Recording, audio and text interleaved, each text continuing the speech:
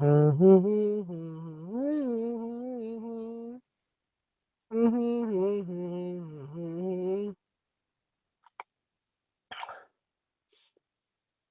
don't wanna lose my life.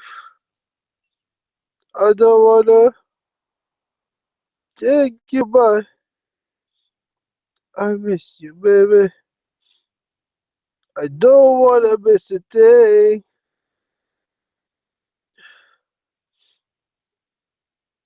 Baby, I love you so.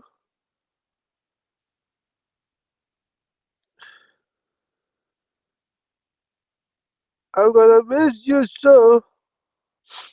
I, I miss you, baby. I don't wanna miss a thing. Okay, Armando, Armando, I'm gonna love you, Armando, my Lord, Armando, Armando, Armando, Lord, Armando. Hey, what's up, scientific pizza man? What's up? Hello? Yeah, no, I'm here. It just takes me some time to send the invites. No, pizza man is here. The scientific pizza man, Hank. You know, the scientific pizza man, Hank. Yeah, Oh, he's here. Hey, Hank.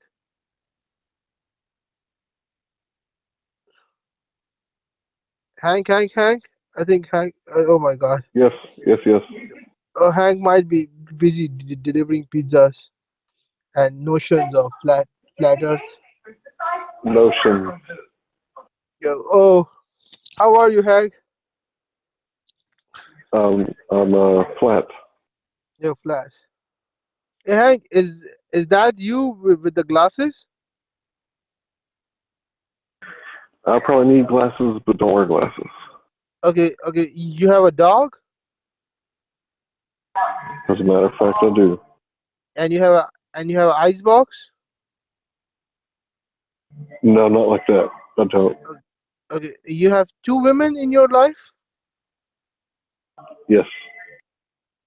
Okay. And your girl is blonde, huh? Are you writing all this down? No, I'm trying to analyze the picture with It's you because it's it's the pretty same. close, but not exact. Okay, your dad is blonde. Your dad has blonde hairs. No. Is that your dad behind you?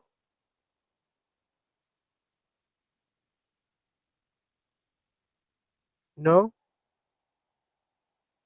Okay. I can't give Do you out have any personal information, Becky. Okay, I'm sorry. I'm sorry, Hank. It's I was just okay. I was Just just just trying to think of me like that. That's me. That's my family. I was just trying to understand. It's okay. Trust you out of all people. Okay. Do you have a tractor? Do you have a small tractor? I hire people to mow my lawn. Okay. Do you have a front yard? Yeah, I do. Okay. That's enough. That's enough for Uncle May to find you where you live. Uncle, Front yard. Uncle, Uncle. If you're listening this, we have to we have to uh we have to find out where Hank lives. Because I think Hank is working for someone who is anti-NASA. He's working for anti-NASA element. So we need to find where he lives. I think Uncle is listening to us. Uncle is all the time listening to us. Adam works for Uncle, so yes, Uncle's Adam listening works to us. for Uncle? Another Nah, nah, twist, the Shyamalan twist. nah. Uncle hire real people. Uh, Do you know Adam who Breuer? M. Night Shyamalan is? No, who's Shadowbar? Shyamalan is the director for many scary movies. Oh, Mike. Okay. Night Shanoman. Night? Yes, M. Night Shyamalan. No. His name is Shyam Lal. That's not Shanoman. His name is Shyam Lal. He's an Indian. He's an Indian guy. I know him. I've heard his name. M. Night Shyamalan. Let me check. His name is Yeah, Shanoman or that's Shyam Lal? the twist in his movie. His movie always has a twist. And he's a weird director because he never releases anything, and he makes all of the people that work for him sign basically gag orders so that they can't M. talk Night about nothing. Shyamalan. Shyamalan. You were right. I was wrong. You were right. I was right. Shyamalan. Oh wow, shit, damn, Packy, that's awful. Shyamalan. Difficult name. Well, it's an Indian name. What does it mean? What does it mean in Indian? I don't know. I have to check Shyamlal meaning Shyamlal. Knight is a knight is a Western name. Knight.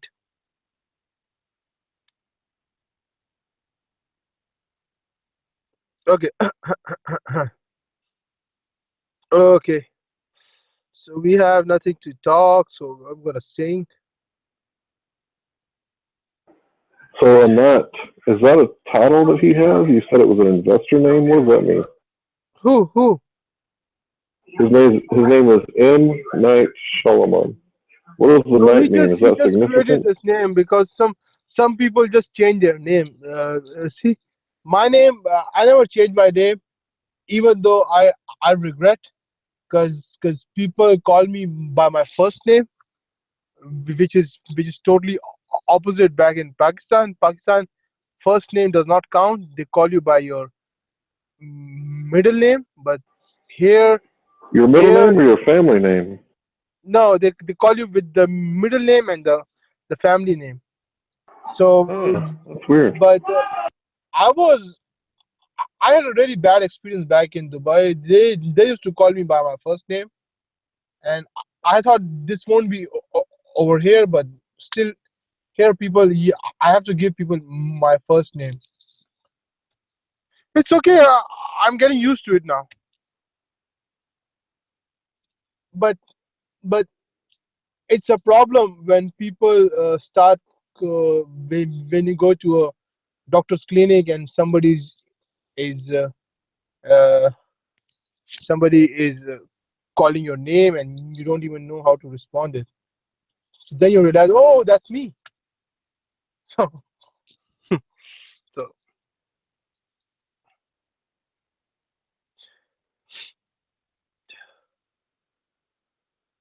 I'm thinking of changing my name. I should have my name as as as as. Hey, Hey, Hank, who was Jesus' best follower? Who was Jesus' best follower? Who is Jesus? What? Best follower at that time of Jesus. His favorite follower? Well, it Uh huh. depends on who you're asking because No, different books you don't. have different stories. Okay, just give me a name. Um, I'd say he had compassion The the most on. devoted one. Well, The I'm most trying. devoted one. The most of that would have been Mary Magdalene. Ray Magdalene. Mary Magdalene would have been his most devoted follower. That's very difficult. This is not difficult because he literally saved her life, No, and like she was a woman. Mike or Duke, some kind of that name. I have to change my name. So give me a nice name like Oh, Matthew, you need a man's David. name. I'm Yeah. a man. Do I'm you pretty. do you want do you want an American name or do you want a Middle Eastern I won't know. Israeli name? I would never have a Middle Eastern name. I fucking hate Middle Easterns. How about Peter? Give me Pete. a black name. Give me a black name. Oh, black Cuban. name it is, sir. Cuban name. Okay. Because I want to be a follower of Alberto Vargas, so I I need a Cuban name. don't know any Cuban names, buddy. How about Tony Montana? Tony Montana. About Cuba. Say hello to my little friend.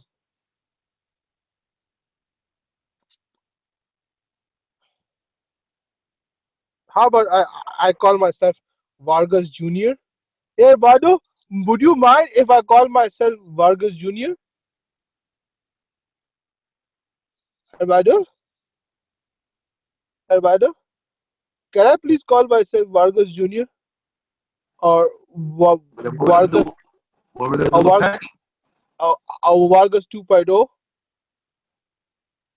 No, no, in real life, I'm not gonna change my YouTube name. That's gonna be remain on this Pakistani, but in real life, like Armando 2.0.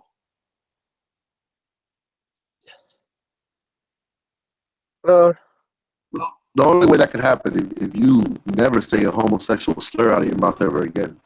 no, Then Armando, sure, why not? I have to express my feelings, but Armando, have you noticed since I since I started to call you Lord Armando, since I since Yeah, you've been stopped. Yeah, I've I noticed. stopped doing those I've noticed. I've noticed. sexual attempts on you. I stopped those sexual attempts on you. See, because Armando, there was something spiritual between you and me. What do you think? Elaborate. Tell us about. Explain to us. Spiritualism of see Armando when Armando this thing goes on when I think of sorry when I came to the when I came to this panel, I saw people, I saw Arabs calling me, degrading me, disintegrating me, telling me a low life, scum, and this and that, and I was speechless. I wanted to fight, but my voice was not was not helping me. It wasn't uh, keeping up with me, and I saw myself, and then I saw a black man coming out from the light and say, "Hey, Paki can talk. Paki can talk. Paki, you can talk. Paki." And I saw life in you. And he said, "Hey, Paki, I believe in you."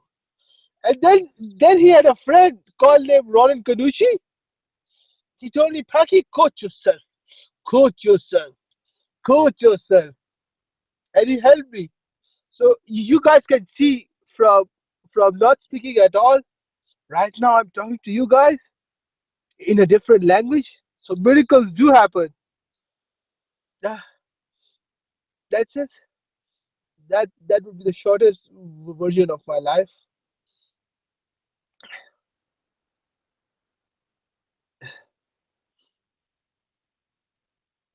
and I feel good when I hear your voice calling me, "Hey nigga, hey nigga."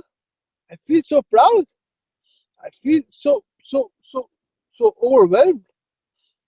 You don't know what that means.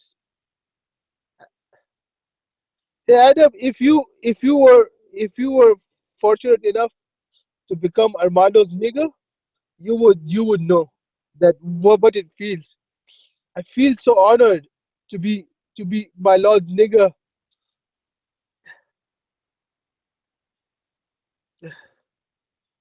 But sometimes Armando, I miss sometimes the raccoon faced Bob. I miss him because he was good. I don't know what happened to him. I sometimes I miss Big L slash Shabazz Muhammad because he was nice too. I don't know what happened to them. Uh, I never really liked Big L. Besides that, I don't have a problem with anyone else. I don't like Big L because of a character he has, and this is the reason why I don't like Big L. And Big, what Big L about is like the type the of kid. raccoon faced Bob? No, it's just like, let's say, for instance, if I have something to tell you, I would just tell you, right? But if I would be like, Hank, right? Hank, isn't that right? Hank, isn't? it just sounds, you know, I just happen not to like that character. No, no, no. Big L wasn't like this, Armando. Yeah, and then I also have a problem with the fact that I have a problem with Holocaust deniers and people that paint Adolf Hitler as a good guy and always with the conspiracy. He's he want, you know what I mean. I have a problem with the continuance of the error Hey, in his speech. hey, Does that Armando, make sense? Like the error in his speech, you know? Armando. Correct me if I'm wrong. Correct me if I'm wrong. Hey, Armando, I'll be back in a minute. Okay, just I'll be back in a minute. All I right. don't think we can correct him. I bet he's absolutely correct. He will be back in a minute. You know, I can just No, hear no. sincerity. I was gonna say something else, so, but I'll be back. Like you can just hear the sincerity in people, and then some people just don't have it. I don't like it.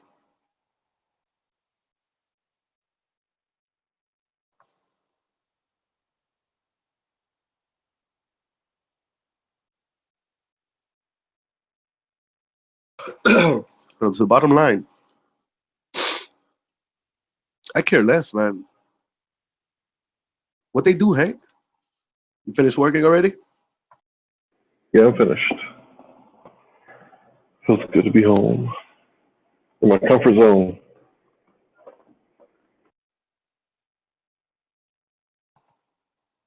You were able to fix that PSP or PS4? Not yet. Insurance bill once every 6 months. That's in the way. Yeah, when my PS4 broke, I bought this little toolkit, and it brings everything you need to get that baby open. Yeah, I'm about to look into that real soon. Get educated and do it.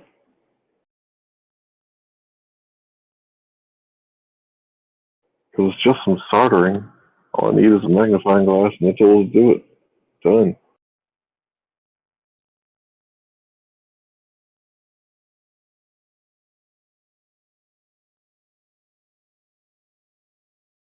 Bet your ass I'm gonna practice on some old beat up kid's toy first, though.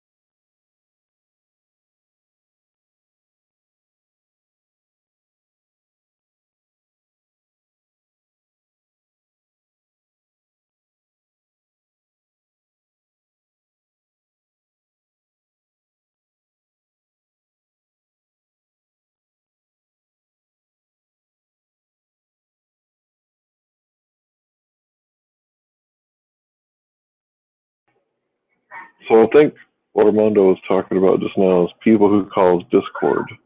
Armando doesn't like people who plant bad seeds in other people to get them to fight one another. I think Armando likes peacekeepers, people that can help, tear down the wall and build bridges. Right, right.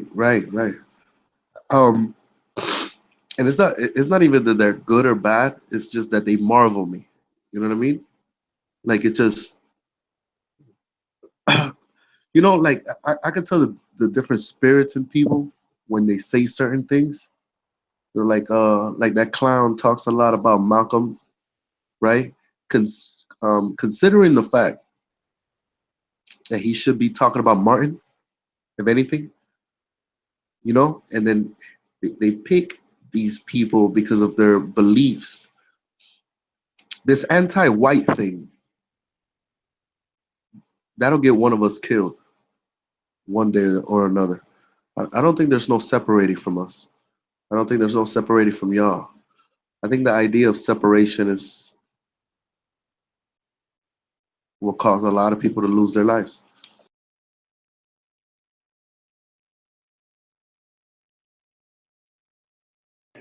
Well, I wouldn't trust separation because if you think about it, what Trump was talking about doing, or maybe he wasn't, maybe this was just propaganda, but like sending the illegals back, dude, I want no part of American government going door to door, grabbing people, snatching them up, and dropping them That's off in the right. middle of some other country somewhere. That doesn't sound good at all. At all. At all. I mean, to me, that looks like we're gonna go to war.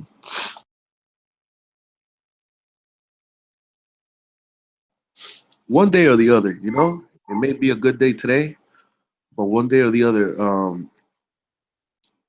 whoever brings those walls down is the one that's probably gonna win that war.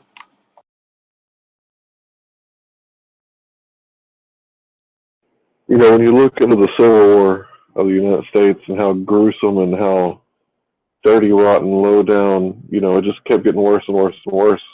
It eventually led to the North, like burning down crops and killing livestock and wiping out, you know, everybody they saw, men, women, children.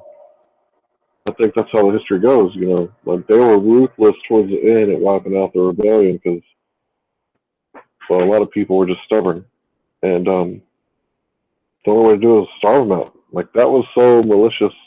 And then you can look at other wars, like I guess Spain had a civil war. You can look at that one and think, you know, how brutal it was. Like Civil War, it's not good. It's not good at all. It's very bad. Look at Libya if you want something more modern.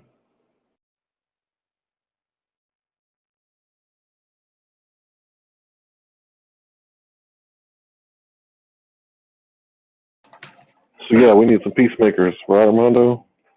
Right. The Micaiah 7:11. Check this out.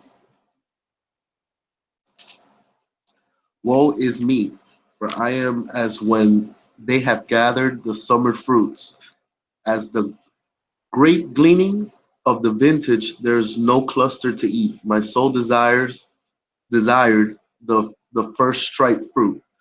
The good man is perished out of the earth, and there is none upright among men. You notice that? He's not even speaking about women. But anyways, they they all lie in wait for food.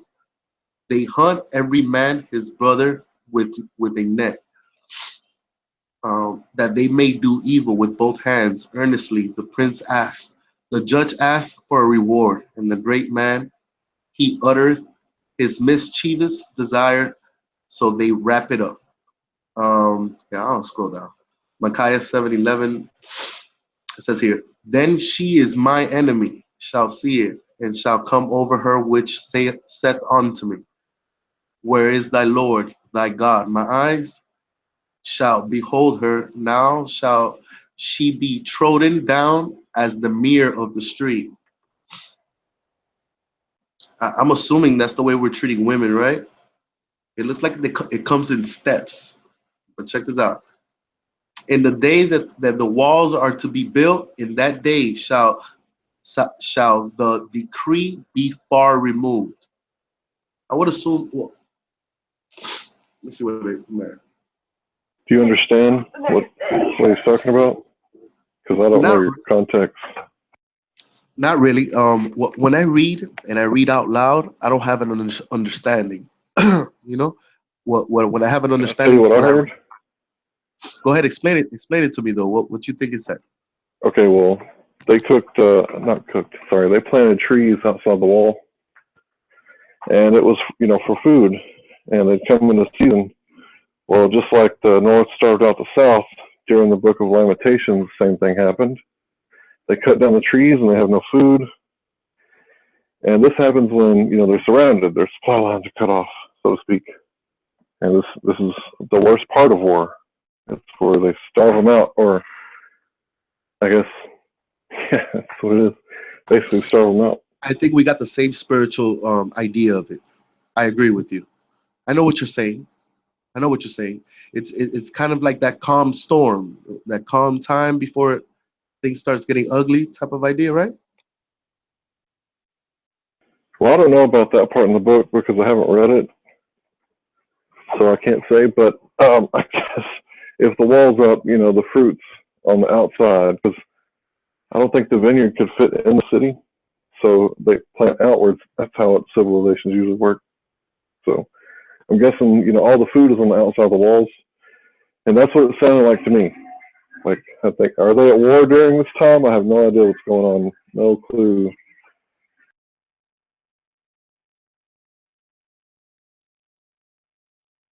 Because it's basically a history book. You're reading their history, their written history. Well, it could possibly be partially yours, but whatever. But it's written history, and I'm not really sure what's going on at the time. But I know the trees being on the outside of the wall. I've came across that before.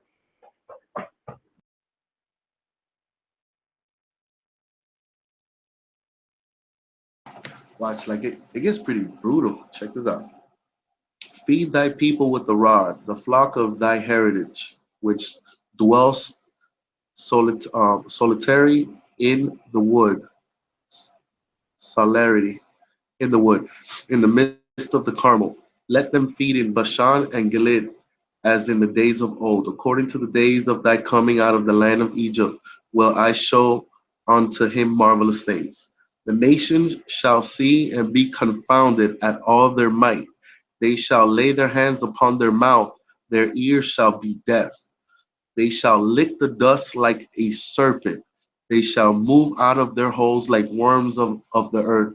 They shall be afraid of the Lord our God, and shall fear because of thee.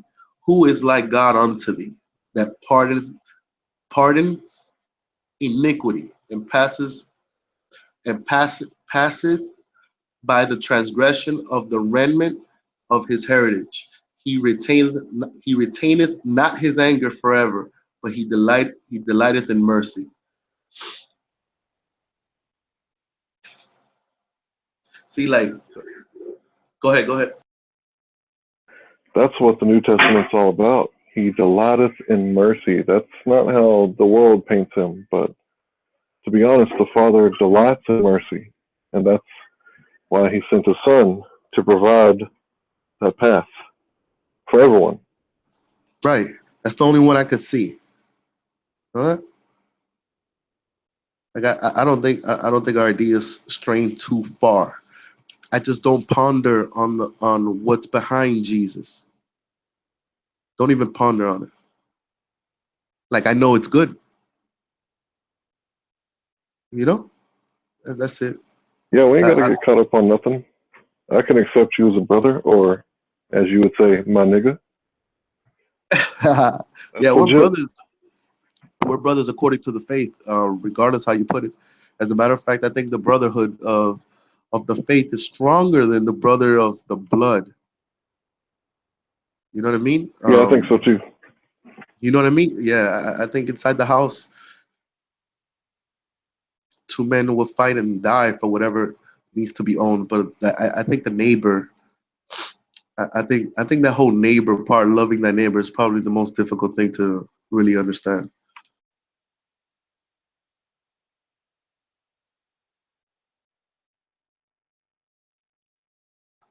My mind is cluttered, dog. That's the reason why I'm not even talking that much because I can barely breathe. All right, so you've always heard it said, like, blood is thicker than water. And for the most part, that's true. But, like, if you got something and you can help out non blood, I think that's even better. Like, help someone out financially or something. I don't know. Right, but it takes more out of you to help someone financially that's not inside your network of people than to help your brother. Like for me, like let's say for instance, let's just you helped out your brother, we move forward, and in the future you tell me about how you helped out your brother. You know it doesn't mean shit to me. Doesn't mean shit to me that because you're supposed to love your brother. Like, where's the reward in that? But if you would tell me that your brother had a hard time and then you helped out your enemy, it's like, what? You know, that marvels me. So I guess it's something like that. I don't know if I explained it right, but Yeah, that's the way I right. see it. Right. Your enemy. Awkward, right? It's like, nah, whoever you hated, I helped out A4, or I know you don't hate A4, but whoever. Yeah, stay away from that hate shit. As they say, that's bad juju. You don't want to know that.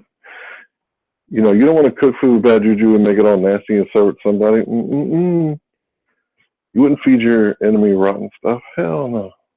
Like for the last 2 days, I've been pondering, and I was like, would these people give in to A4? I would have been sent A4 an invite. But I just wanted to see if the people, like as a collective group, would agree. And you guys didn't agree.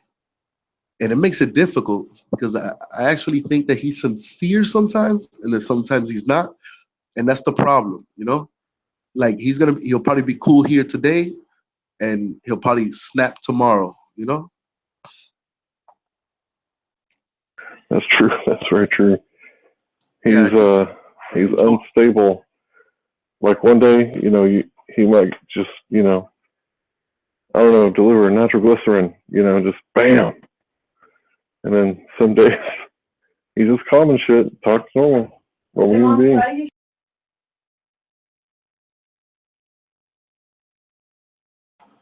Hold on, let me go connect this charger. Fucking shit is dying. I'm right here though. I'm still listening. You have a 6% too.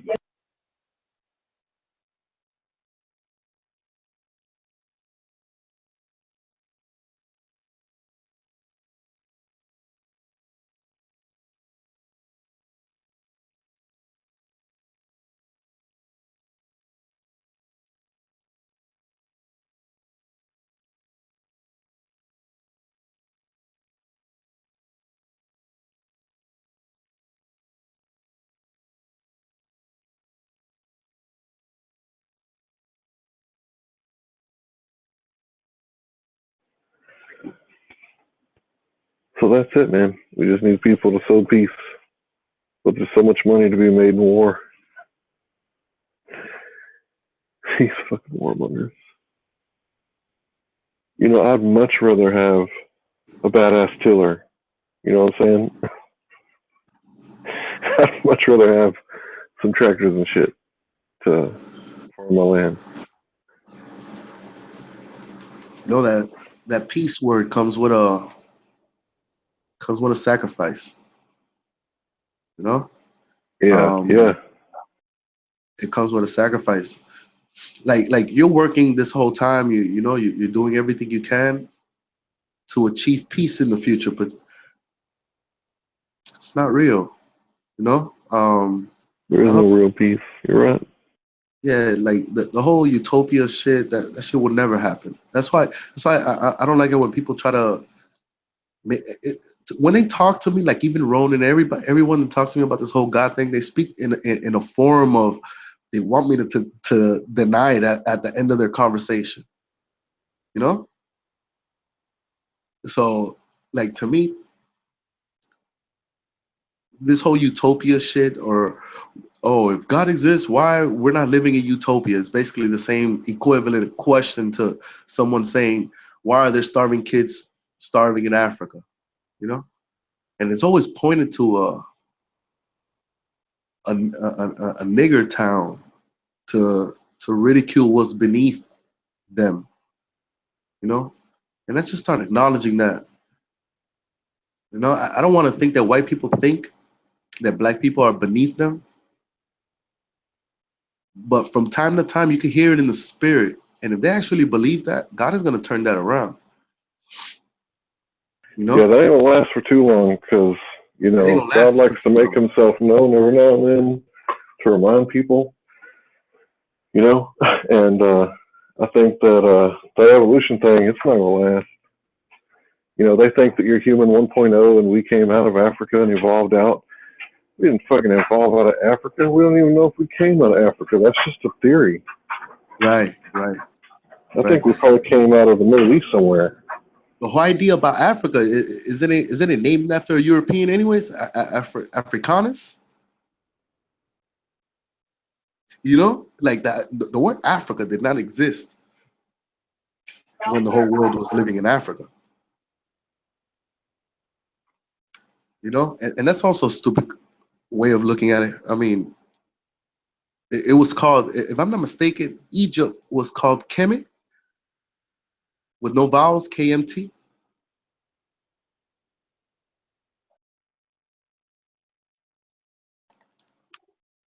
I think I'm not Egypt too sure. probably had some names given it to it by outsiders.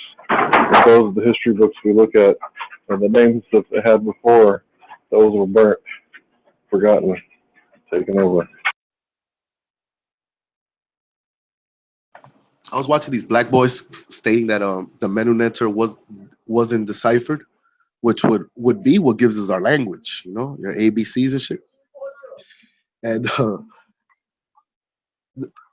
you know, here I'll show you. I'd rather show you than tell you. I don't think I'm gonna be able to explain this because the idea of the writing systems is it's far more complicated than what people think, but it's also as simple as basically 1, 2, 3. Yeah, I'll show you. Kind of like sign language. Sign language. Exactly. It makes sense when you hold up an A. It looks like an A, and M, and M, and so on and so forth. Right, right, right. Now, I think it is deciphered. I think they saw those images and probably took out the spirit of the picture. You know, like an eyeball would be the letter I. Yeah, you're Um, talking about the pictographs or the what do they call it? Egyptian hieroglyphs. Hieroglyphs, right? Hold on, real quick. Give me 1 second. Let me take this medicine. I feel like hold on.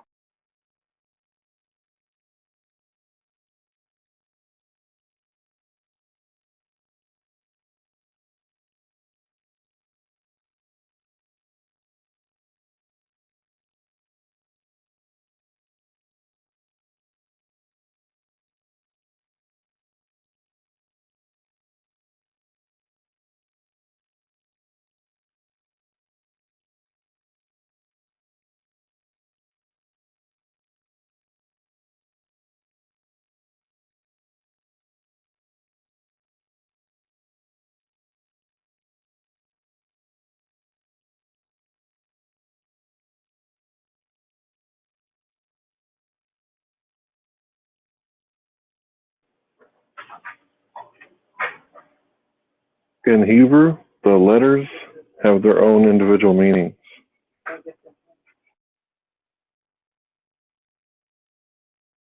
So every letter has a meaning, every word a meaning,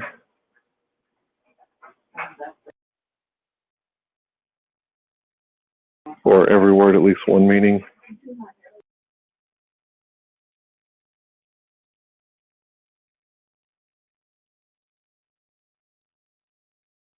So when you're talking about reading a book and it having, you know, multiple layers, it's got some layers. It is deep. Was that pizza in?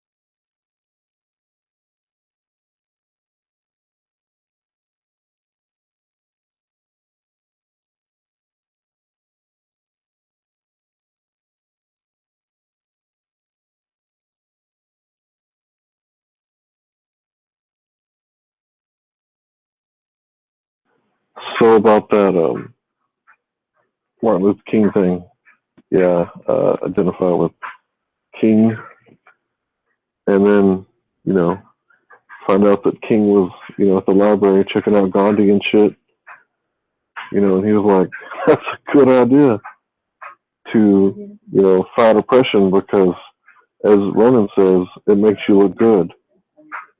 You know, if you're non-violently resisting tyranny, and they got video of them violently oppressing you, what does the world see? You know, they see it differently.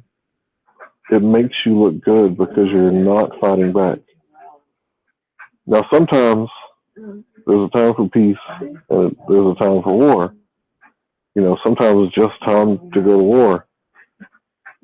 But pick your fights carefully, extra very carefully. Pick your battles. And then in the battle, pick your punches. You know. But yeah, I follow Gandhi. I like Gandhi. And King too, of course.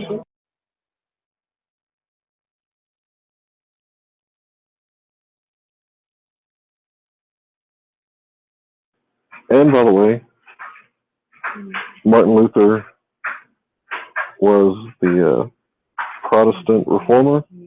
We need to find out what he was talking about. And we need to find out what his buddies were talking about. Because I think we're all Protestants and we don't know why. We've forgotten why. The word means protest. Why were they protesting?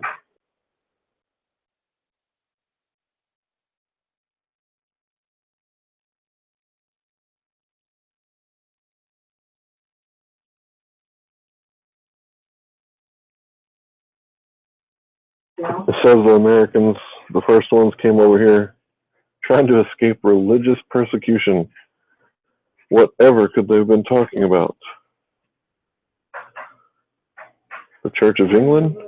A Protestant based church which puts the Bible in your language for free?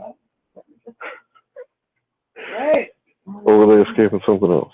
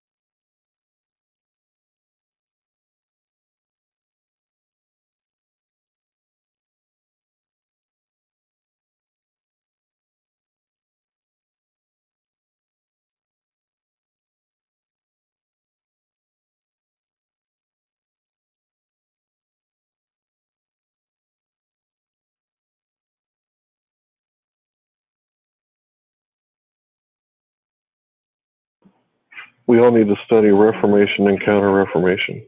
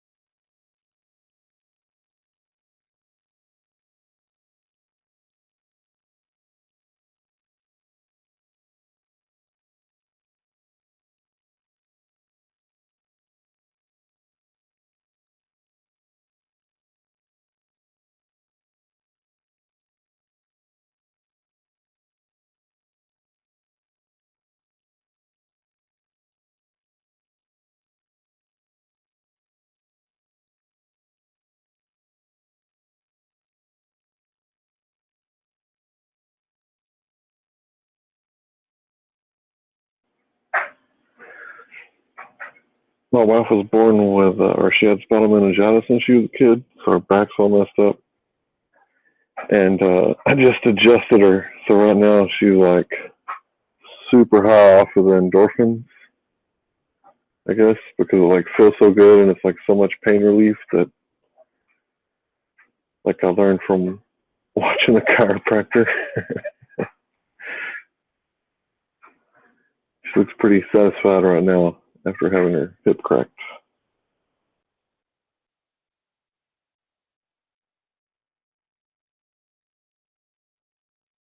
How would you rate it on a scale from 1 to 10? What? What I just did to your hips there. 1 to 10. What is it? Speak up now. What? Good. I don't even get a number.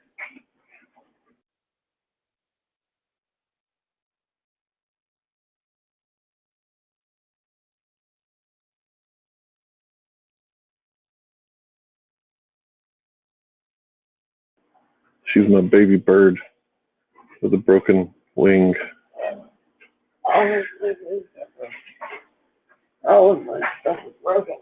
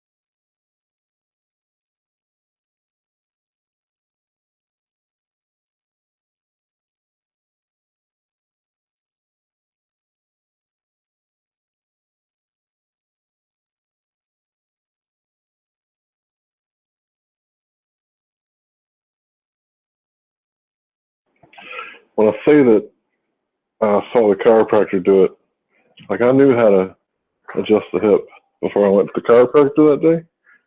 I just didn't know that I was supposed to rub the shit out of it before I could adjust it.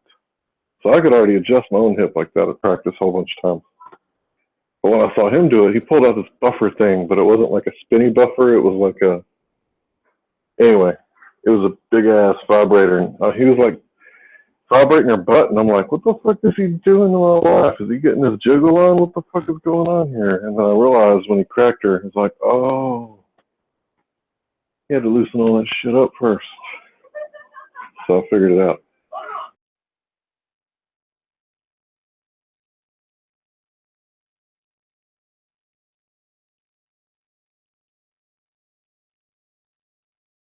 He was an old man. I don't need a vibrator. I can do it with just my hands.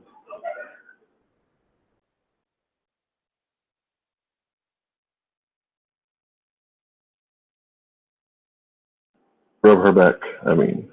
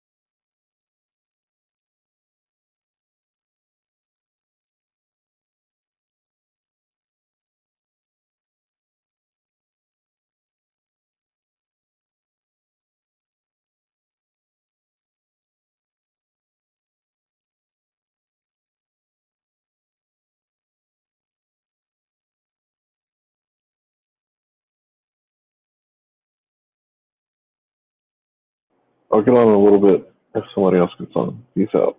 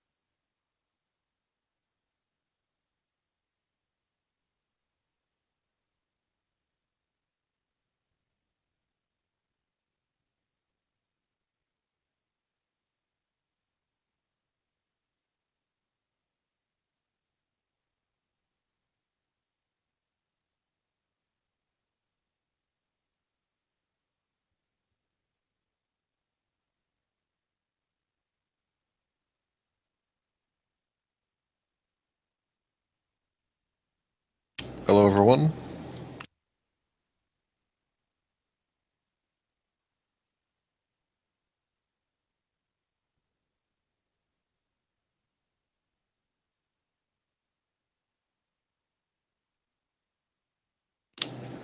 Mic check.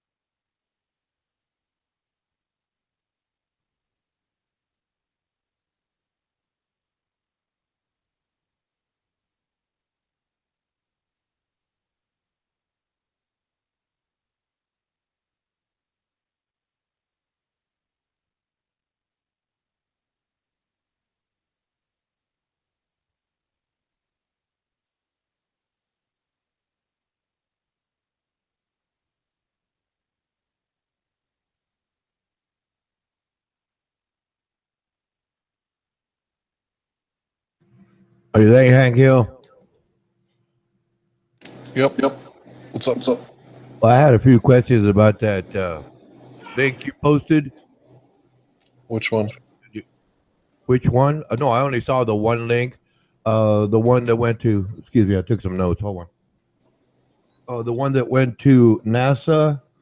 Never a straight answer. Oh yeah. Part 6. Uh, overwhelmingly suspicious. Do you recall seeing that, or you just posted it because you wanted to? I don't know. Post something. I don't think I watched part 6. I thought I posted part 4, and then I watched 4 and 5 just now. So you posted something nonsensical as real for what reason besides, I don't know, maybe getting me to agree with you, I imagine? Is that what you're saying? No, I'd imagine you're not going to agree with me. Oh no, I have questions here. I went to about the first approximately 7 minutes. Uh-huh. And well, like I said, I have questions about the first, 6 minutes and 12 seconds, which was Okay. my last one here. Do you want to keep playing, or I could just, mic out and wait for you to, pay attention? No, I'm paying attention. Give me a second. I'll finish this match, and I'll stop playing. Okay, like I said, exactly what I just said. Mic out. Give me just a second. No, take your time. Take hours. We got 5 of them. Well, I'm not going to take that much time. It should end any second now. I am getting beat. I don't know. I don't know anything about that stuff. It looks pretty. I can say that. It looks pretty.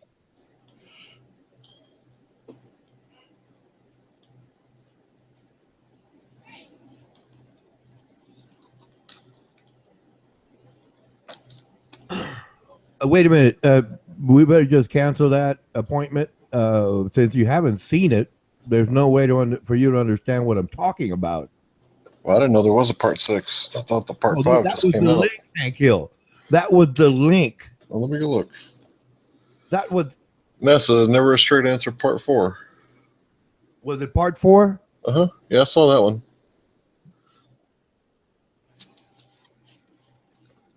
Yeah, I just watched part 4 and then part 5. So part 4 was about... with that gentleman, Mr. Casing? Yes. Okay, well, like I said, take your time.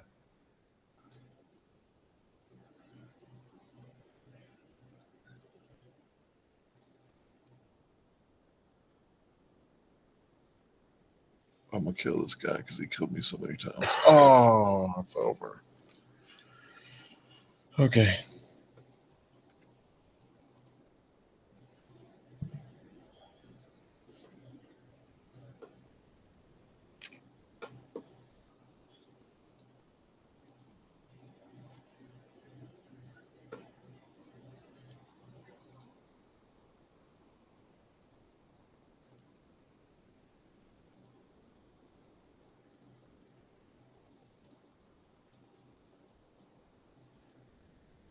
All right, go ahead. Okay, like I said, on that video, Mr. Casing, obviously his credentials were. You saw the video, right? Yes, absolutely. Okay, so you might vaguely remember the details. Okay, Mr. Casing was talking and things like that.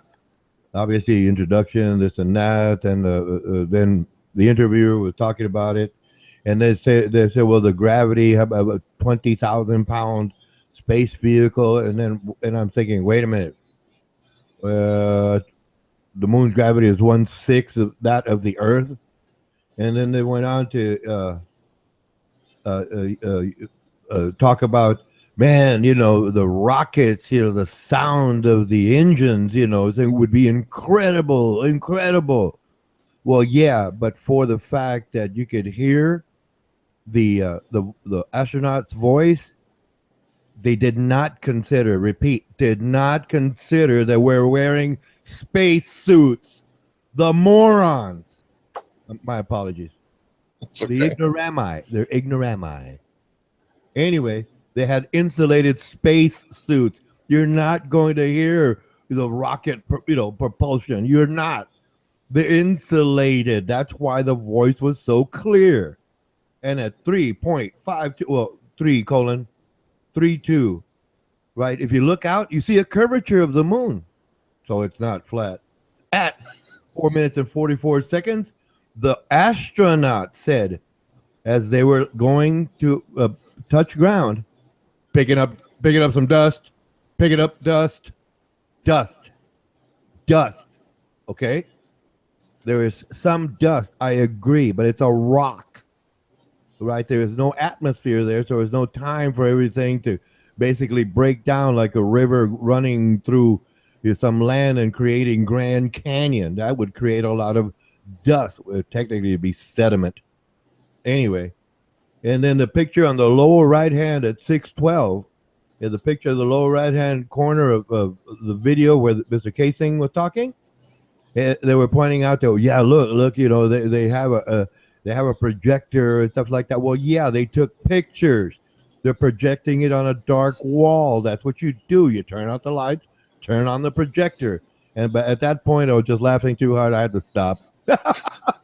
Now, if you can reconcile the fact that the astronaut was wearing insulated suit, because they weren't wearing spandex, they weren't wearing thongs. I don't think they were invented. I mean, they had thongs, but they didn't have the modern materials. I'm guessing lycra or whatever, spandex, right? That fact that they're insulated and we could hear a clear voice.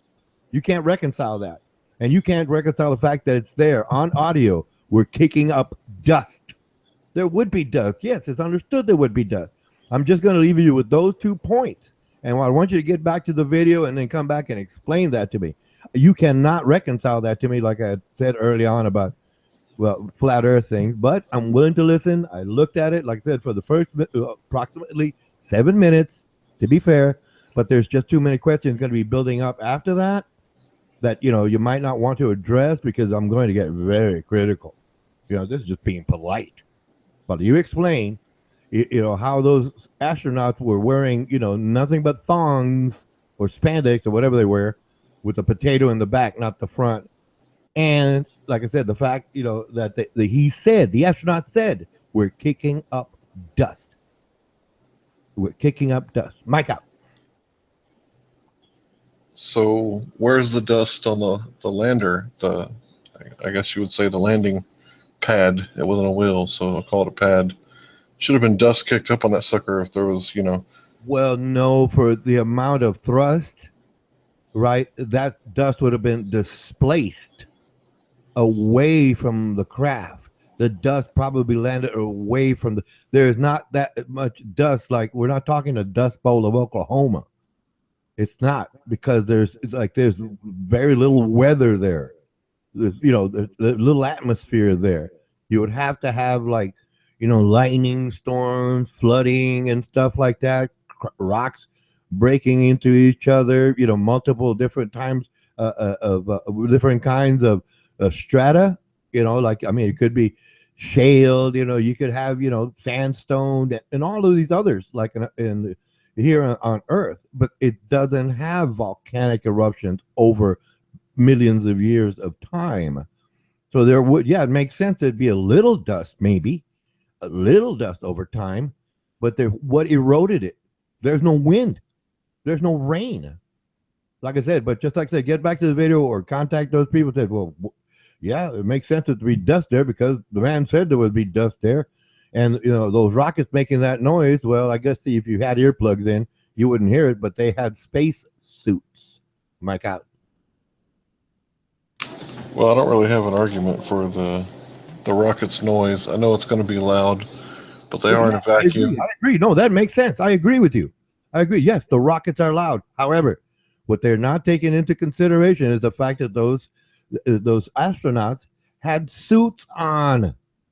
That's where it's like completely goes off the track, unhinged, as they say. It goes unhinged. It just doesn't make sense because they're not considering those options. They just want to go with conspiracy. Well, yeah, conspirators seldom look at the details, apparently. Mike out. Well, the real conspiracy is Rush Grissom. Hang on 1 second. And he hung a lemon on the limb. And that same day he died. That's the real conspiracy. I could care less about the microphone and the No. No, you're not thinking in terms of science. In science, if one small part of the whole statement is wrong, The whole statement is wrong. Okay. Now, if you want to talk conspiracy because you just don't want to face facts, that's fine. Like I said, I did not want to go back to the space, excuse me, the flat Earth conversation at all. But you put it up there, and out of just respect for you as a person, sure, I'll I'll entertain your statement. Yes, I did that. But like I said, I couldn't get any past 7 minutes, and I knew right there and then, oh man, forget it. Let's check this out. I'm going to stop it right there and have Hank Hill address specific points. Like I said, in science, you make one statement is a small part of it. No matter how small it's wrong, all of it gets tossed out. So, like I said, I'm not playing conspiracy here. No, I'm just siding with science. So if I sound rude, abrupt, or aggressive, I apologize for that. I do, sincerely. Back out. No need to apologize. We're just talking here. Yeah, I can address the scientific stuff. I am more conspiratorially minded than most, I guess. So yeah, I can stick with the science. If we're talking about the scientific method, it's my favorite. So I guess one of the things I want to say, there would be vibrations from that sort of a rocket, and the microphone would have picked it up in a vacuum or outside of a vacuum. Hang on one second.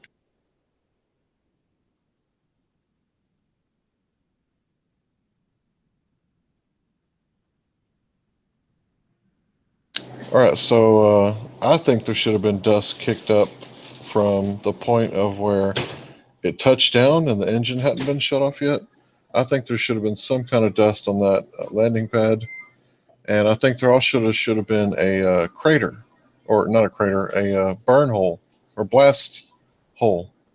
So with a powerful rocket, there should have been some kind of hole under the limb, and I can screen share to show you what I'm talking about here. Okay, hold on. Let me. Are you going with the split? What is it? Split broadcaster? Is that the one you're going to use? Yeah, I think Okay. that's so. Okay, yeah, you're showing. You're showing this chat. Okay, got it. Give me a second.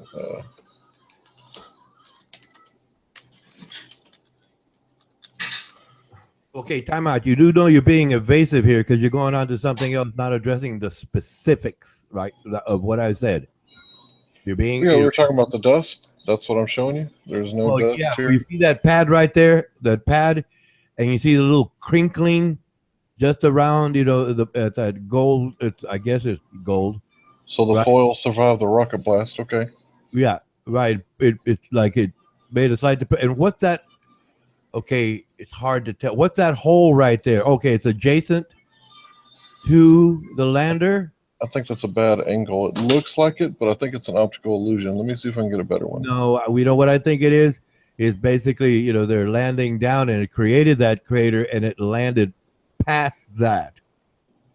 Right? That was the blast hole right there. That's the only thing I can determine based on just the consistency of the layout there. It's not really, rocky. There's not really a bunch of potholes like we get here in Texas, after it rains. Yeah. It would make sense. That would make sense. If the rocket were on, all of that dust would be displaced. It would be displaced way past those landing pads. The man's right. It is a lot of thrust. He's right. So it wouldn't make sense, that'd be dust on there. It's all displaced. That's a lot of force. Yes.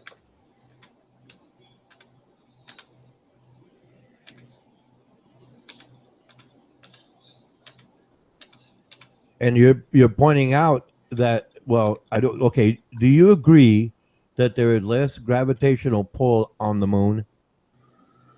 It's stated to be 1/6 the gravitational pull of the Earth. So yeah. Okay, fine.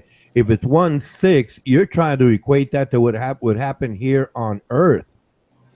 So if something was displaced, right, it would fly away faster and not come down in proximity based on Earth gravity. It would be falling away because of the displacement by the engine, the rocket. It would fall away. That's why they have footprints. There's it wasn't a force there. It was just pressure. That's funny. All right, I'm looking for some original photos, and they're getting harder and harder to find. I think it was last year or the year before last. I think it was last year. 8,200 photos released from NASA. Well, did you ask that of the computer? If you're just saying images, it's just going to give you a bunch of random images and maybe a few pretty girls I would like to see. But if you're not specific with it, it won't give you specifics. It'll just give you just a bunch of images like this, and you'll see. I don't know. I'm looking for a pretty girl. There's things I don't want to see. Like copies of my speeding tickets. For example, for my motorcycle days. Come on.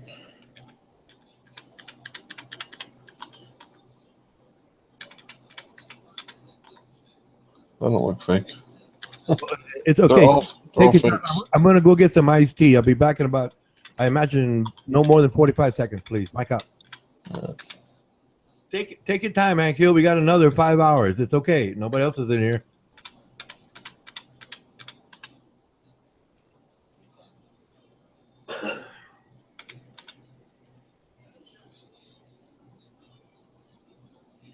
Man, it's hard to tell what's real and what's fake.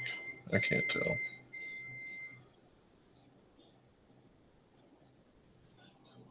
But yeah, this massive ass engine right here, all the foil survived. I guess because all the blasts would have been going down. And none of it would have bounced off of the moon and redirected towards the foil on the landing pads here. Somehow.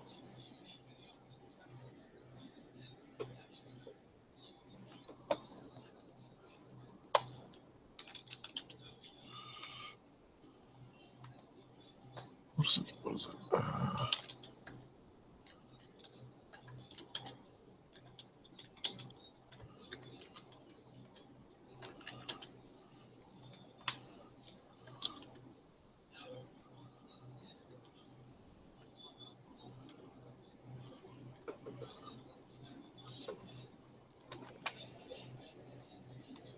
There we go.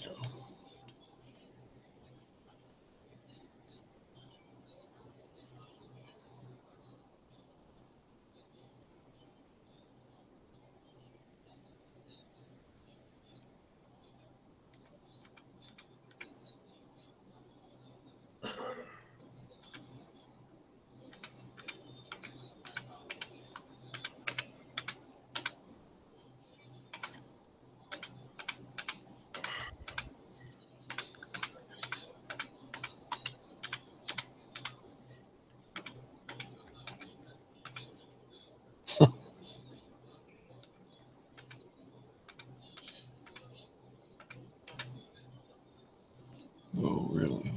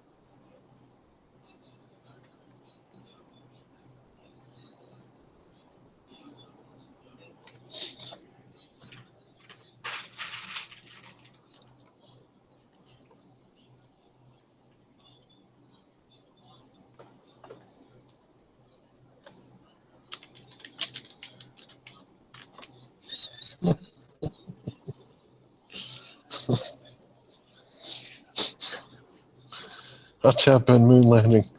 The first suggestion's fake. Next one is flag. Next one is hoax. Next one's conspiracy. Hoax proof. Yeah. It's almost like Google wants us to be.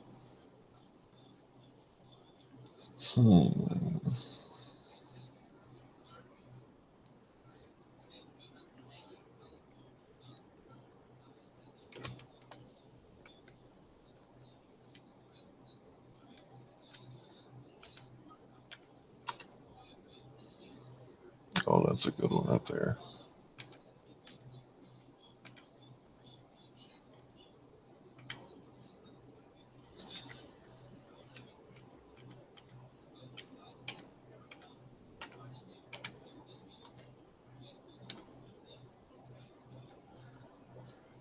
It's just sitting on top of the sand. The sand doesn't even look like it's moved or nothing. Let's see, how heavy did that thing say it was?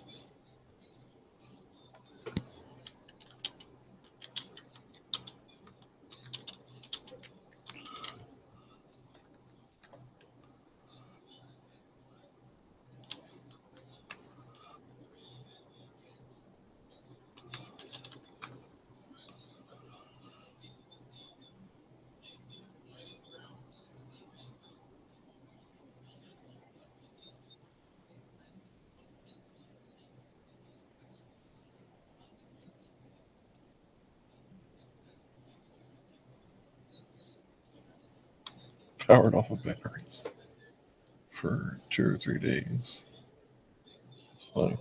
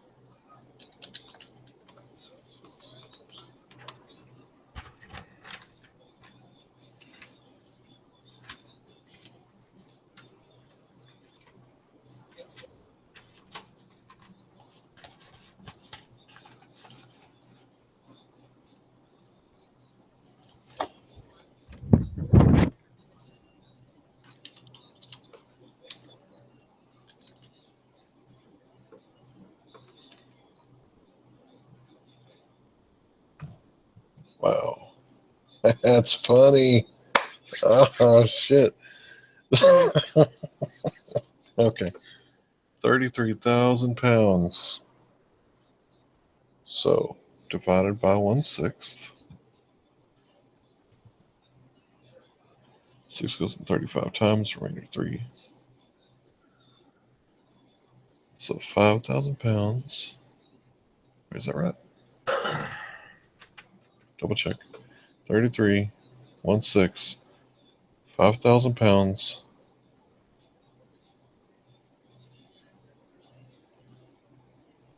I don't seem right.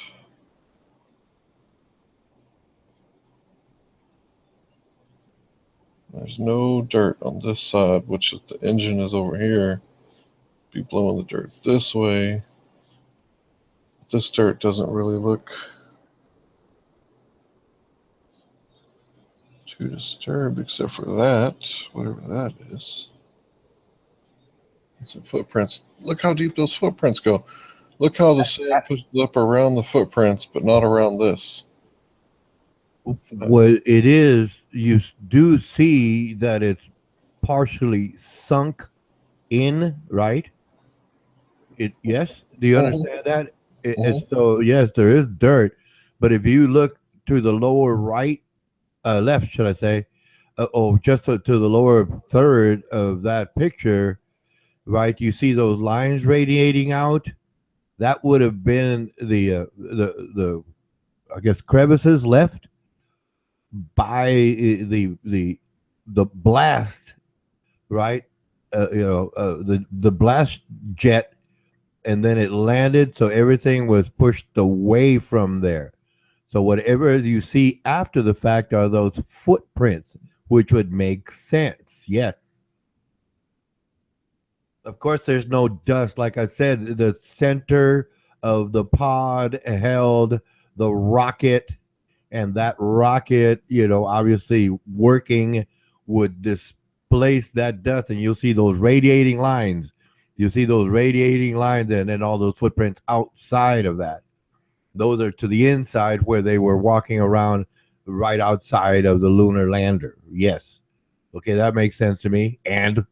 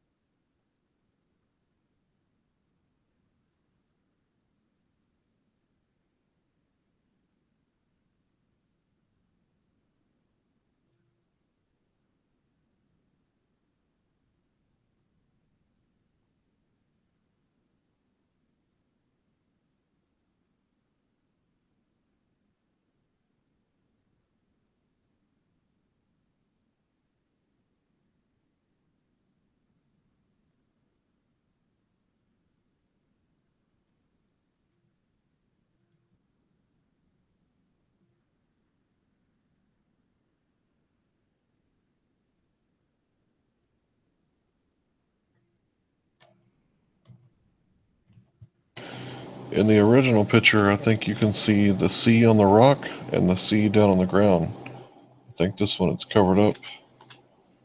But let me see if I can find the original.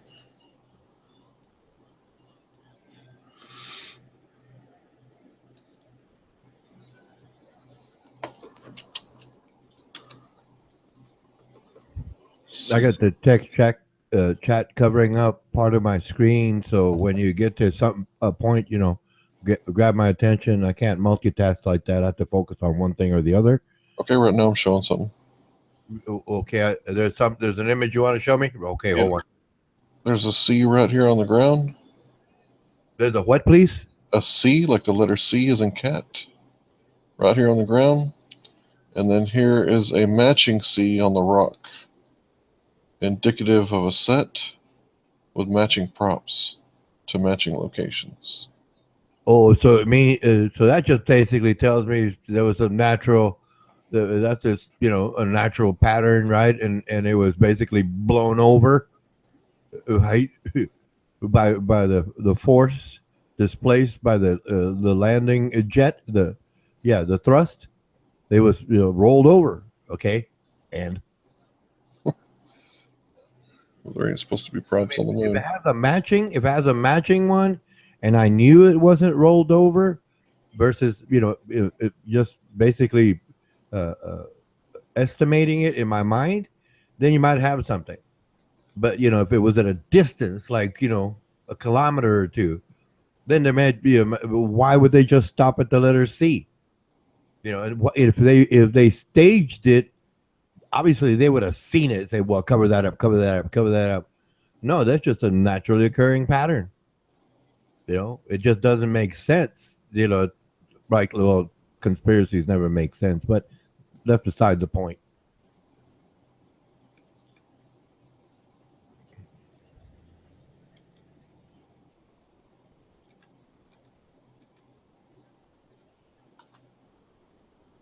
How do you explain the converging shadows?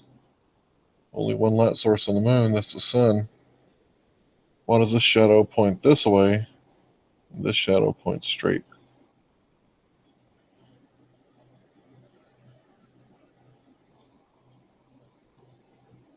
Well, do you see that one leg is wider than the other? Uh-huh.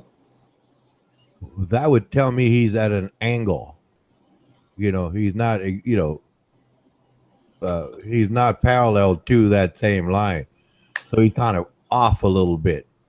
If one leg is wider than the other, well, that with the shadow to me, but obviously it's a shadow, right? So he's standing at an angle, to that line.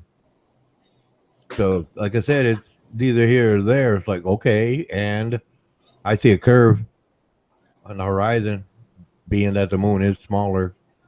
So the moon is not flat. No, the moon's not flat. And in those days, they did not have the cameras they do now. So you would have seen stars if the lighting was right or the optics were right on the camera. I don't expect to see stars either. Yeah, I'm not really arguing flat Earth, so you're not really breaking your word.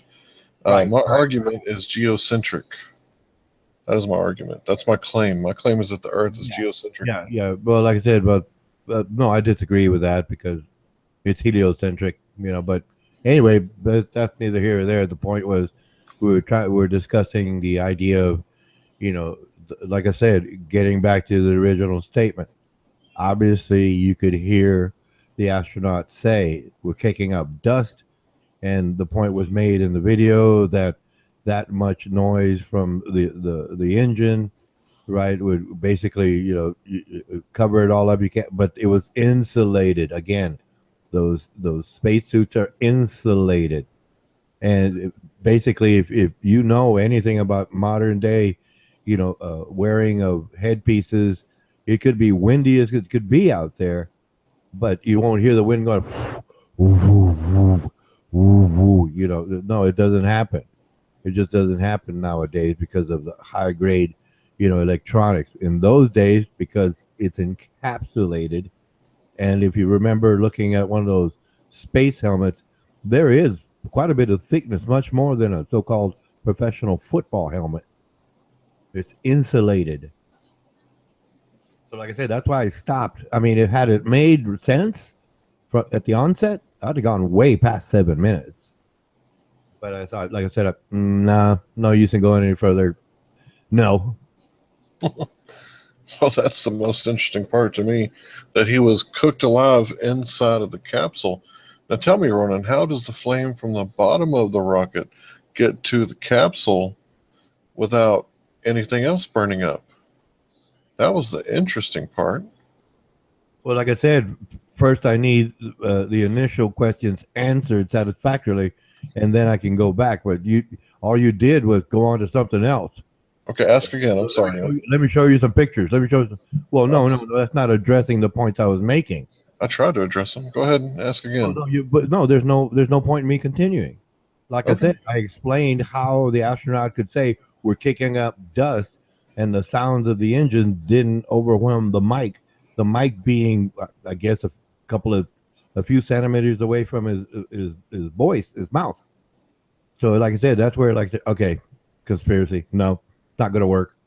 That's what they expect people to do. Just miss those key points there. And like I said, I go into great detail in my mind. Just like, wait a minute, how about this? How about that? How about this? How about that? And like I said, even if we ran the first 7 minutes that I ran, the first 7 minutes. Again, I'm sure I could find plenty of more flaws, but like I said, I was just hitting the high points. That's it. Yeah. Had it been like I said, straight, right, everything was laid out exactly, precisely. It would have made a difference. It would have kept me interested. But like I said, I abandoned the whole thing at about 7 minutes.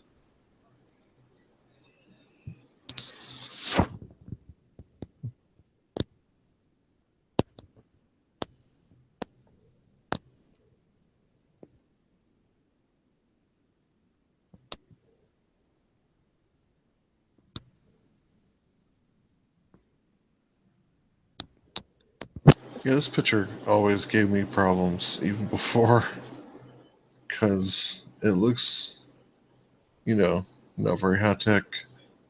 This picture looks like cardboard or something, and maybe Scotch tape was used on the limb. What did they spend? Like billions in Yeah, Scotch tape billions, survives. billions of dollars on a hoax doesn't make sense.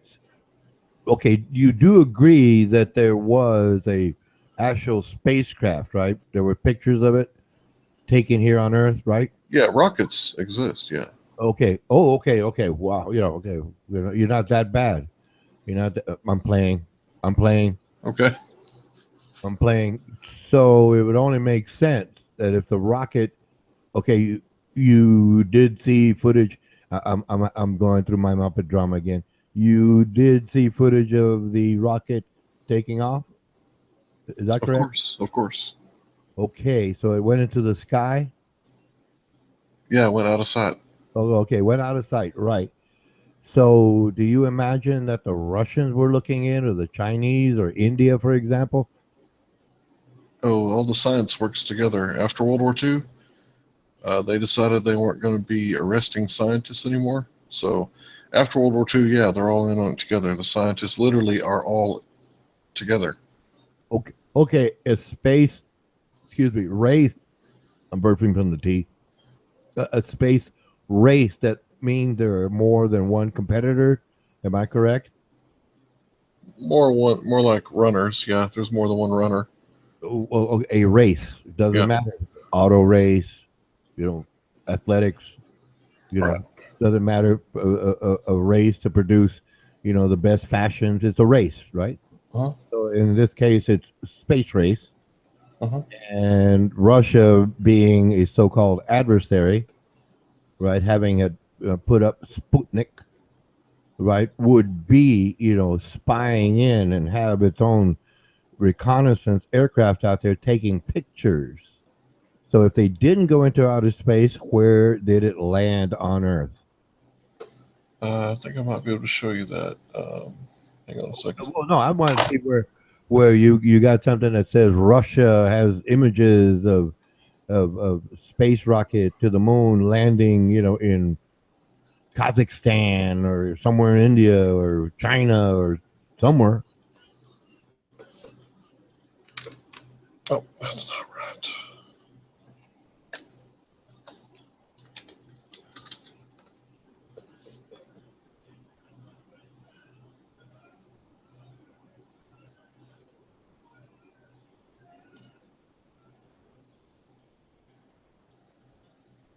Let's see. What am I looking at here?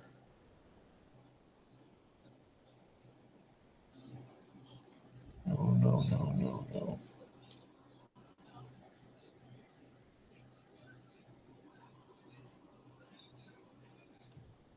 Used to be here.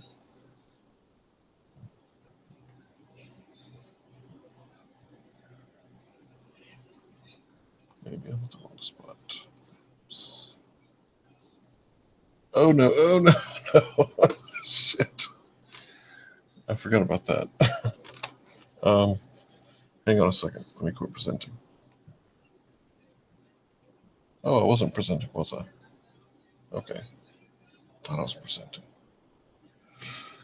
Let's try that again.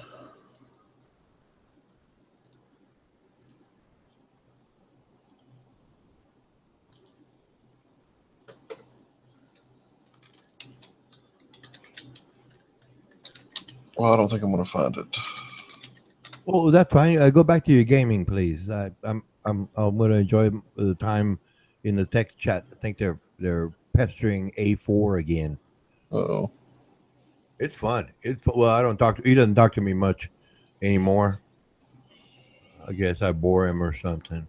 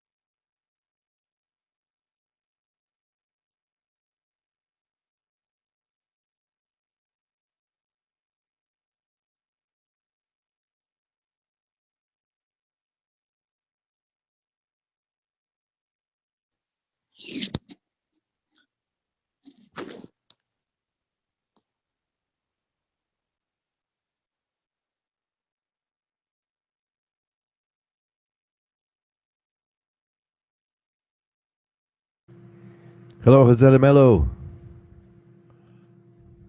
Hello, Ronan.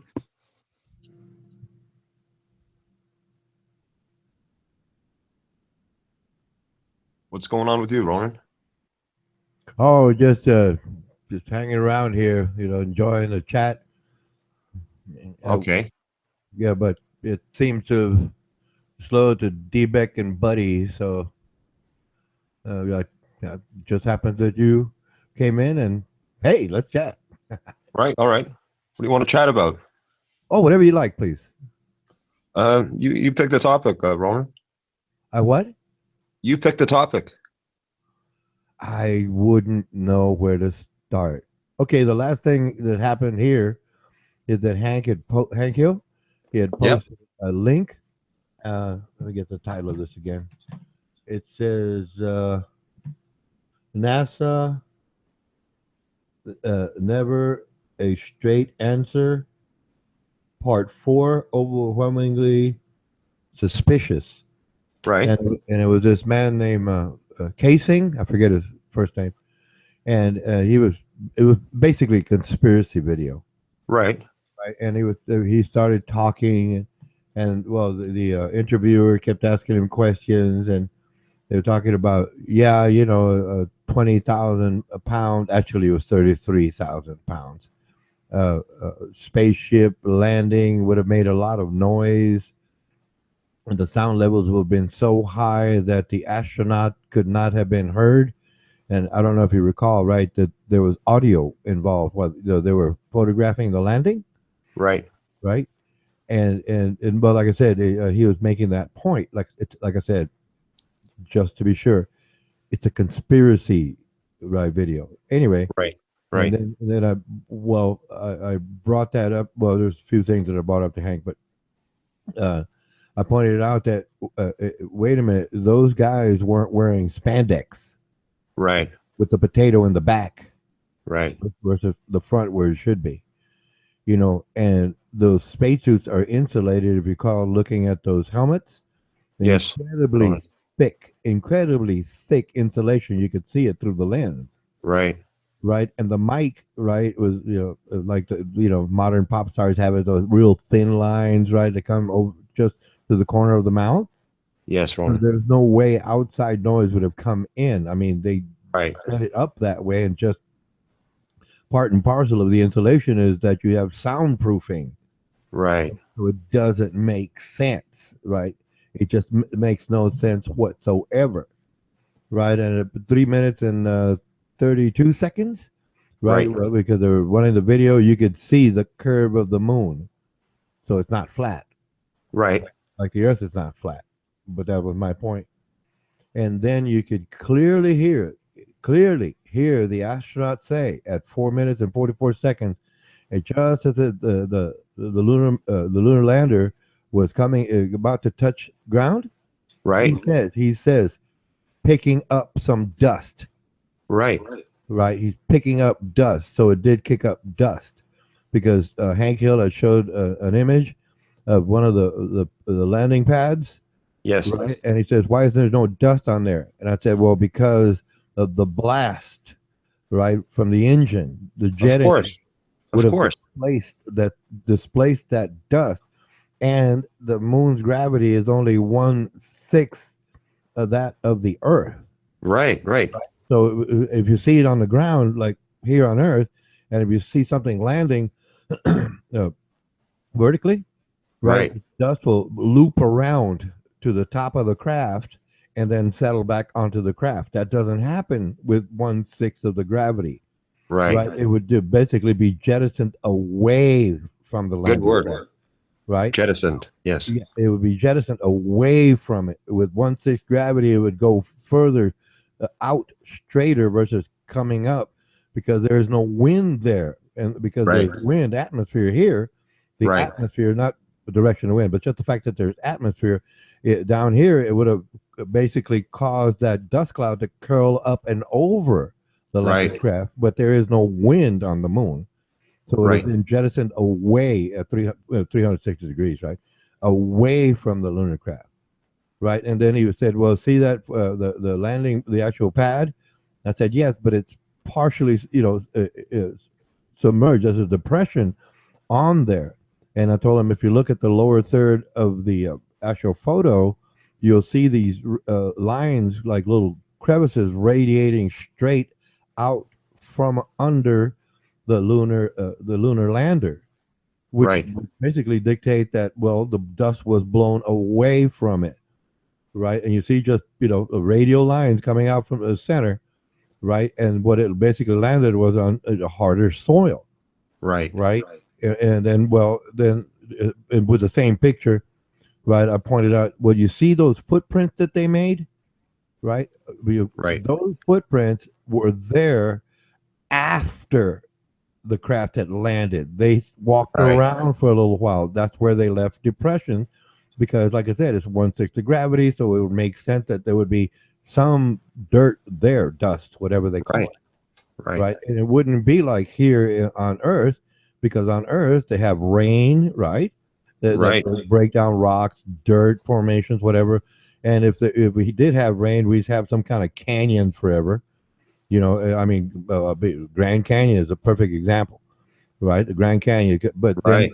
there would be sedimentary layers, and we didn't see that in the photo, Right. regardless of it, right? And then he showed another picture. He said, well, there would have been a blast mark underneath it, and I Right. said, and well, in one of the photos, uh, before the actual lunar lander, right, there was a depression there, like where the blast would have been. But if Right. you recall, the lunar lander was not coming straight down onto the surface; it was coming in at an angle. Right. Basically it's timed out, right? It's and just before it lands, it shuts off. Right. It just shuts off. That's because the scientists, that's what they figured out, because of the 1/6 Right. gravity, right? So it came real close, blew out that hole, and there was a hole right there. That's Right. where it would have been had the lunar lander descended vertically, right? So, but it went at an angle, so it landed just away from there. So it Right. was about, I'm imagining 6 to 8 inches away from one of the footings, right? So that, yeah, it would make sense. But like I said, all of that dust is gone. It was jettisoned away, right? It Right. was jettisoned away, right? But like I said, at 4:44, it said we're picking up dust. So there's dust. Yes, it makes sense. And Yeah. then, right, and then let's see, yeah, and then It's called later pressure of on, the thrusting of that gas from those thrusters. Yeah, I totally get it.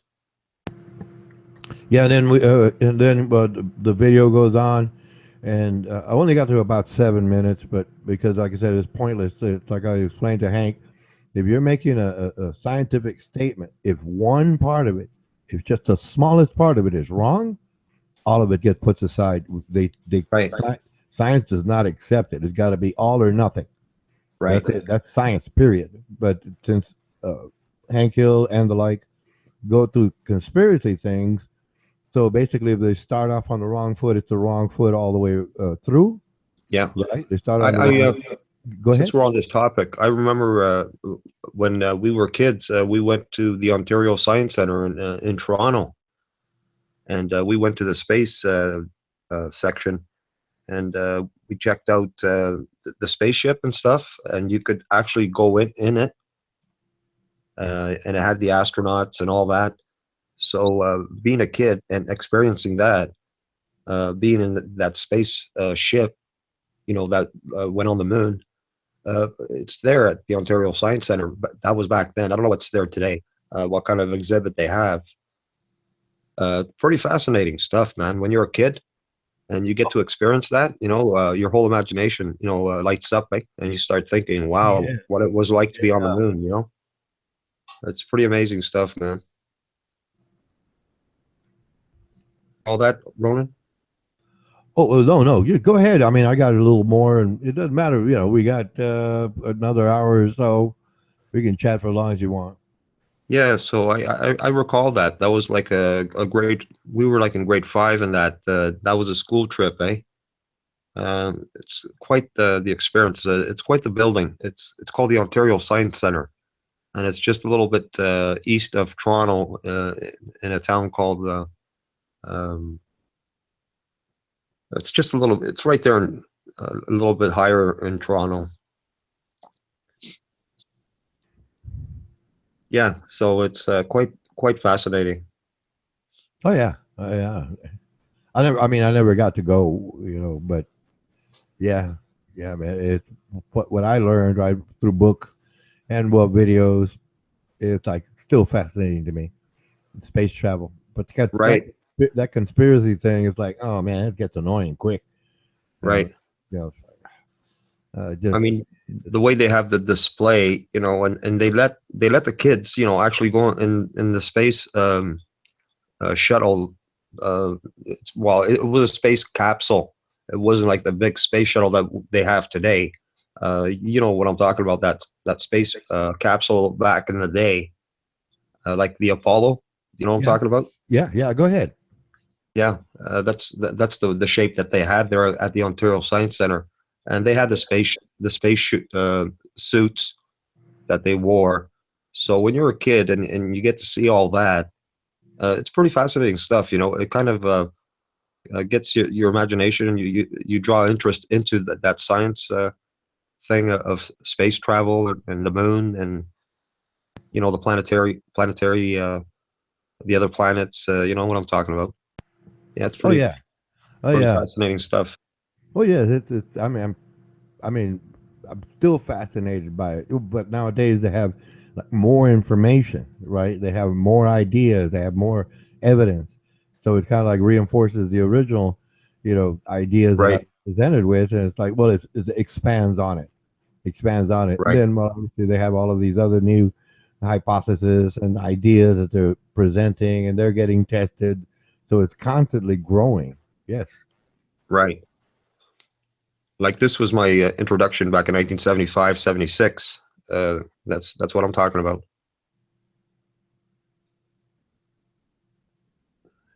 I got a long memory, Ronan. Yes, I've noticed.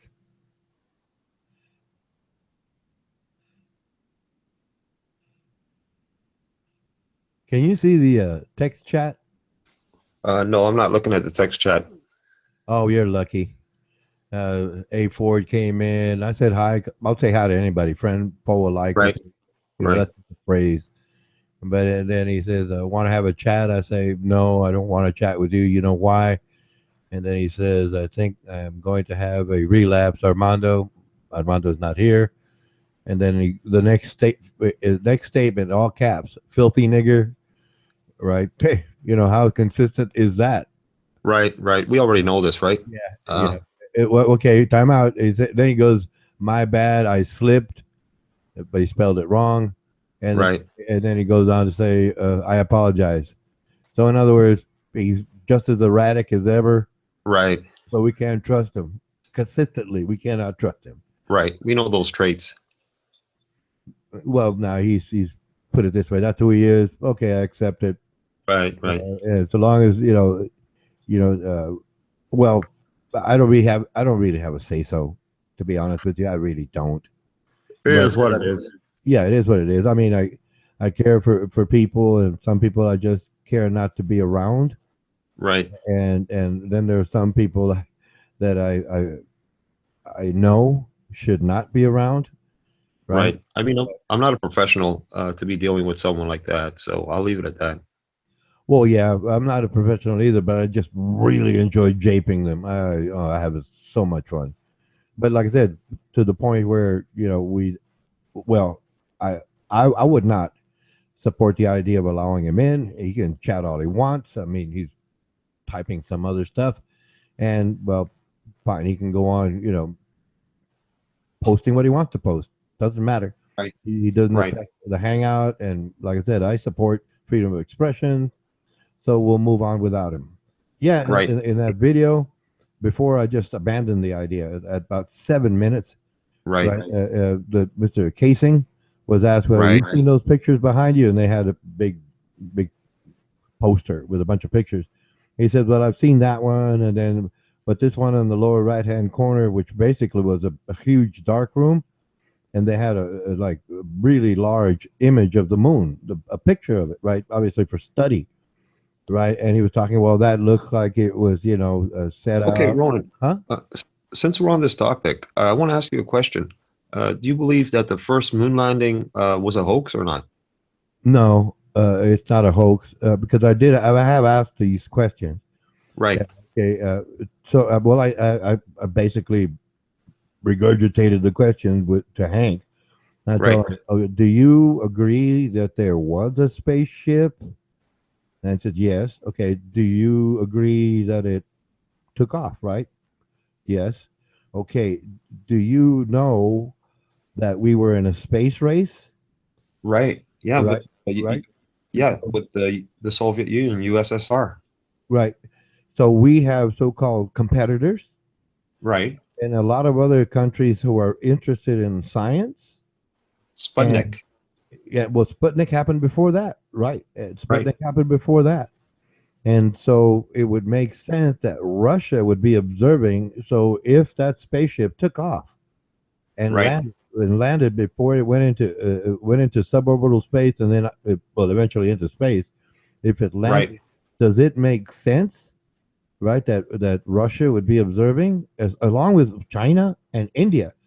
Okay, right, India has a major $1 billion investment currently in the International right. Space Station because they're big on science, right? Yes, yes, It doesn't make sense that no one would care, right? But our so-called enemy, Cold War, Russia, right.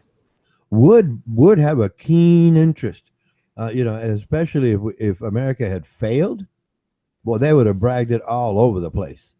The whole Wow, I world, remember the space wars with Reagan, what he was trying to accomplish up there. yeah, yeah, I recall that. yeah. But nothing like that came about. No, Nothing, no, no, nothing nothing like that. came. But it No. makes sense to me that they'd be so-called spying on us. They weren't. Right, They had.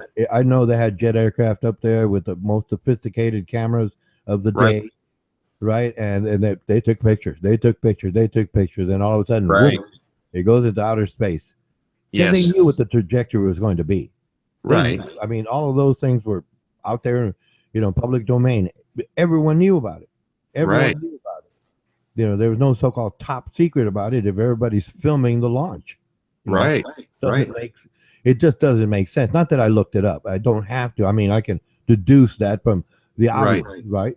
I mean, anybody could, unless right, they were a conspiracy theorist, and that seems an oxymoron. But fine, yeah, But that's the whole point. That it's like if they had something, and I asked him, hey, do you have any like information like from Russia or India?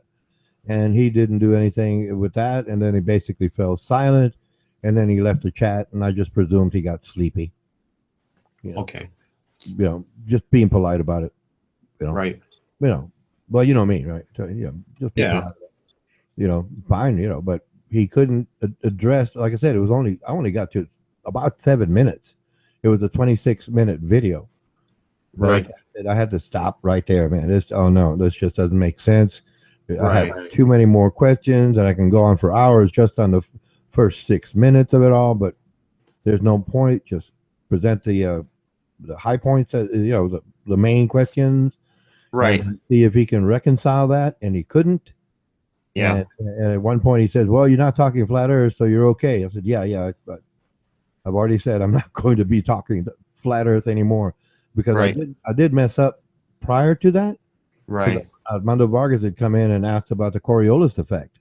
right, And then it's like, man, fine. So I went in for a moment and I said, look, if the earth was flat, the Coriolis effect could not be observed. right, I mean, science right there. That's straight fundamental science. right. Oh, It's been observed, yes, Hank agreed, but he questions it. But then if you apply it to the flat earth model, there would be no Coriolis effect. So if it happens, because we have observed it, then how do you justify it on the flat earth model? You can't. right, That's what they call it, it's falsifiable. We can falsify it. Right. Falsifiability. That's what that is.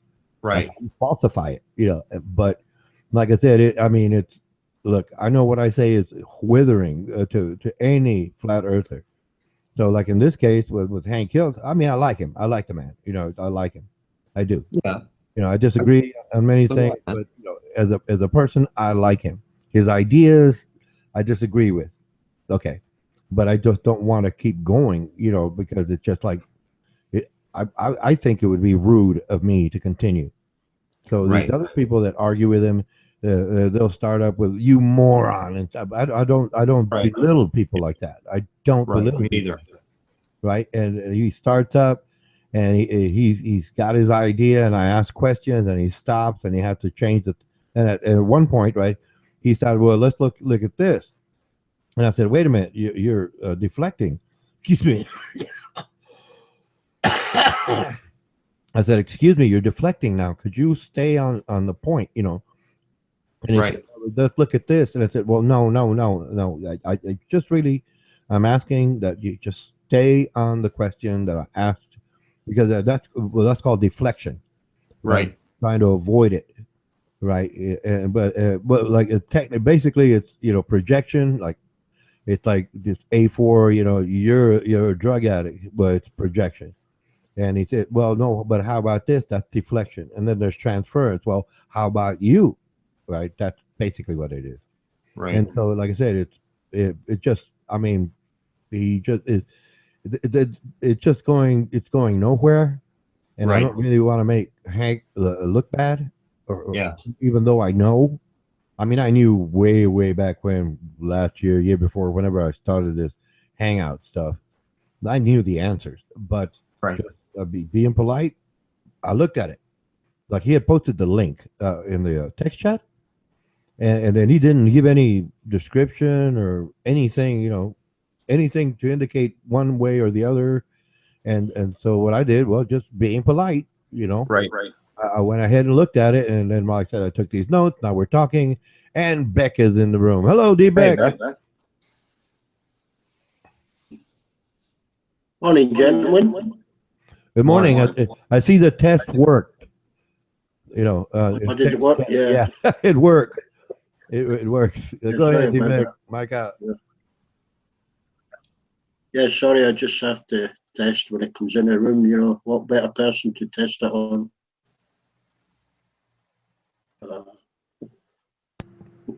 I don't mind, because he was trying to talk to me and I was ignoring him. So it's okay. You can use that. You can use that as a test, because, well, it's pointless for him to have said it in the first place. Yeah.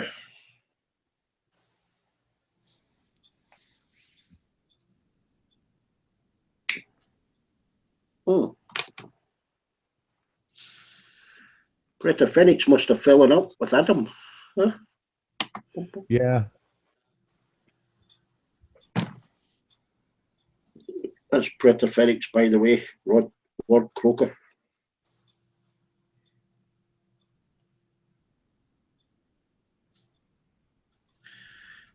Al Who's on TY. Oh, you were on TYT. He's trying to wind up Buddy by. He's not going to win with Buddy. No, well, he tried it with Sean and Rose. They tried to tell Sean that Rose was private messaging him and etc. Oh, here we go again. He's such a troublemaker, that Al Who guy. Yeah, he's a wind up kid.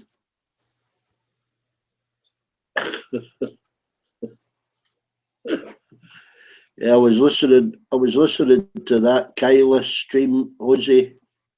Oh yeah. Talking to Kyla, and he was telling her that him and Troy only live like 20 minutes apart outside Sydney. Wow. And Troy had sent the police to his house. Oh man, that's too much. So he said he was going to destroy Troy, and then he's going to bring Amando's stream down. Oh man, give me a break. And she said, yes. She says, I invited, Kyla said, she invited Adam to a private hangout and chatting to him. She doesn't like him, but she only chatted to him because she wanted to add him on a Mando stream so that he would snipe it, you know. Unbelievable. Oh, that's just much. Yeah. Oh, listen, if you go, I can't remember which one, it was like 6 hours. I flicked through it. Listen, just watch the pictures, see who joins and comes out. I don't even And I don't even know how to get to yeah, her stream. I don't even know what her stream is, to be honest with you. yeah, she'd posted 2 or 3 of the ones she did on YouTube. Yeah. You know, I was watching who was jumping in and out. Well, particularly Al and P Mars. You know, I'm undecided about P Mars. I think he's wandering between streams, but he was talking to her, and Kyla was saying, "Oh, those old bastards! They just talk about shit. I can't understand any of the accents." You know. Oh, really? Yeah, P Mars is saying, "Yeah, I know what you mean. They just talk crap." And then they started talking about somebody's hairy vagina. That's unbelievable, man, because I understand you fully completely when you talk, man. And these people have a hard time understanding your accent. I don't have a problem. Well, I can understand it in the beginning. That happens even locally, you know. Right, But right. the point being, I don't think it's the accent. I think it's Kyla's brain processing speed. Probably, yeah.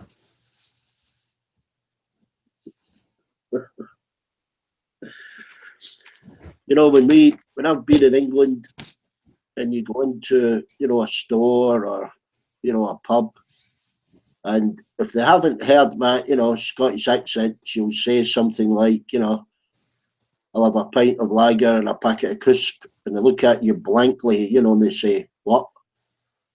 And it's not that they didn't hear what you said. Right, They were listening to the accent, right, you know, and you repeat it again. They went, "Oh, sorry, I just didn't understand your accent." right, You said it again the exact same way, only right, this time they were bloody listening. right, right. I totally get it. I've often said to them, you know, yes, just think back and you will have understood what I just said. And they go, eh? And oh yeah, pint. Oh, was that a pint of lager? Yeah, yeah. Yeah, it's floating about in there somewhere. You just got to pick it up. I mean, it's proper English that you're speaking, you know, for fuck's sakes. You know, all it is a little accent behind the fucking English. Yeah, there's. I mean, ours is probably heavy, and you know, rolling your words together. You know, but Right. you know, but people speak it obviously a lot clearer. But even in England, you know, Americans and just Canadians speak a lot clearer English than they do in England.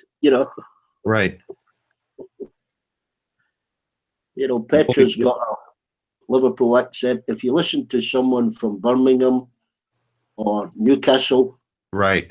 you know, even I struggle with their accents. You know. Yeah, it's pretty distinctive, eh? Oh yeah, All of those accents are distinctive. yeah. I would Uh, say that there's probably our a our dozen or so. Yeah, Canadian difference is we use that A, you know, that's the only difference is we have that A, yeah. and we don't realize we say that A. Well, normally I wouldn't say eh.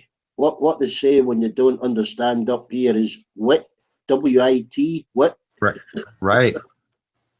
That's a slang word. You know, Right. when you join a few of those together, it sounds like a foreign language. It's all unique though, eh? Yeah, like to say in slang here, what I didn't understand you would be what I didn't understand you. Right. completely different, you know. It's really interesting, all these languages and these little nuances, you know. Yeah, yeah. But you get that in every country, yeah. Right. I But I mean, think, if you were to listen, you know, like to if you were in my island and you were to listen to my people talk in our native tongue, yeah, you would be kind of like in awe, you know, as you would if you were, you know, you went to Greece, for example, and you heard them talk in their tongue, you know. The same yeah, can be said, you know, for you know, another country, you know. That's what makes, I believe, the world, you know, a beautiful place, you know. yeah. All It these, does. all these different tongues, you know. The variety. I mean, a Yeah, guy I worked with, all he did was study languages when right, he was at work, and he could speak quite a few, but even he struggled. He says, I've learned Spanish, Catalan Spanish. He's learned, you know, Albanian, you know, but he would say, when you go there and speak it, and they speak it back to you, you know, you think, I've just wasted my time because they're speaking completely different, you know. right. I mean, even these languages in the Amazon, you know, that Yeah, those people use, the natives, you know. different Even, tribes. Yeah, yeah, even yeah, even New Guinea, you know, the list goes on, man. yeah. I would say the most uniform, probably the biggest country to understand each other, east to west, north to south, would be, Right, you know, even though they have their accents, they all speak, you know, a clearer English than anybody else. right. The same can be said for Canada. Yeah, yeah, Canada. Yeah, From one coast to the other, but Newfoundland would be very distinctive, though. yeah, They have their distinctive English from you know, one part of the island to the next. Their dialect is different, also. The way that yeah, the Newfoundlanders speak, it's quite interesting. Their language as well. yeah. But I mean, for someone that thinks they can speak or understand English, say someone coming from India was to travel, yeah. Right. If they went to, if what I mean is, if they went to the States, they could go to any states and clearly understand what everybody says. The Yeah. United Kingdom, they would struggle badly when they moved around. You know, Yeah. Like I worked with news, and I can give you an example how they talk. Lord Thunder and Jesus by, you know, and oh, it's very different. You know, uh, they're a distinctive. They have a distinctive tongue there. You know, the way that they talk. It's quite different. You know. but it's fun working it out. Yeah. Hey, buddy, Lord Thunder and Jesus by. That's a newfie. what was that? Say that again, Ozzy. Lord Thunder and Jesus by. Lord Thunder and Jesus, by what's that mean? They're when they say that they're mocking Jesus. Oh, It's Lord like a Thunder. swear. It's like they're swearing, eh? Oh, I think a lot of swear words become universal. Right. Can you see Buddy there, Ronan? He just joined us. Hey, buddy.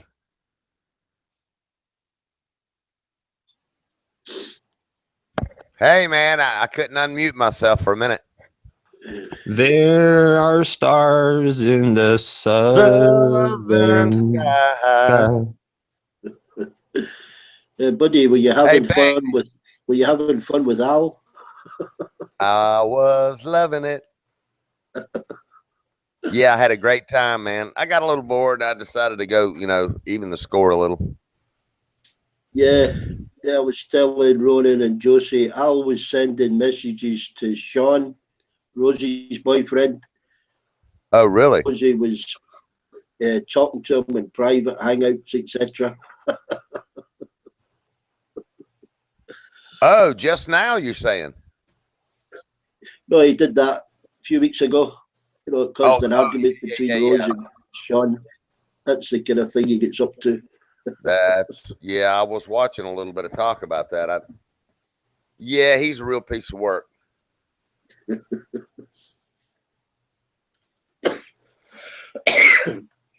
I think he tries to chat the ladies up first. When it doesn't work, that's what he resorts to. Yeah, that's too bad, eh?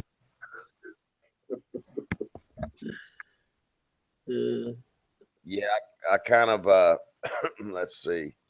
I think it was earlier, well before 12 o'clock, so that would have been yesterday now, but video over there, man. That guy's I'll put it to you this way. I feel like he's got more problems than I got, and that's a lot. Yeah. Yeah. He's out there in Aussie, eh? Yeah, man, he's out there in Ausland, man. He's not. I don't think he can find the yellow brick road either. Yeah. Oh, good luck with that. So, are you feeling okay, Joel? Yeah. I haven't slept a wink, man. Yeah, you didn't sound real good to me, man. It sounded like you may have or wasn't feeling good. Yeah, I'm waiting for my driver. He's gonna arrive at 8 this morning, and I'm gonna head to the city. I have an appointment. That's cool, man. That's cool. Yeah.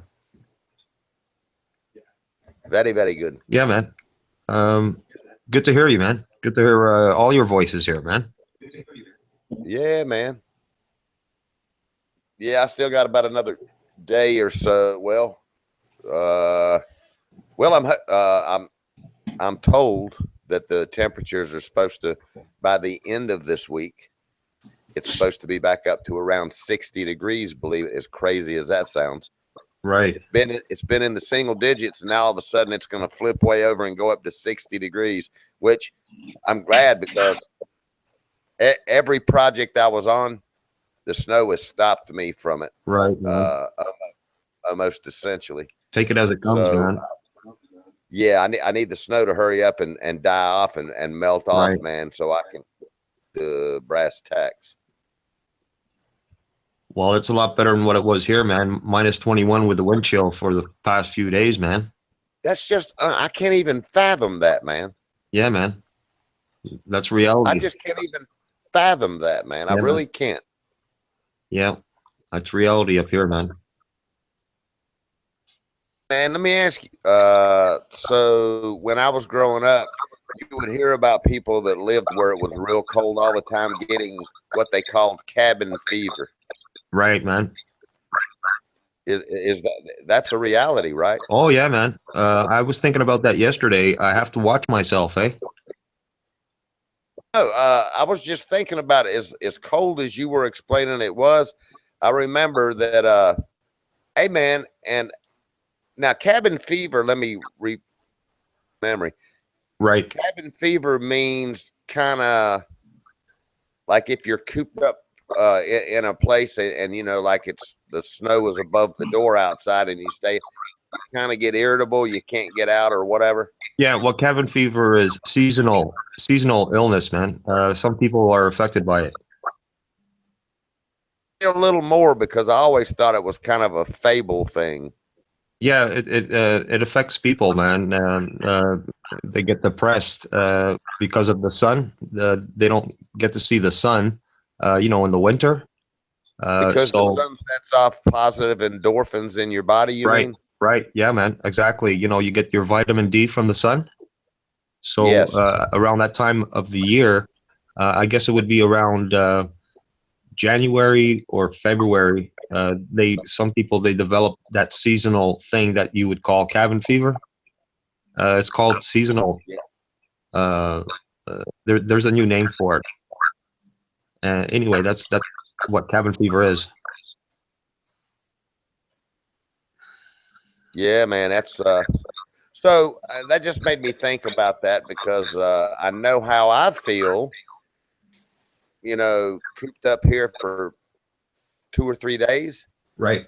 where I can't, and mostly mine's anxiety from not being able to do all the things I need to do. Right. But it could come from a lot of different things. I could see also hitting you because that, like, it's exactly what we just talked about. I mean, it's imperative. Right. Like me, myself, I'm not affected by it that much because I'm so used to it. I've been here over 40 years, right? So I pretty well have my coping mechanisms. I open a door and I go for a walk, man. So it doesn't really bother me mentally. I'm pretty well in tune with that. I'm very aware of that, the cabin fever thing, that seasonal thing. Yeah. Even though the sun might not be out, I focus on other things to so it doesn't affect me. Do you know what I'm getting at? Right. Yes, I do. So yeah, so I'm good there. Yeah, mentally, yeah, I got Are that you figured out. basically saying, Joel, that because of not getting out to the sun and everything, that I'm just trying to relate it in my mind. So if you're not getting the vitamin D from the sun, Right. then an idle mind is the devil's tramping ground. You got to stay busy, stay Oh busy. yeah, exactly, man. Yeah. But I some got you. people, they are affected, man, where they have to go to the doctor and get medication. To keep them calm. Yeah, man. Absolutely, Yeah. man. It's a reality. I'll tell you what, man, just being in here for 2 or 3 days, I hadn't been my chip self, man. Right. You have to remember, some people do have mental illness, so when it comes to that time of the year, it's a lot of anxiety. They get really messed up. So you have to be aware of that too, eh? Are you getting an echo? Yeah. I am too.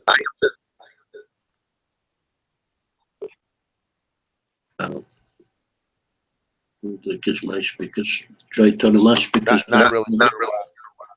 1, 2, 3, 4. I've got a delay for some reason. But this is a big worldwide thing, man. This seasonal thing that we're talking about, buddy.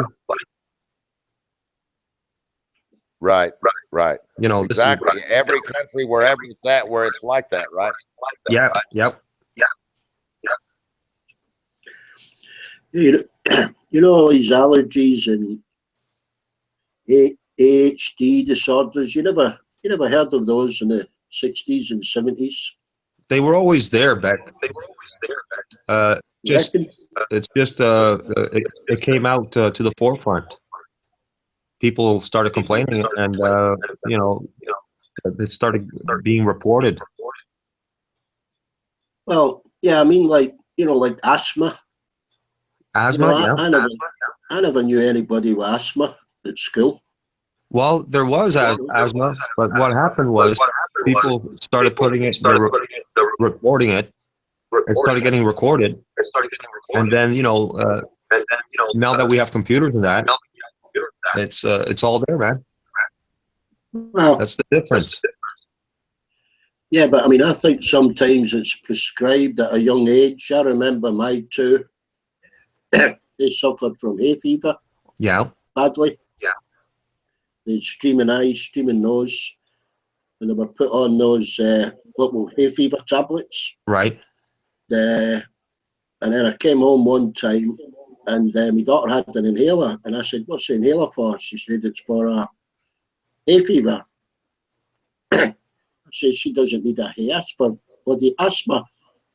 And she said, "No, it's for her hair." I said, "Well, she ain't getting it." She said, "She's fine with a couple of tablets," and then she recovered. And I never ever, it was a repeat prescription bloody thing. Right. And she grew out of it by the time she was, about 12. Right. Even hay fever. I think if we keep treating them, they just get to a stage where they rely on these tablets and inhalers instead of building up their bloody immune system. Yeah. I had a friend, I was probably 12, and he had asthma, And yeah, so he still has asthma today. You know, he's the same age as me. But getting back to what you were saying, yeah, back in the day, they didn't report that. So um, the only difference that I think is that once that stuff, the computers came in, and the Ministry of Health, they started recording that stuff, putting it in the computers, and then before you know it, now it's all reported, and now we have the numbers. You know, like now the government, has all those numbers. It's all there, whether it's asthma, whether it's people with ADHD or whatever. Yeah, yeah, but I mean, there seems to be more and more. For instance, allergies, Jose. I think it's what exposed to, because there's more things they're Right, exposed to, as in cleaning fluids, aerosols, right, and stuff like that. This right.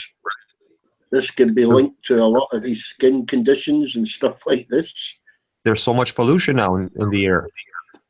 I mean, I was watching the TV yesterday. China, there was so much friggin' pollution that they put a warning out, you know, for people to, Oh yeah, to be aware that, it was a high rate of pollution in the air.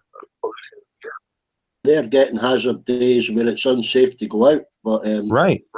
you also get high readings all over Europe. Yeah, There's that's a big problem. France, Nice, Rome. I They mean, ban cars from coming into the city on certain days. I'm so spoiled over here, Beck. I open my door, I got no pollution out there, man. It's all fucking fresh air, Yeah, yeah, same up here. you know? Yeah, It's like I got what we've got. it's like I got zero pollution. Yeah, When I open my door to go outside, I got zero pollution, man. yeah. Well, we're lucky that way. I mean, I'm on the coast. Maybe I got the easterly winds or the southerly winds, from the Arctic Yeah. or from straight across the Atlantic. Yeah, but Yeah, these people walking outside with masks on. I mean, they even do it in London. Cyclists, right, right, some of the pedestrians are starting to wear these facial masks. right. You know, people used to make fun of Michael Jackson, right? You remember he used to put on a mask all the time?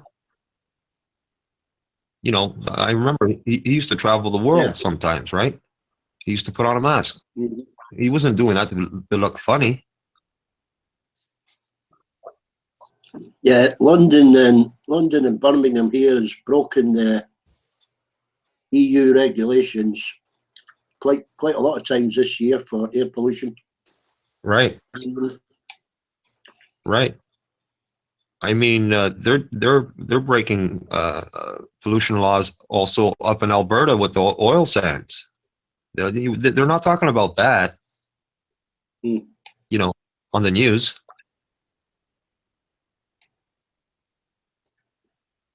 But that's another story. Yeah, yeah, it's a big complicated pile of shit, isn't it? It is, yeah. As long as they're But generating cash, for the government, no one's well, talking about it. yeah, I saw a documentary on the Chinese. I mean, they're aware of how they're polluting with the coal-fired power stations, but Right. they were building something like 35 coal-fired power stations per year.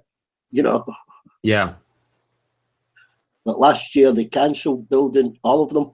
There's something like 50 of them under construction that have been stopped. Right. I remember this. Yeah, but what people don't realise is how much solar energy Chinese can generate. Right. 23 or 25 gigawatt. They can generate more solar electricity than the whole of the West put together. They have the technology, man.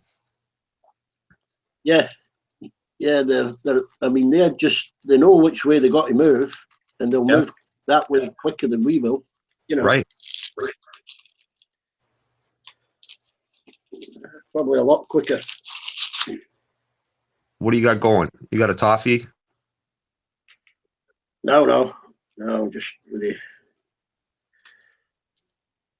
blowing something apart with little, you know, with them little note, what do you call it, sticky notes. Yeah. I've got messages on them. I get them mixed up. You know, I should put them in order. Put them in order what to do with it. And when you write a short message and you don't put an explanation, you know, you end up with a bit of hieroglyphics you can't fucking understand. When I was 19, I worked at a print shop close to the Toronto airport, and we used to make those sticky notepads that you're referring to right now. No, yeah, it's just I haven't written down the full explanation. You get like short words of half written. I'm trying to make some of them out. Yeah, we had one lady that's all she did was make those all day. Yeah. I've got one, oh, what the fuck? And 4 numbers with no explanation of why I've written it down, you know. Right. And when you phone them up, you say, I've got your number here. You tell them who you are. What have I got your phone number for? Well, I don't know. You know, I only answer the phone, you know. Yeah, I was running a AB Dick 360 press. I did that for a year. I got so bored with that, and I moved on to become a tank cleaner of dangerous goods. More money, another $4 an hour. Big difference back then. In 6 months, I became a professional tank cleaner for a French company in Mississauga, Ontario. Yeah, I mean, you know yourself when you're working with someone, Jose, if you just watch them, you can pick up some, you know, tips of the trade. I mean, I used to work with a builder, and he showed me, you know, to lay bricks. Right. I can lay bricks probably up to 13 course, you know, lintel height. Right. You know, and keep it square. Right. Putting on the tie line, everything like that. I've done a couple of little garden walls for myself, you know. Right, Beck. That's quite the trade, man. Being a bricklayer. Yeah. Oh, they can earn good money if they do it by square meter, yeah. Right. That's hard work, man. Yeah. That's hard work. Yeah, well, I mean, my brother was an electrical contractor, and when my work dried up a little bit, I would work with him, or if I was fed up working away, you know, bit of house bashing with electrics. And, See, yeah, you're talking about, you know, you learned to be a bricklayer. Man, it was such a treat when I was young to see my dad in action with the trawl and the cement, and see just me there standing there and see him with his hands and with the cement. And because he learned that at the age of 12, man, he was a master stonemason, eh? yeah, And just to see, yeah, just to see him, you know, go about, you know, with the cement and with his trawl and just see him in action. It's like, wow, man, like an artist, eh? Pretty freaky. Yeah. Oh yeah, I mean, yeah, I watched a stonemason when the local church was being restored about 10 years ago. Right. That guy, he was using sandstone. Yeah. Right. He could shape stone to any shape he liked, you know, and he was carving. He done little carvings, you know. Yeah, that was my dad too. Yeah, that was my dad too. Yeah. Some of the carvings would take him, you know, you're looking at it and you're thinking he's just chipping away at it. One mistake, right, he's ruined the whole thing, you know. Right. But he could talk away to you and work away, you know. Yeah. And he says, I won't make a mistake with this, you know. Yeah, my dad would have the stone in his hand, and with the hammer, he would be, you know, he'd become a whole different person. You know, he was in the zone, you know, as they say, and he would be just bang, bang, Yeah. bang, bang, bang, real focused, and then put the cement on there, and then place his stone, and keep going at it. Well, not only that, I mean, this guy, what we did, we went to, the pub was only like 50 yards away. So we get a pub, we get a pint and go down and sit and watch him, Not only did he do the stone, he'd done all his own scaffolding, yeah? Right, right, He rigged up all his own sling work to get the stones up there. right. Just an amalgamation of different skills, Yes, Beck. I know exactly what you're talking about.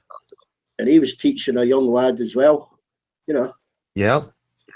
My dad, at the house there in Brampton, he built a little platform with stone for my mom to sit in front of the house, so she'd have a little place to sit, because she used to enjoy. There's a school right beside our house, and she used to enjoy talking to the little kids who would walk by. She knew a lot of them, because they were also Portuguese background, and she knew their grandparents, so she really took a joy in, sitting there sometimes and just saying hi, as they walk by with their grandparents who were walking them to the school. Yeah, so it still stands there today at the house, Yeah. in front of the house. Real nice stonework my dad did there, just for Yeah. my mom, his wife. Yeah, and it'll last for hundreds of years. Yeah, it'll be there forever, unless, the new owner of the house decides to, tear it apart. Yeah. I don't do, I haven't done any work on it. My house is a listed building, and I've got stone walling around it. Right. And there was a guy, a van hit it, yeah. And I wasn't able, for various reasons, to claim his insurance. I had to pay for about 3 meters of it rebuilt. Right. 3 meters of that wall cost me £700 to have it rebuilt. Right. It took him, I think it took him best part of 2 days, and that's just dry stone walling, laying stones. Yeah, my dad also, he was a master carpenter as well, Beck. He hung like 4 doors on 4 houses there in the same street, in front of our houses. They're still hanging there today in the same houses. Yeah. Once people knew he was a master carpenter as well, they asked him, hey, Master Joe, can you hang a door for me? And my dad, you could never say no, and he never took $1 from anyone. He was that good of a person, Yeah. Yeah. There's a wide range of trades. If you pick up a little bit of something, I wouldn't attempt, even plastering, repair work, but I couldn't attempt plastering a whole a whole wall, because That's hard work, man. Even learning how to do the mix itself, Right. Yeah. that Man. could take a while to do the mix properly. Yeah, you better know how to do that mix, and to do it properly, like the plaster. Otherwise, or it's just a mess.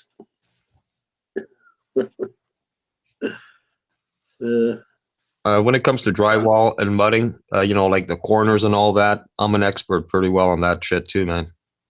The mud work, yeah. Yeah.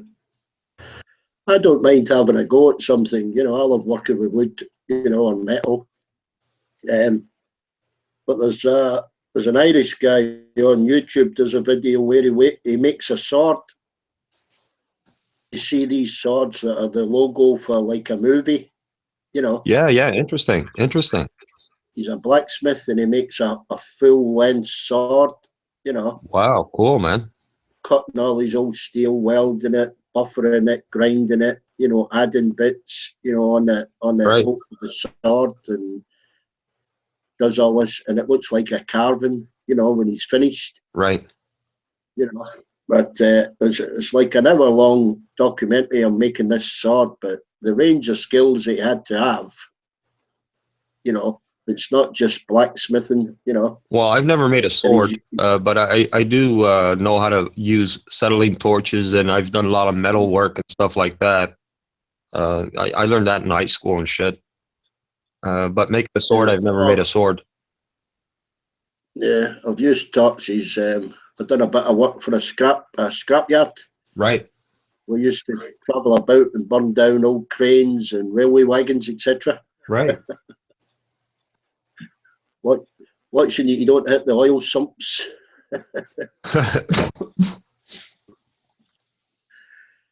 Yeah, it's funny setting yourself on fire a few times.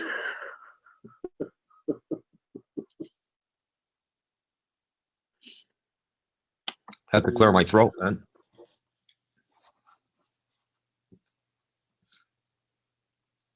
I haven't smoked a cigarette in 2 days, man.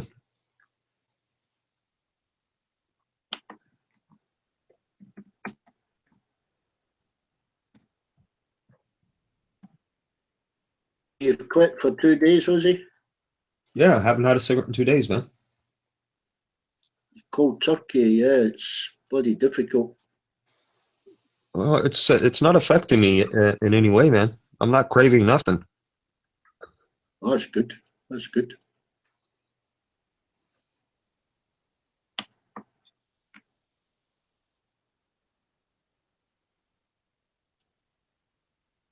Yeah, I couldn't do it with willpower at all, me. Still got a little bit of cigar smoking here. You know, it's the first week that's the hardest, Beck, because of the physical The side of it. addiction. Yeah, it's the physical side, the nicotine and stuff. Yeah, that's what got. I think that's probably what hit me. But that Champex drug cuts that off, the receptors for that. You know. Right, right.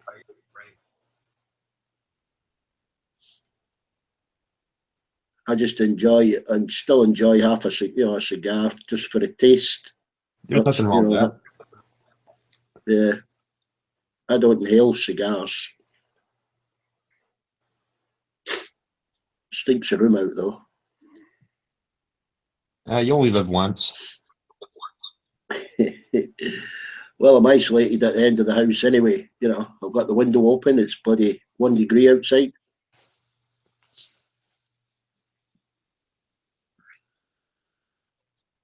Man, I used to plant. I remember one year I planted 720 plants, tobacco plants for my old man. He had seeds, and he had the greenhouse in the back of the house, and he planted those, little plants, get them ready for this for planting in the spring at my sister's farm. And that's what eventually we did. I planted them at the farm. Beautiful, beautiful tobacco plants, man. And I remember when it was time to harvest, I went up there. But before I went up there, I told my dad, I said, so when I load these plants onto the truck, what happens if the cops pull me over and they ask, what are you doing with the tobacco plants? And my dad looked at me and he said, what business is of the cops? If, the tobacco plants, they belong to me. I said, well, it's not the point. It's a lot of fucking tobacco, Dad. And he said, it's not their fucking business. It's my tobacco. I said, well, it's a little bit too much because you're claiming it's personal. They're going to think it's otherwise, Yeah, I think you smoke 500 cigarettes a day. Yeah, well, I said to him, I tried to explain to him, fucking that kind of amount of tobacco, you got to pay fucking taxes on it or something. They want to generate fucking cash flow. They might think you fucking, going to be in the business, to sell tobacco. And anyway, he said they could go fuck themselves. It's my tobacco. Yeah, I had a lot of. I used to bring tobacco home a lot. Like 50 packs at a time. I would never smoke that. End up getting passed out to family or whatever. Because it got cheap. sometimes a third of the price I could get it for, as opposed to the UK.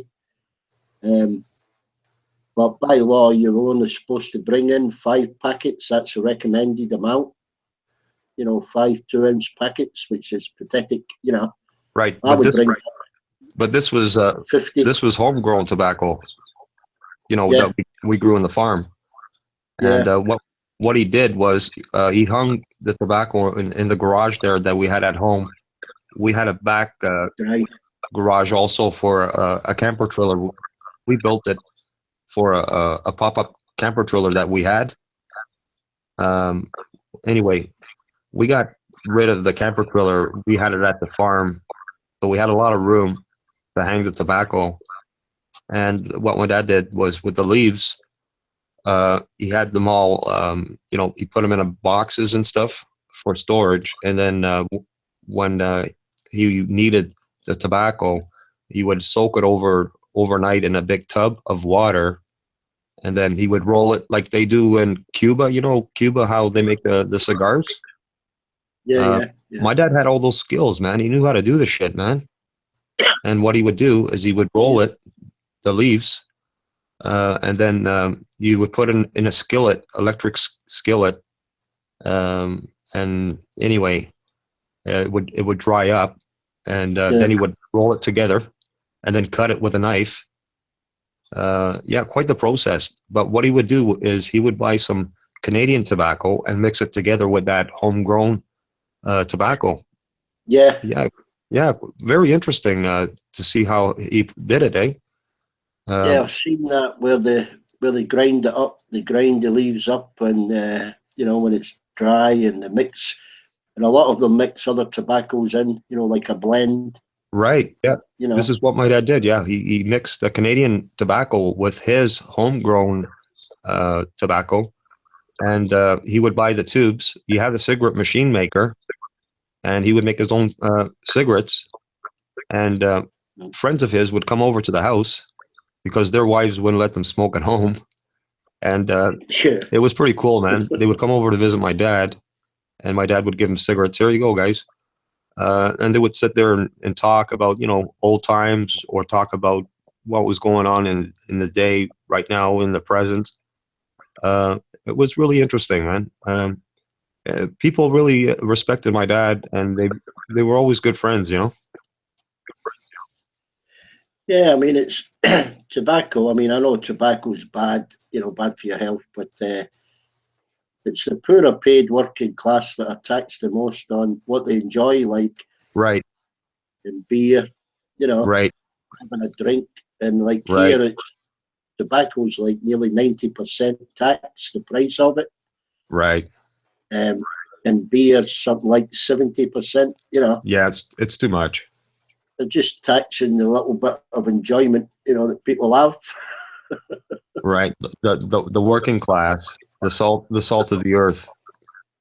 Well, it's the same. I'm beginning to think the same with petrol tax and diesel. Right. I mean, it's about 80% tax, but yeah, the people that can't afford to drive, right, or to, those prices, I think they should pay by the mileage that they drive. Yeah, I agree. Obviously, if you do 50,000 miles, in a, or 20,000 miles in a year, why does the guy pay the same road tax and fuel duty who only maybe drive 5,000 miles a year? The government doesn't care.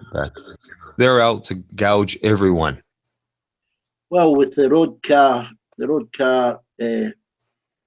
MOT test here, they're basically pricing cars off the road. If you've got a car that's 8 or 10 years old, right, it's unlikely to go through that the vehicle test, the yearly test. Right. They can fail it, or a scratch on your windscreen, or some little bits of rust on your suspension. Nothing. But they're just more or less kicking the old cars off the road, and that's right, the only one that the poorly paid can afford. Right. The government, they get out of hand. Like even over here, if a guy doesn't make a payment, you know, a child support payment, for example, they'll take their license away. Okay. Now this guy can't go to work. That's it. He's done. He can't go to work now. So there you go. Does that make sense to you? The guy No. misses one payment of child Yeah. support. Now the government has taken his license away. And his Now the guy's ability. lost his job. Now he's Oh, lost yeah. his job. Yeah, there's loads of cases. The worst case of that I saw, it was a documentary on YouTube. State in America, you know, when they've privatized the prison system and the probation service as well. Right. And this woman had ran a stop sign in her car. I couldn't believe this story, you know, but it was all documented in this, you know. She ran a stop sign. Now, Yeah. she was a single parent with 2 kids, and she had 2 separate part-time jobs. Yep. She ran a stop sign, and a cop issued her with a fine, which she didn't pay in time. Yeah. Yep. So she was taken to court, and when she was taken to court, she was fined like 3 times what the fine was. Right. She was struggling to pay it, so she missed her payments, and she was taken back to court. She missed her payment. She was fined again and given probation. Well, this probation service was private, so she had to pay for the probation officer as well. Right.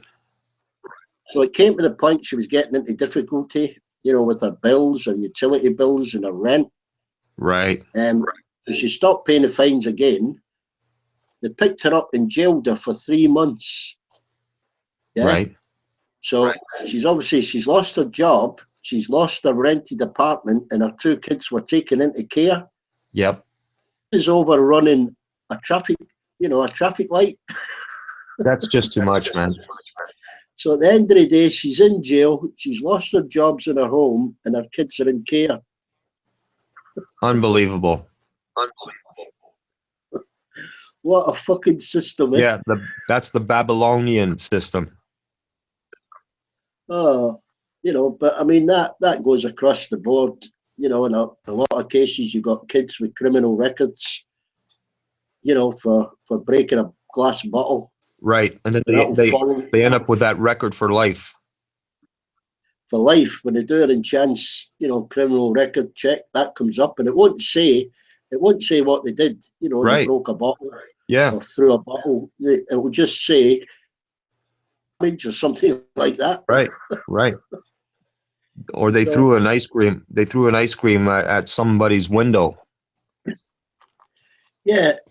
Well, another one I saw was it was a 12-year-old that they were sitting in a canteen at school, and his mate didn't want his dinner, so he gave him his sponge and his pudding or something like that.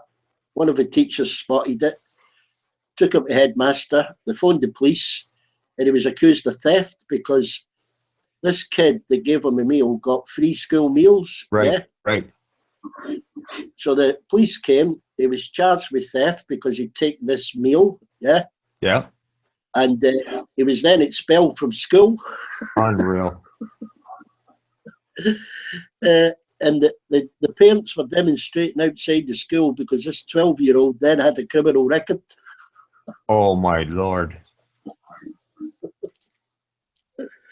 You couldn't fucking make it up, could you? Unbelievable, man.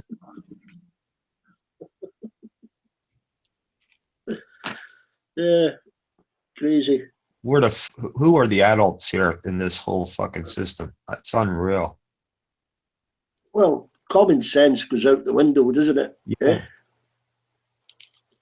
Completely out particularly when you start privatizing, you know, punishment like prison systems, you know.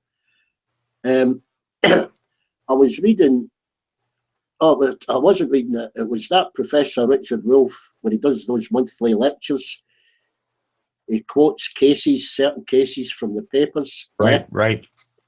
He he looks into the background, and it was some judge in some county was sending teenagers to jail, a private jail. Right. And it was investigated why he was sending so many. And as it turns out, it was a policy of this private prison contractor that they would only take up the prison, the contract if they guaranteed them 90% occupancy. Okay. So this judge is sending, like kids to jail for misdemeanors, And when they looked in further into the case, they found out that this judge's son was one of the main shareholders, Yep. in this prison, this firm that ran the prison. Right. It kind of goes round in a circle, Yeah, I think I seen it. I think I seen this a couple of years ago. What you're talking about? Yeah. Oh. But his little stories that he quotes, there was one. I think I might be quoting the area or the details wrong, but it was something like in Detroit, or Philadelphia, I think it was. The local council, they were running out of money. They were going bankrupt, basically. Right. And they asked for loans. They got loans from different bankers to pay off their interest and stuff like that. But they found corruption, in the legislators and the people that ran the county, that they were corrupt and taking backhanders, from the bankers, right, because they were giving them these loans when they knew they would fail to pay back the loans. Yeah. Right. Right. So all these people are caught. They're all taken to court, and something like of the 12 that were charged, once he turned evidence against all the rest. Yeah. He was the rat. Yeah. Yeah. 11 got jailed. Yeah. And his point was, he says, the interesting point here is these people were caught, these elected officials, what they did, how they played about this money that was borrowed, and etc.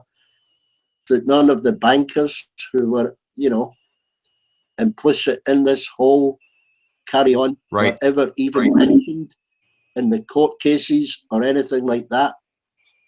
Whereas, they're part of the whole game, Right. Right.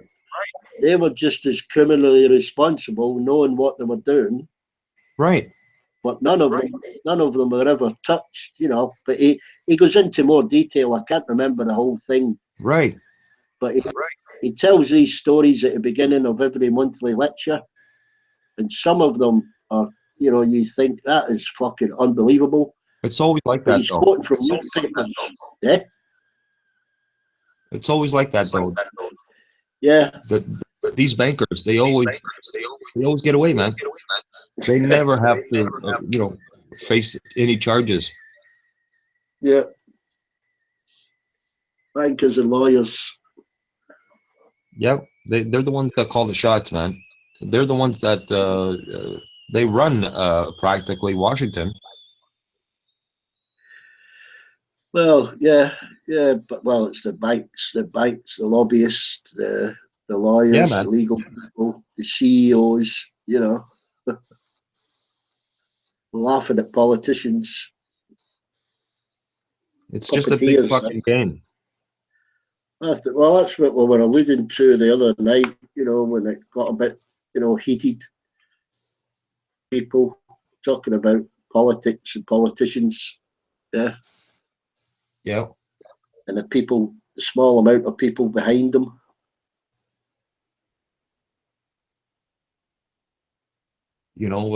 They hire these people from Harvard and stuff, these bankers and stuff from what do you call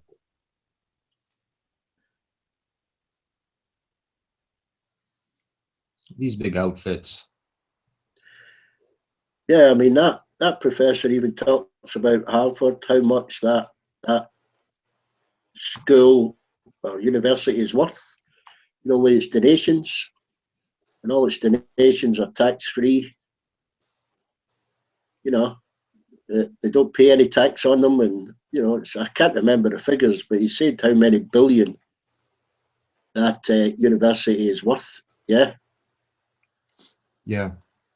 I'm trying to think of the name of that place, that institution, that Hank, what's his name, the Treasury head guy for the U.S.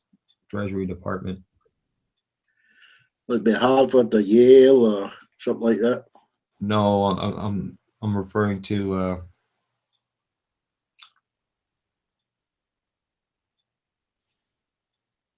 what the heck is it called? Same as here. Most of the politicians are from Cambridge or Oxford. I'm doing a memory, trying to retrieve it from my memory. I'll get it. What's it pertaining to? Politics, Susie?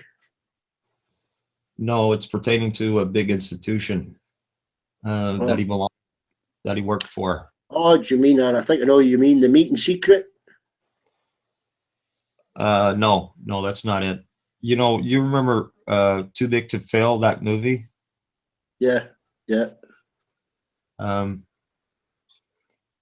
Anyway,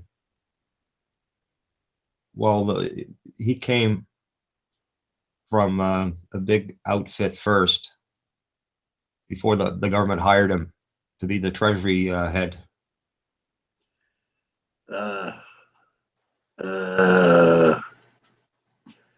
Yeah. Kind of elite club, wasn't it?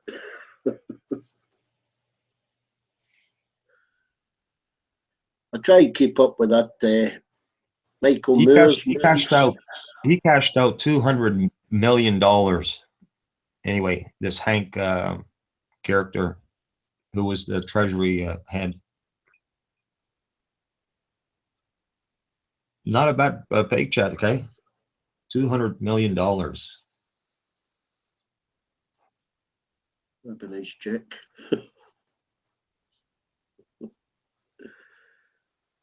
Yeah,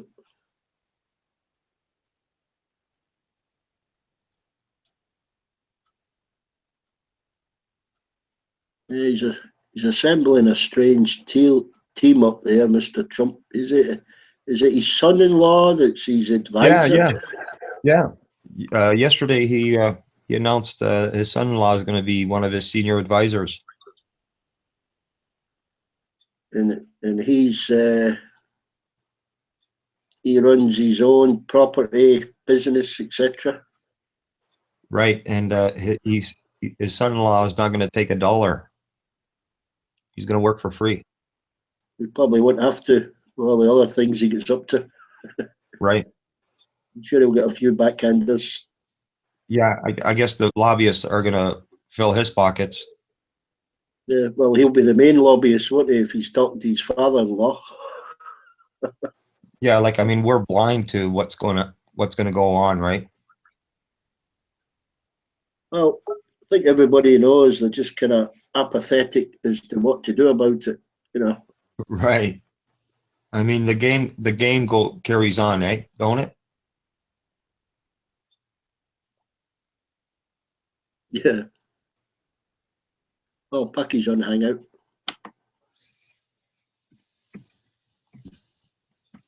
Yeah, I'm going endlessly. You know, something might happen that will put a spanner in the works.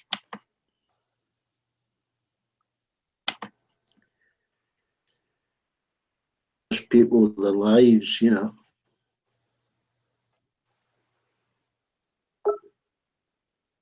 Yeah. Anyway, he came from a big bank firm. Hank, I forget his last name now. I'm gonna have to research that right now. Back, that's Is it bothering. That's Lehman bothering Brothers? me, man. Not Paulson? Lehman Brothers. Was it? Hank Paulson. Hank Paulson, yeah. Paulson. Help me with that, Ronan. What was the name of the banking firm?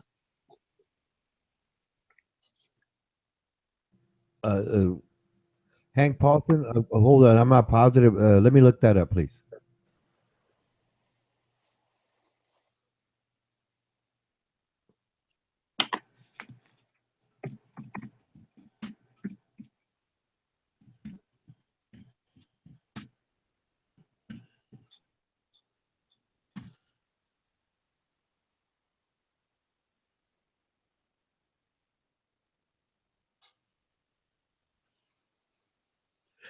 Yeah, Sean's on Hangout.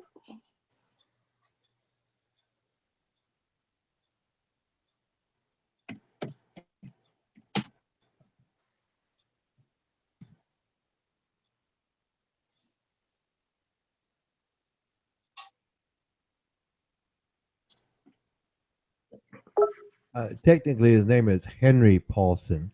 but they Right. call him Hank. Right. He works for Goldman Sachs. That's right. Goldman Sachs. Thank you so much, Roland. Oh, you're welcome. I like fact checking. You rock, buddy. Yeah, Goldman Sachs. Beck.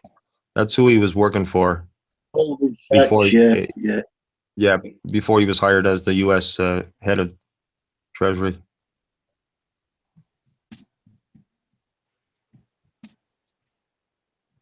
Finance. Same crew, Jose.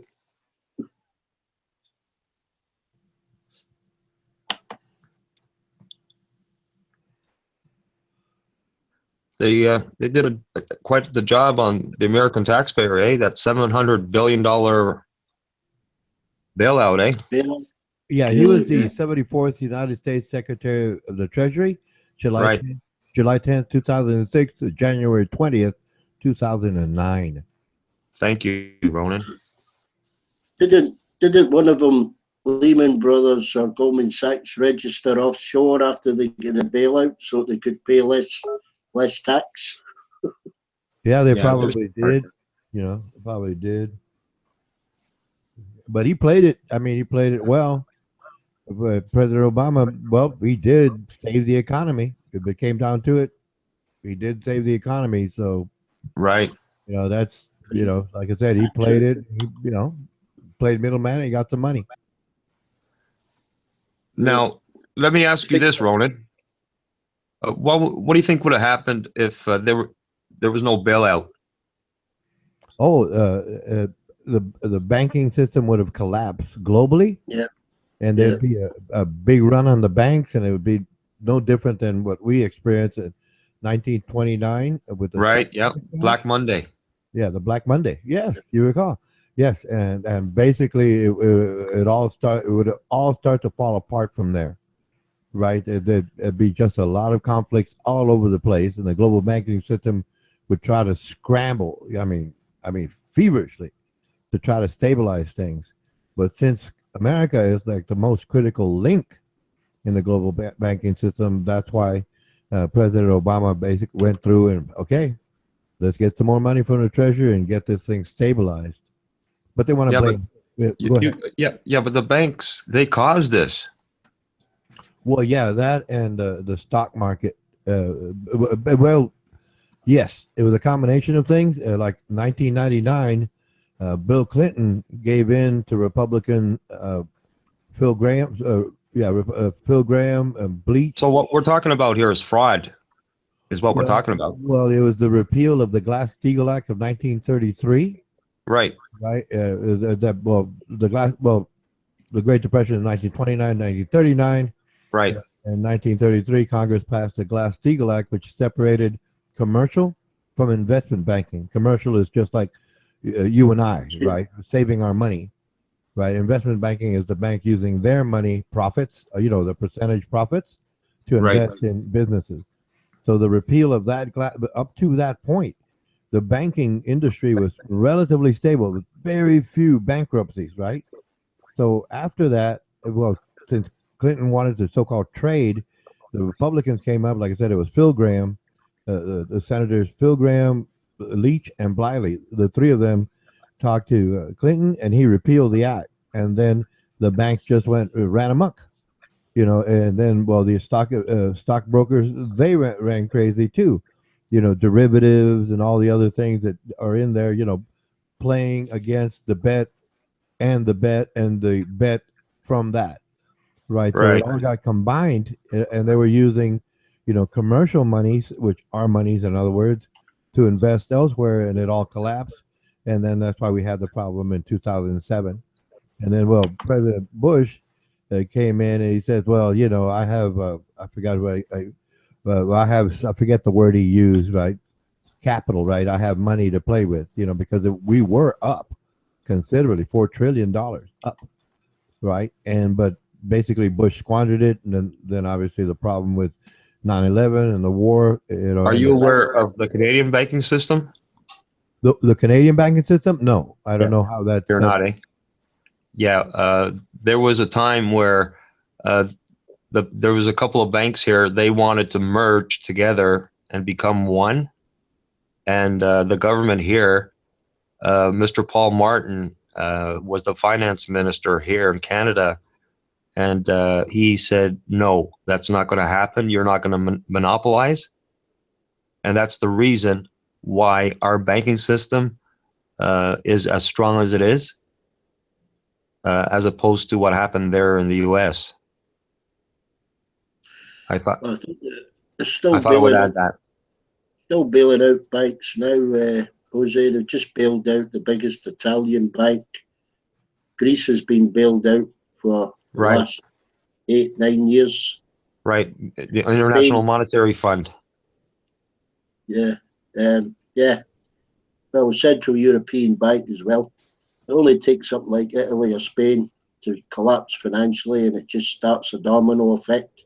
Right. And before you know it, money in your pocket's worth nothing.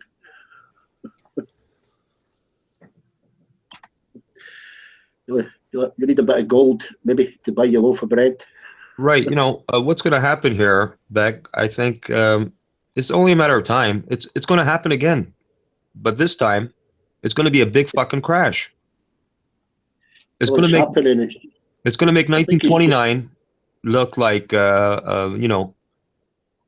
yeah, small. going to make it look like a little walk in the park. Well, that's what that Richard Wolff says. He's an economist. I'm kind of drawn into his lectures. I don't know why. You might be wrong, but he says all they're doing is, putting that, which is Right. going to explode. And when it explodes, it would make 1929 look like a picnic. Right. I mean, I've been waiting for this to happen. I'm really surprised it hasn't happened yet. I'm really shocked. Oh, you would hope that it didn't happen because, countless millions of people out of work is not a good idea. Right. But nobody's come up with a way of stopping it quickly. Anyway, I'm not, one of these negative people thinking, when is it going to happen? But something's got to give. It's only a matter of I time. don't think there'd be much of a warning. It's going to happen overnight, Ozzy. Right. It wasn't long ago, a couple of months ago, they hacked into one of our banks up here, in the TD Bank, and it was over the weekend, and people were shocked. They didn't have no access to their money.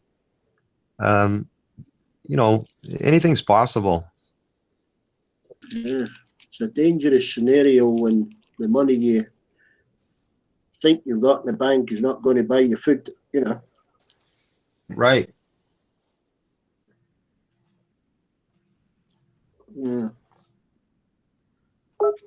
Things have That's changed. what they're hoping. Things have changed. Well, that's it. Things happen that fast now, globally. Yeah.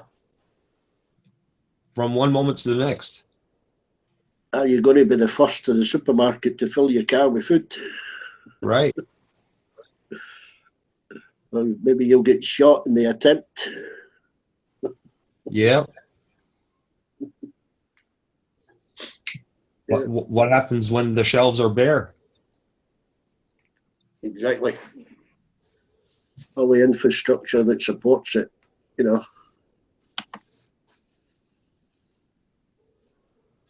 We're doomsdayers. We're doomsdayers, Jose. Yeah, I guess that's what they're going to be calling us now.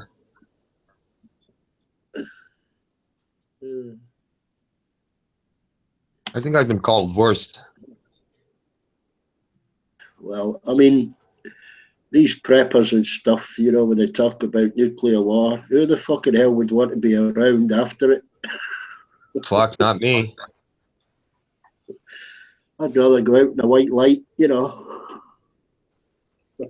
Fuck, you wouldn't feel a thing, man. No, yeah. Instant vaporization. Oh, fuck. It's like a fucking New Year's party, man. You know, when you blow on that fucking little thing. What? Yeah, just say let's have a beer and go out the garden. You're only going to hear a whistle. Yeah, that's about it, man. Fucking celebration, man. What's that joke? The last words of the mayor of Hiroshima? Yeah.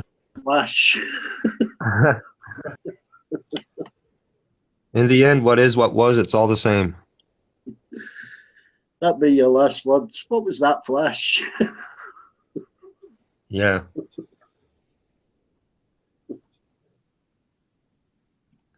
I think we're both nuts, man. Well, look at the bright side.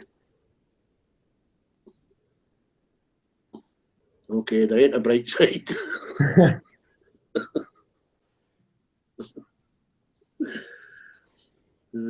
I think we're from the dark side of the moon. It's like if you were stuck in the fucking trenches, you know, and you ran out of ammunition. Yeah, I'd say let's piss them off, put the bayonet on, and we'll run at them naked.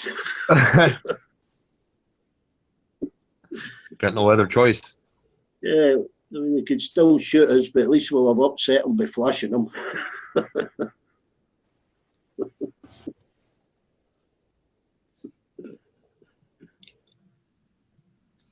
Yeah. I don't think Willie would be too happy. Yeah. Free Willie. Yeah, Free Willy.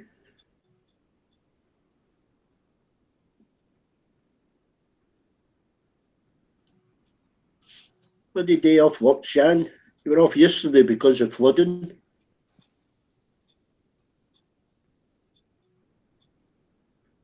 Oh, a birthday. It's a birthday tomorrow. Is she coming on or no? She's on YouTube text. No, you're not getting that up, was you know? She jumps between the YouTube text and Hangouts just to annoy me.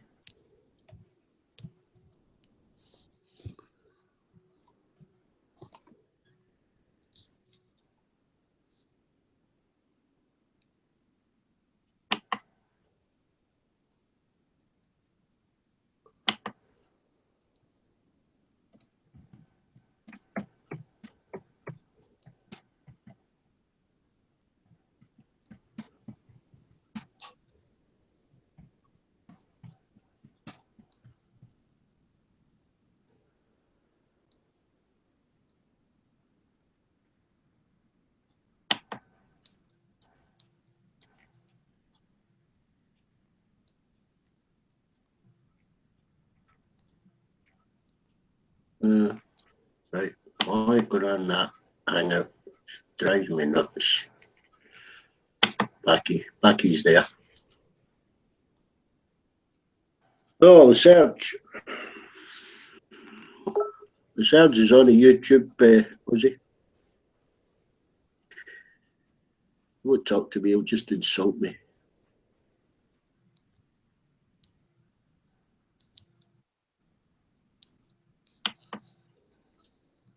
Yeah, I just communicated with Sean.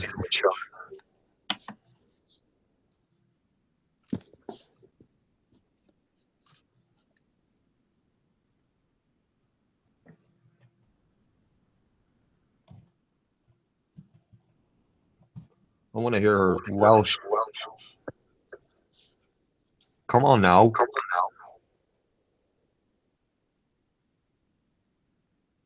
I can't sound like her, man. Should be at work, probably a tea break, Ozzy. Oh, okay. Some people take 15 minutes for a tea break. I think the Welsh take half an hour. She deserves it. They'll be allowed two tea breaks, so they'll take half an hour each one. A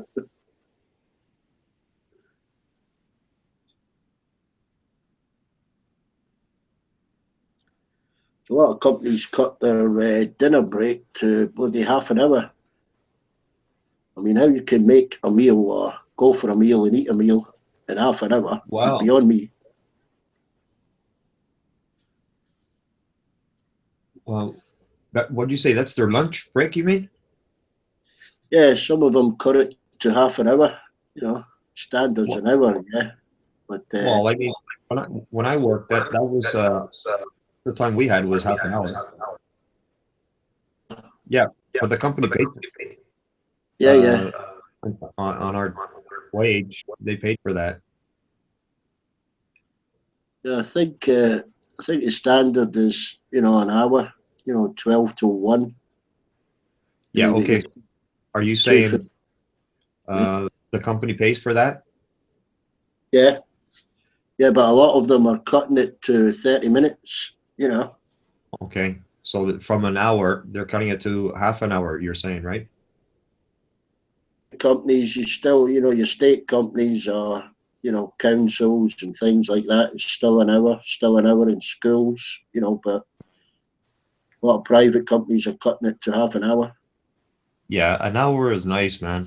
Especially if you work hard, you really need that hour, man. Well, I don't know. I think, I mean, we never bothered when I worked in the shipyards with like the 15-minute break in the morning for a tea, Right.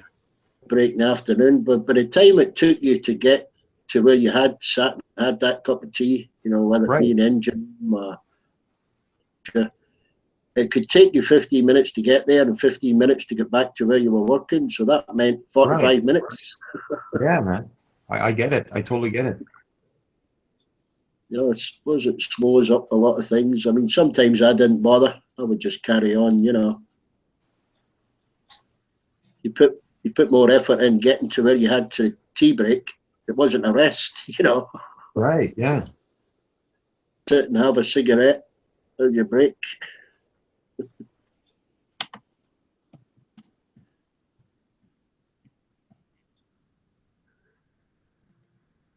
Yeah, I know exactly what you mean, man. I used to have a thermos in that, so I had that loaded up with coffee at the time. So I wouldn't be wasting my time walking up to where the coffee truck was, because it used to be at a distance, from the yard. Yeah. Yeah. Yeah, if you're in a double bottom of a ship or something, it's pointless crawling through 30 hatches to get to where you're going to sit and have a cup of tea. You may as well stay where you bloody are. Yeah, I mean, I was working at a precast company, and you got like 40 guys, at the coffee truck, and if you line up, man, you're wasting so much time trying to get, a sandwich or something and a coffee, right? You know what I mean? Yeah. There goes your friggin' break. It's gone, man. Oh, I did it once with my brother at a Coca-Cola plant. They only take on, it was Nicanco that do the tins for Coca-Cola. Right, I know what you're talking about. They supply all the tins. There's only two in the UK. There's one in Wakefield in Yorkshire. Right. And one down in Milton Keynes. Right. And this Nicanco company, the electrical contracting, and this guy said to us, we were earning about £350 a week, but it was, it's hard going, when you're contracting. This guy says, why don't you go out to the Canco? They take on tradespeople, yeah, right, to work the palletizers, that put the tins into pallets. Yep. Anyway, we went out and they were taking people on. We said, oh, we'll give it a go because you could earn up to £400 a week, And I'm going back quite a bit, the late 80s. Yeah. I said, oh, we'll give it a go. We're indoors because this was winter. It's nice and warm, We'll have a go at it. Anyway, they put us up in his palletizing machine, and what you actually did was, all you did was watch this machine working automatically. Right. If it went wrong, you sorted it out, basically. Right. And what you did was watch something like 3 million tins go past you on a 12-hour fucking shift. Wow. And they had a canteen, and you had a 15-minute break. And by the time you walked to this canteen, it was time to stand up and fucking walk back again. Holy shit, man. Anyway, I did 3 days. My brother was of the same opinion. I says, I can't do this. This is for a fucking machine, Yeah, that's too much, man. We'll go back. We were back to the contract, and it was like a fucking, you were a robot. You know what I mean? Yeah, I know exactly what you're talking about. I couldn't He do was that on kind of another. work. He was on another line for me, and I get that board on the second day. I was squashing tins up and flinging them onto his line to knock his over. Right. Because his was going nice and smoothly. Mine was fucking up because of a broken pallet or something stupid. Right. So I was fucking his up, Now, you were talking about the pellets. What was the pellets? What was it for? The pallets came up on a feeder and onto a tray, and then the tins went on layer by layer. Right. I can't remember, 4,800 tins per pallet or something like that. And Oh, okay.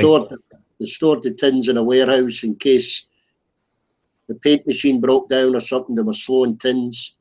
They had to have a constant feed all the time to the Coca-Cola plant. Okay. So this was a backup feed, Yeah. Okay. We were palletizing them, but fuck me, what a boring fucking job. Oh, yeah, man.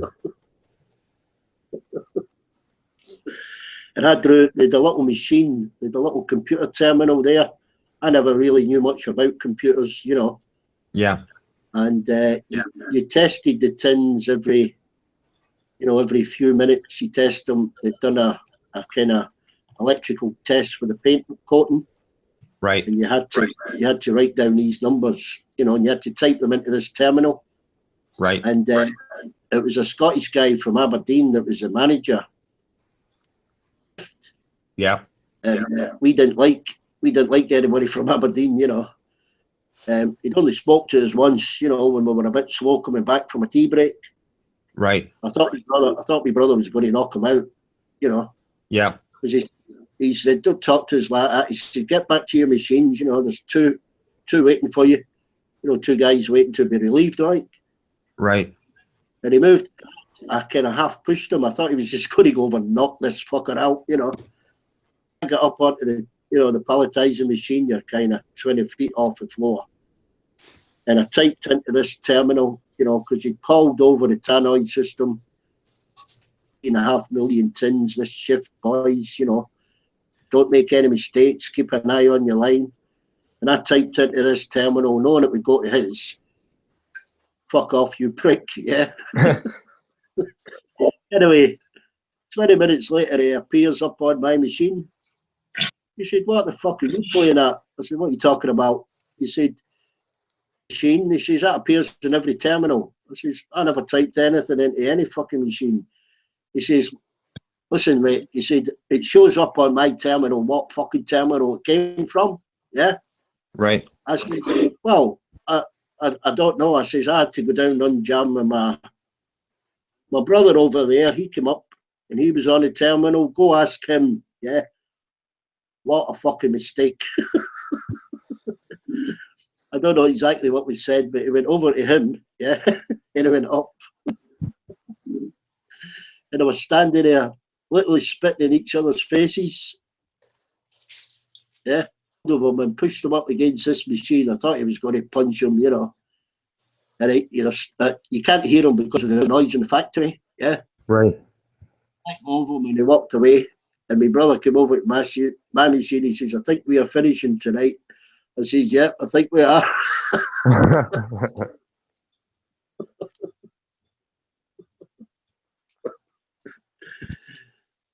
Yeah, but we didn't go back anyway.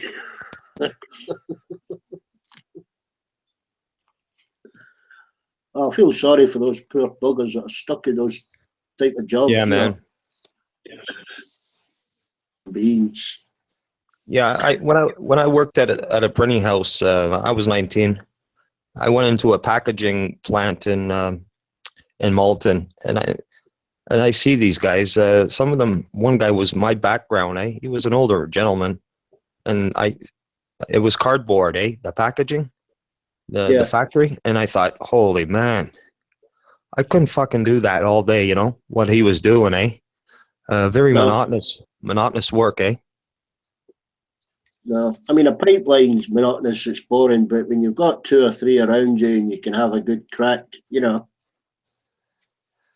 But the situation is, like the education, like obviously, I'm not talking bad about the guy, but he didn't have the opportunity to have an education like a grade 12. So this is what happens, you're going to find a job, Yeah.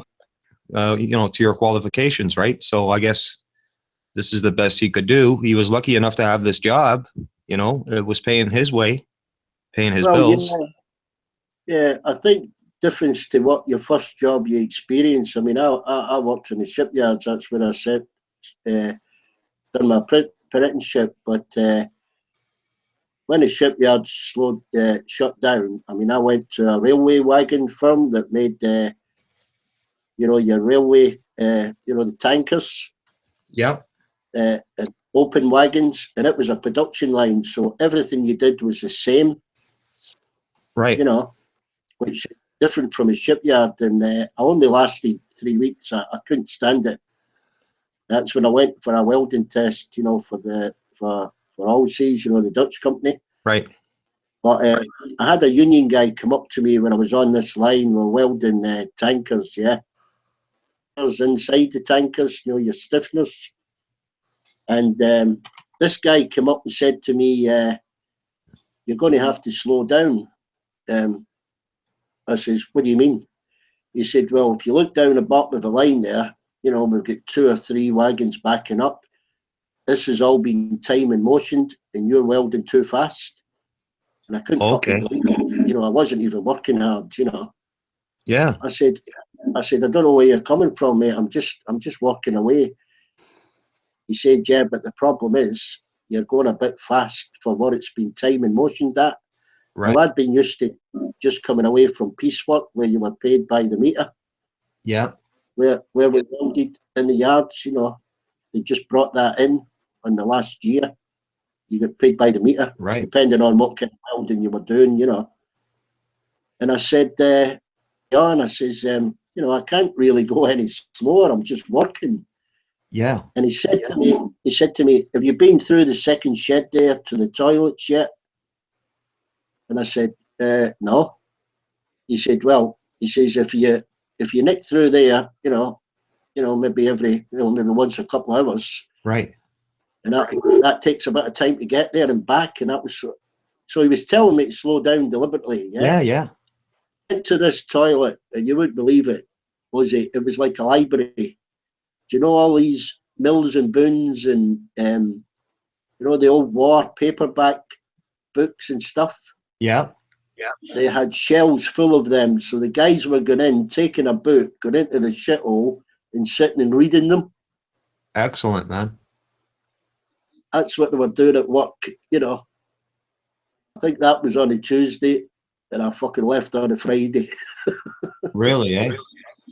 So you were so used to the piecework, eh? That's the thing, eh? Well, I mean, we weren't. I'm not saying we didn't, skive a little bit, but for somebody to tell you to more or less, slow down to half the pace you're working at, right? And I believe that company went bust about 3 years later. Yeah. I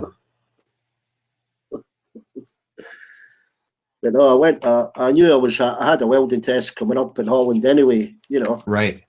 I knew that was coming. Right. But I didn't like to have a week or two, not doing anything. Right.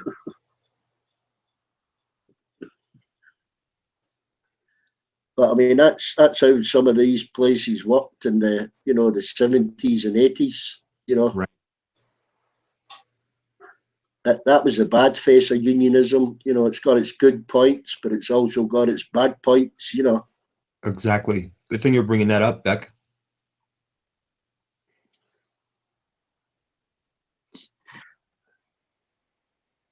Well, I had an Yeah, experiment in the I, shipyard with the apprentices, and yeah, I was with a group of I them worked, where they were teaching them plating and burning.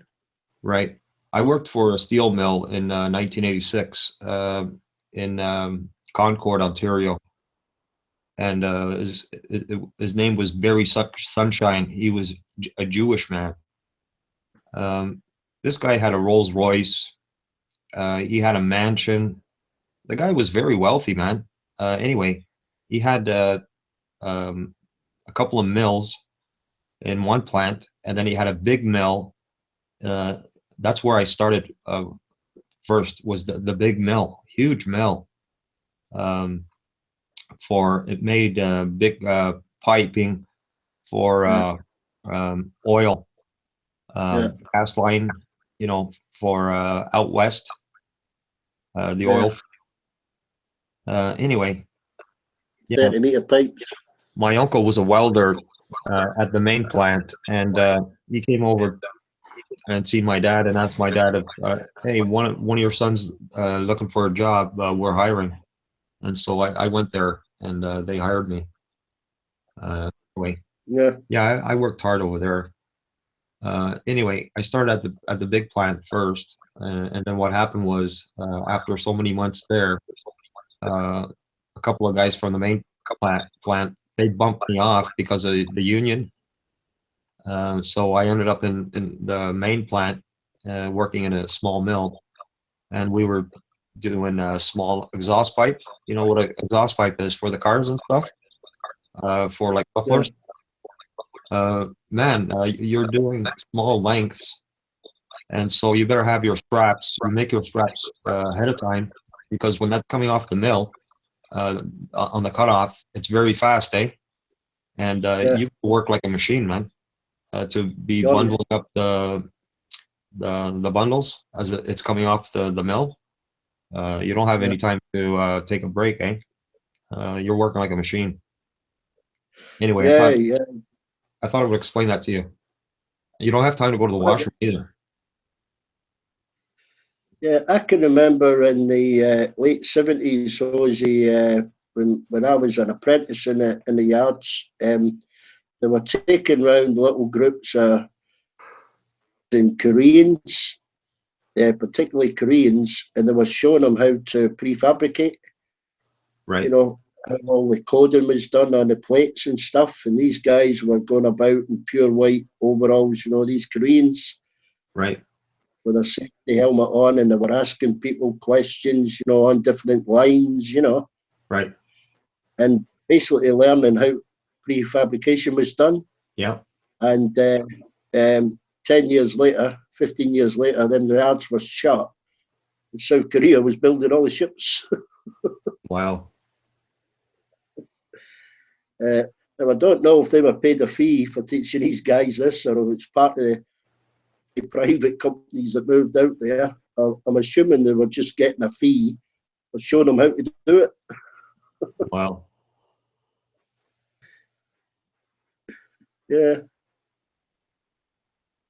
yeah. It was 9,500 worked in the yard I worked in. They were all thrown out of work. Then they put up these multiplex cinemas where the slips were, you know, Right.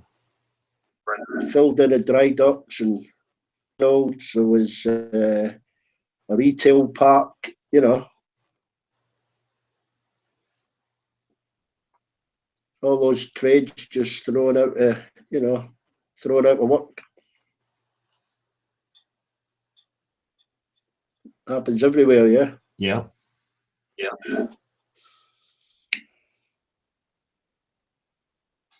But a lot of companies have moved out of Ontario due to the high energy costs up here, the electricity. Yeah, yeah, it's got up here, the 10%, I think, this year. Inflation's 0.5%, but utility bills go up 10%. Strange.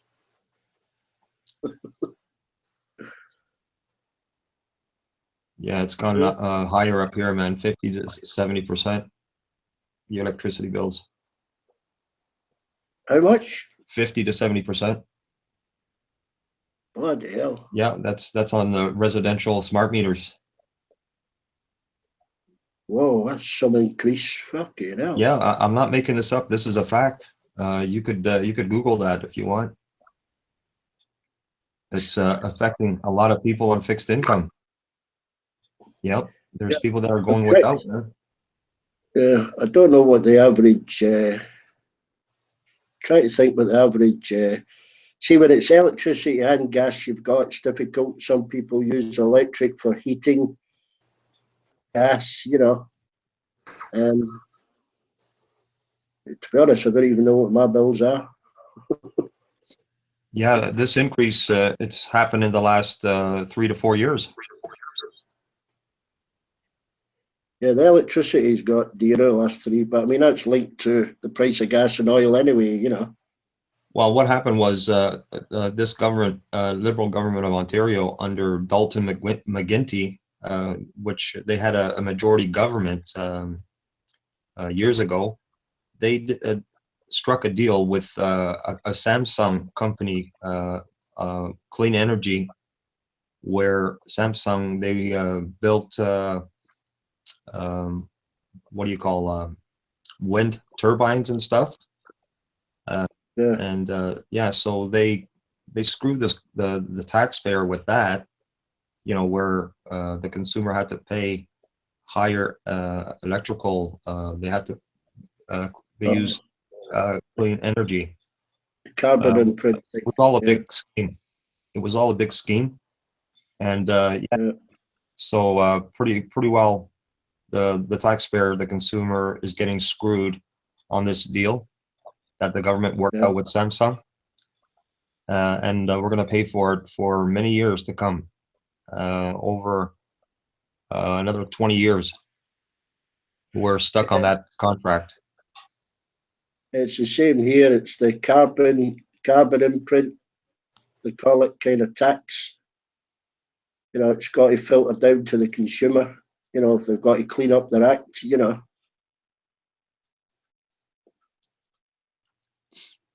The only ones that benefit is that company and the government. They got the envelope full of cash, like they usually do. These corrupt officials, these backroom deals that the taxpayer does not see. But we are not blind. We're not stupid. We are educated. You don't have to see what goes on to understand that these deals are constructed that way. Well, I mean, I've got a thing for. I don't think basic amenities should be in the hands of private companies anyway. Right. Like water, gas, electricity, and the main vein of transport. Like trains. When they're run for a profit, you're going to get problems. I mean, we have the nuclear plant that produces enough electricity to meet our demands. Yet they went and they signed this clean energy deal with Samsung. They think people are uneducated, don't know what's going on. We know that these deals get done under the table. I'm referring to the stuff envelopes. Yeah, there's a big strike today in London with or southeast with the trains, and what it's over is the private companies that run the trains want to make the driver responsible for closing the doors. I mean, this is what they're falling out over. Right. The train operators and the unions. They want the driver to be able to close the doors instead of the train guard. Right. And what the train guards are saying is the driver's got other things, that should be the responsibility of the train. And what the wrong, what the union said, the long-term, aim is for the private company to get rid of the train guard and only have the driver, But this has been thrown into chaos today because it's a strike, you know, and maybe up to 200,000-300,000 people can't get to work, or they can't get into London, you know. But it's all over. Who closes these doors, you know?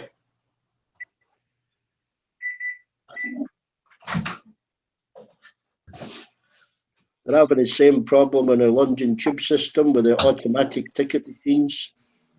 They're doing away with the ticket booths, you know, where somebody there manning it, ticket, telling you what line to go on and whatever.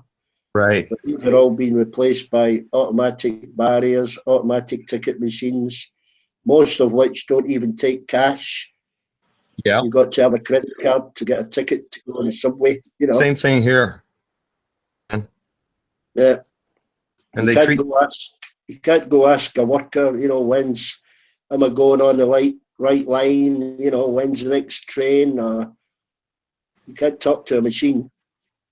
Right, yeah, and when you talk to them, these people, you know, that are behind that window at, you know, these transit places, they're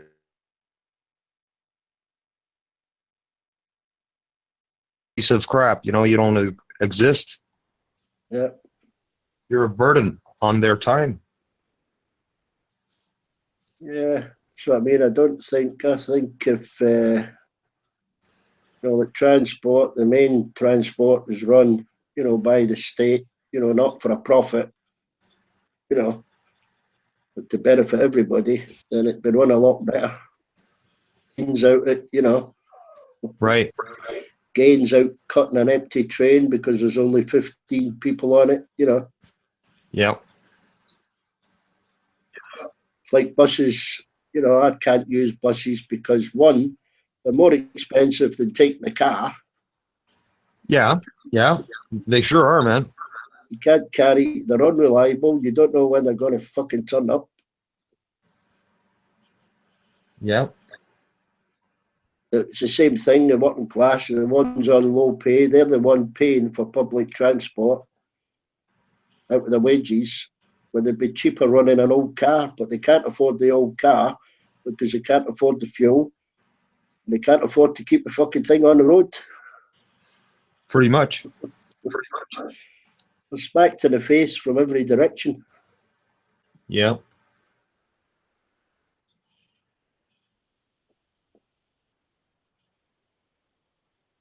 You know, I had no idea, like, the government, you know, for one hammer, they buy a hammer and it costs them like, it's crazy numbers, eh? Like the Department of Defense. Like, it's crazy number, like $900 for a hammer. Yeah. Do you know what I'm talking about? Yeah, we get that at the local school. They order out of these catalogues equipment and it's extortionate. Yeah, how does a friggin' hammer cost $900? That's what they get billed. Yeah. I was speaking to the, what do you call it, caretaker in the local school. And some of the stuff he told me was unbelievable. You know, the school bursar was ordering tubes of sealant for him at $7.99 from a catalogue. Right. And he was trying to tell her he could get it for £1, you know, at the pound, the same fucking stuff. Right. You know, but a lot of it's to do with who they've got contracts set up with, and you know, this guy can't change a light bulb. It's got to be an electrician because he's not covered by insurance, you know. Right, right. It's got to be an electrician to change a light fitting. To change a light bulb, you got to be an electrician. That's crazy. Oh, unbelievable. Bloody hell, stories I could tell you about that guy, you know. He's a funny fella. He's only an old fella, you know. I think he's nearly 70. But he's a jack of all trades, you know. Yep. He's told me, he says, I could save this school thousands of pounds a year if they just listen to simple common sense, but just don't apply. Right.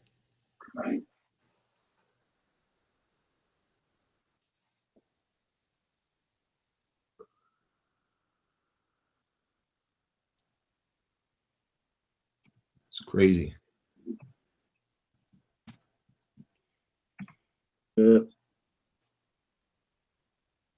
Yeah, I used to look at my property tax bill because we used to pay the tax bill, and the amount of money we had to pay to the separate school board, it was just crazy, man.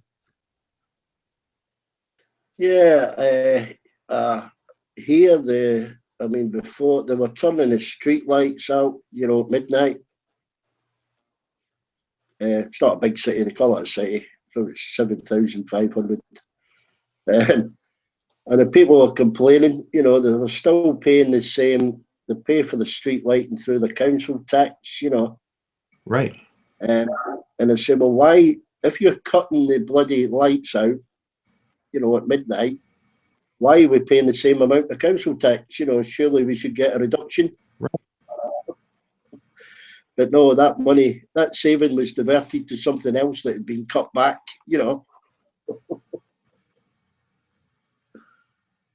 But then I think they've changed most of it to solar lighting. So it doesn't fucking cost them anything anyway, apart from the initial fitting of the lamps.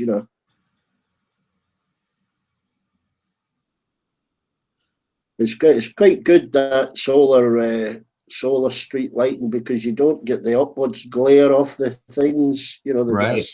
a solar panel on top of them. I think that's amazing technology, Beck. Yeah, and they're quite bright. Those LED lights. They're just as bright as those sodium.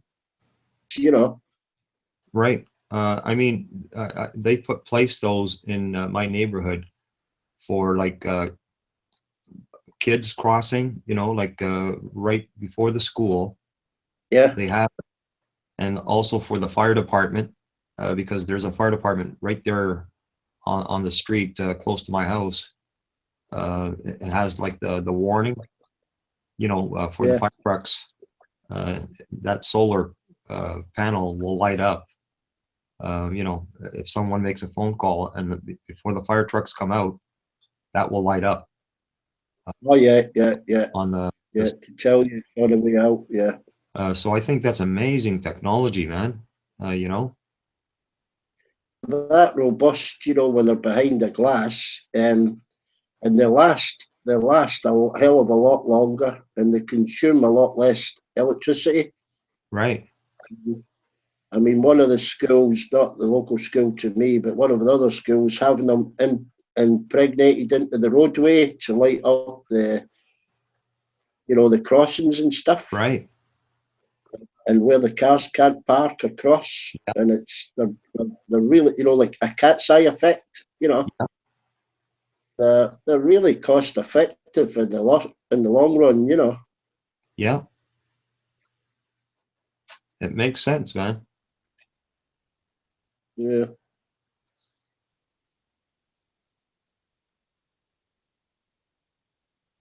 Yeah, but it takes us such a long time to catch. I remember seeing them on the motorways, and when we went from the airport to Alanya in Turkey. Right. The roadway signs were all lit up with LEDs. Right. And I'm thinking, fucking hell, I'm going back now. About 15 years back. Like, what? Why the fuck haven't we got those? Yeah, it's pretty incredible. Yeah, I remember. Yeah, it was 1998 actually. I went to see U2 concert in Toronto, and yeah, that technology was out. They were using LEDs. That was the Pop Art tour. I recall that. I went to see it in Toronto, and they were using LEDs. Well, do you know when you go into the bus? I mean, obviously, we used a lot of buses in Turkey. When you go into the bus stop, they get you TV panel there. It tells you when the next bus is and Right. whereabouts it is on the route and stuff. Yeah, man. You know, I was thinking, fucking hell, we could do with that. Well, they installed a similar system in Inverness. It only worked for about 2 fucking months. What happened with it? I don't know. Every time I mean, I very rarely use a bus in that city, but it's where I had to park, you know, during the tourist season. You know, it's not a good idea to go into the city centre. So I parked in a car park on the outskirts, and we Right. got the bus in. And it's the first time I've seen these little TV monitors at the bus, you know, shelter, but it was off, you know. And I was talking to a fella at the bus stop. I says, "Oh, do these only come on at night or what?" He says, "No." He says, "They only worked for 2 months when they put them in. They haven't worked since." Yeah, there must be some purpose behind it. I don't know, some computer glitch, something shuts the whole fucking system down. But in Turkey, I never seen them fail, you know. Yeah.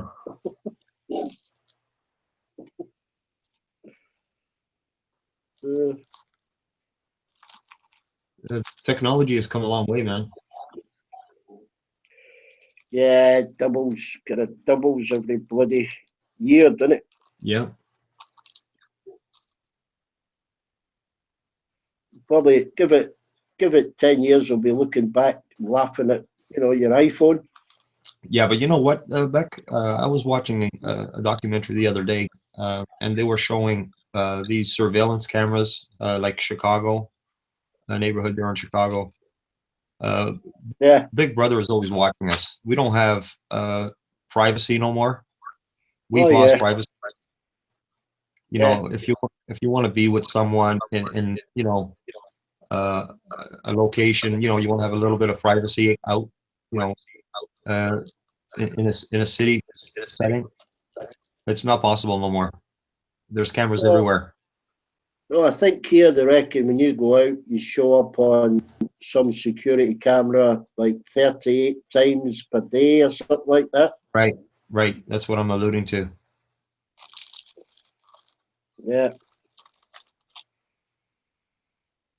I mean, where I am right now, I can walk anywhere, and there's no surveillance, like downtown or whatever. Yeah, well, maybe the banks. When I walk in a bank or I walk in a store, yeah, there's surveillance. But if I go down, you know, down to the water and stuff, yeah, there isn't cameras really per se. Well, You know, I mean, I put a security system in mainly because I was away, you know, 5, 6, 7 weeks at a time. So I did put one in, and it was connected to the internet. right? Yeah, home security. Yeah, you need that. That's important. You don't want anybody breaking into your place and stealing all your shit. No, I mean, there was still somebody here, but it was mainly, you know, different reasons. I mean, I could see my mother-in-law wander off Right, right.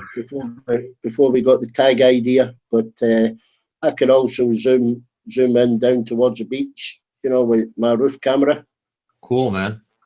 and it records 24/7. That's why I caught those idiots dumping off those bags of cement there just before New Year. Wow. I didn't know where they fucking came from. You know, I was either having a shit or I was in a little kitchen there. Came in, looked at camera, and there was about a pallet of 30 bags of fucking cement. No, what I was alluding to was like in these cities, you know, we don't have any moment of privacy no more, man. Like the old days. No. You get them at, you know, telling machine, you know, your bank machines filming you, your bloody Yeah. every shop you go into. That's all I was saying. Yeah. Well, the thing is, they've become that cheap now, Ozzy. These little cameras that most houses buy them now anyway. Yeah. You know, your outside cameras. Yeah. High definition pictures, you know. Yep. See in the dark.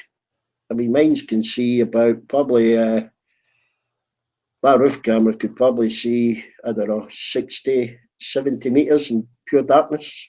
Wow, that's amazing, man. Yeah, it's just a little infrared lights that, you know, light up on it. Some unbelievable technology, man. Yeah, oh, I've seen amazing, you know, I've seen stoats, I've seen foxes in it, you know. Cool. It gets a bit creepy if a fucking spider crawls over the lens because it looks absolutely fucking enormous. Wow.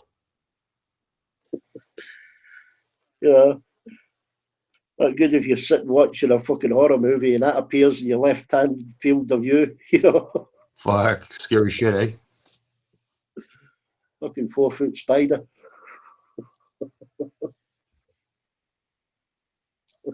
And the spiders from Mars, Ziggy Stardust. Well, funny enough, it's the only thing that knacks outside cameras up, really. You know, you got these tiny spiders. Right. They'll get inside the heat, the air hole that's in the camera body. It lets the heat out, penny. Right. But these little spiders go in and they'll lay their eggs in there. And then when they claw over the little PCB board in there, that's what usually fucks the camera up, you know. Yeah, is the little babies, eh? Yeah, yeah. So when I put mine in, I glued a little bit of gauze over that. You know, still lets the air out, and then lets the moisture out, but it don't let any little spiders in. You know. Yeah.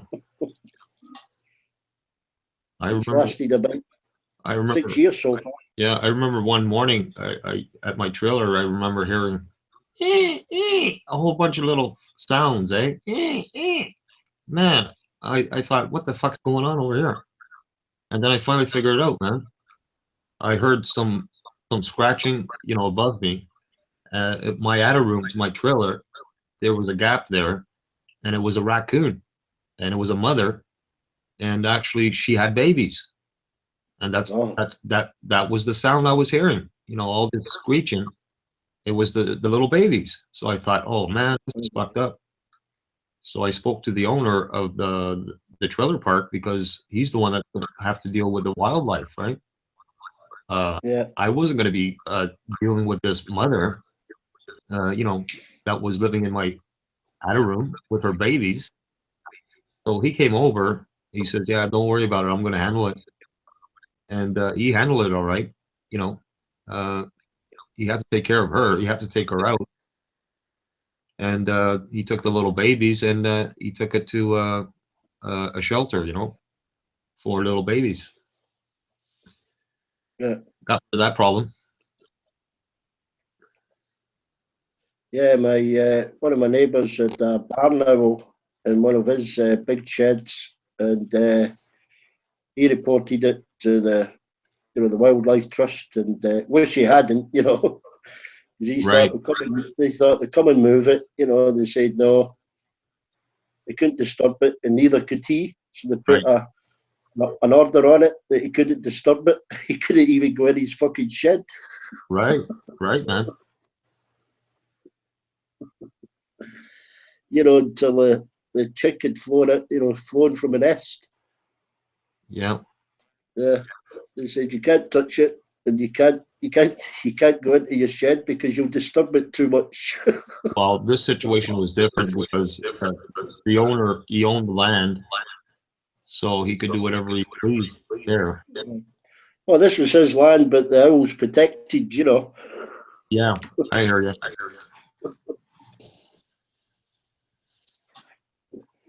Yeah. Yeah, the mother, she got really excited when he approached her, and so he had to take her out. Yeah. Yeah, don't tell Petra. No, I won't be telling Petra. Poor kid starts crying when she hears stuff like that. Well, he used the humane way of doing it with one of those collar things, you know, Yeah. a stick that you put the collar around Oh yeah, yeah, the neck of the raccoon. yeah. She went into the wild after that. She went running into the wild. Yeah.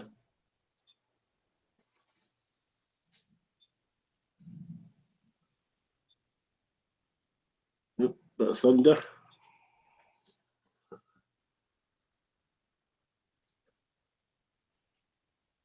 It's hard to tell sometimes a thunder or one of them fucking jets taking off. How big is the base there, Beck?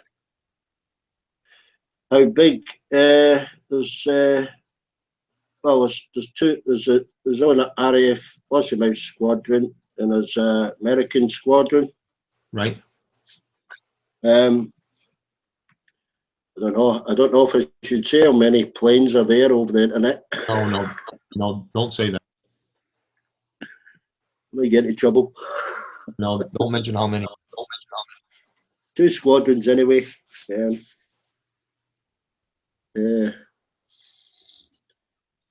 yeah, yeah. That's as much as I'll mention. Yeah, it's got We have creates quite a few local we have jobs. a major one in Tercera, Laos, a U.S. air base there. Yeah.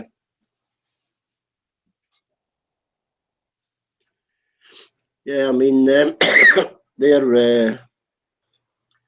priority at the moment is, or it was, is the infringement of the fishing boundaries. You know, Okay. the RAF anyway. There's not a lot of this spy crap goes on. You know, Right. it's just mostly practice and you know, the fishing rights and the fishing boundaries. You know, the 25-mile limit. You know. Right.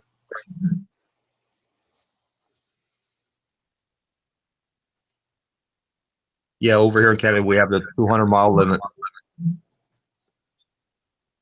Yeah. Well, Europeans here can come inside. We've probably got, I think we got 200 mile as well for the Russians, but the Europeans can fish inside that. The EU, you know, Right. and you know, Portuguese, French, they can all fish inside. They can obviously fish inside the English. Nobody owns the English Channel, but it's, you know, bypasses so many countries. Right. But the North Sea, it's you know, there's different things apply there, but it's mostly the Norwegians. You know, they won't put up with anybody fishing near their shores. You know, Right. they get rules unto themselves. Them fuckers. Yeah.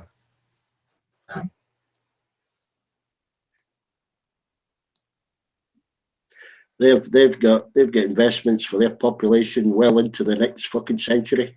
The money they've got. Right. Such a small population, you know, with all those oil rights, you know. Yeah. I mean, there's been I think they'd be one of, so much overfishing was happening here off the Grand Banks of Newfoundland that the cod fisheries it was stopped. You know, the government had to do something about it back in the 90s. Yeah. You know, because the codfish was depleted. They almost wiped out the whole codfish industry. Yeah, it's the same here with the dragnet fishing, the local boats. But what the sad thing is they still do it, but they take the quota, so much dead stuff back into the sea, you know. Right. I don't know what the solution, you know. It's you get into politics when you start talking about that as well, you know. Yeah. unfortunately. Yeah, you can't avoid it. You can't avoid it in most subjects now.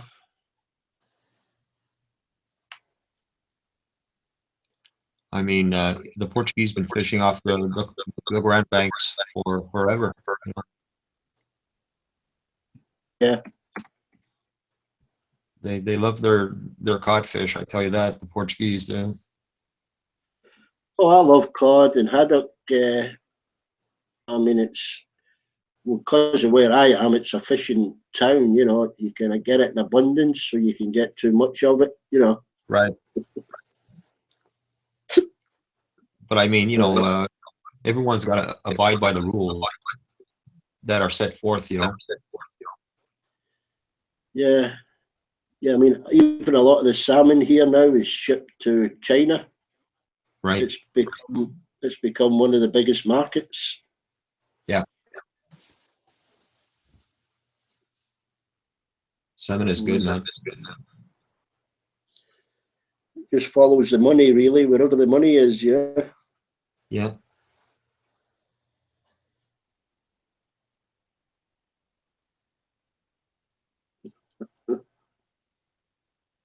Man, we could talk fish all day, but we're not going to.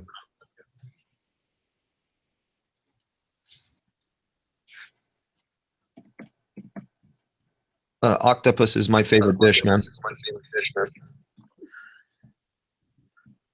Is octopus? Yeah, I love Really? cooking the octopus dish the way my mom taught me.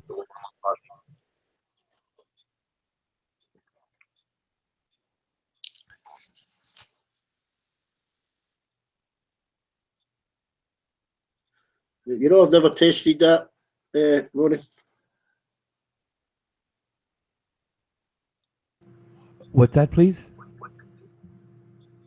I've never tasted octopus. Oh, it's very good. It is very good. Yes, I would recommend it. Yeah, it doesn't taste like fish like you might understand. I imagine you have cod there.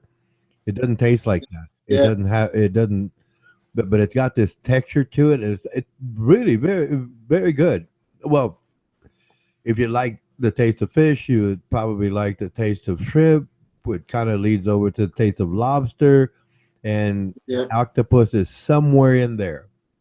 You know, that's the best Mm. I can just get you to imagine. If you eat lobster and shrimp, it's somewhere in Yeah. it's somewhere in there. Ronan, what style did you have of octopus? I had it in a cocktail. Okay. Oh, cocktail. Yeah, Okay. yeah. The way we do it, yeah. Go ahead. we do it in a pot with potatoes. It's in sauce. You know what I'm saying? Like a stew. Oh yeah, yeah. I've heard of that, but here there's this. We have this seafood restaurant, Right. and I went one time 'cause I like seafood, and Right. I think I wanted flounder. I felt like eating flounder or something. Anyway, they Right. had a menu, and it says octopus cocktail. I said, boom! Right. Let me eat it. You know, and every time I go, I don't go often, but when I do go to that particular restaurant, that's exactly what I order every time. They know me. Man, I'm getting hungry. Well, yeah, so am I. I'm gonna leave here in a few minutes. You know, go to the kitchen, make myself some breakfast. Won't be octopus, but hey, it'll do. Yeah, yeah. Man, nothing like octopus, buddy. Yeah. I'll be swung towards a vegetarian diet, I think. I like octopusy too, man. The latter, you know, pussy. Yeah.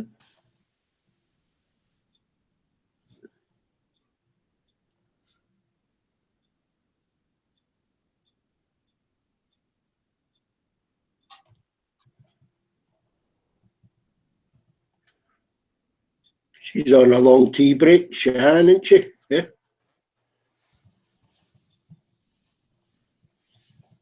Is she? I'm not on tech. I'm gonna communicate with her now. She'll be sitting clock watching, waiting for a dinner hour.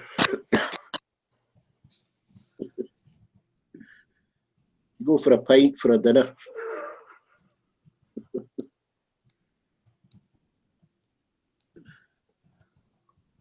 They said, "Oh, go for it. I go for a cup of tea." Probably it's 4 pints of cider.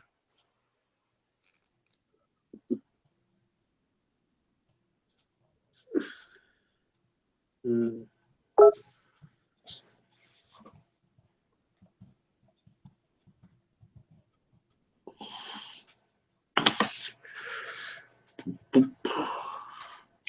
Let's get to lunchtime.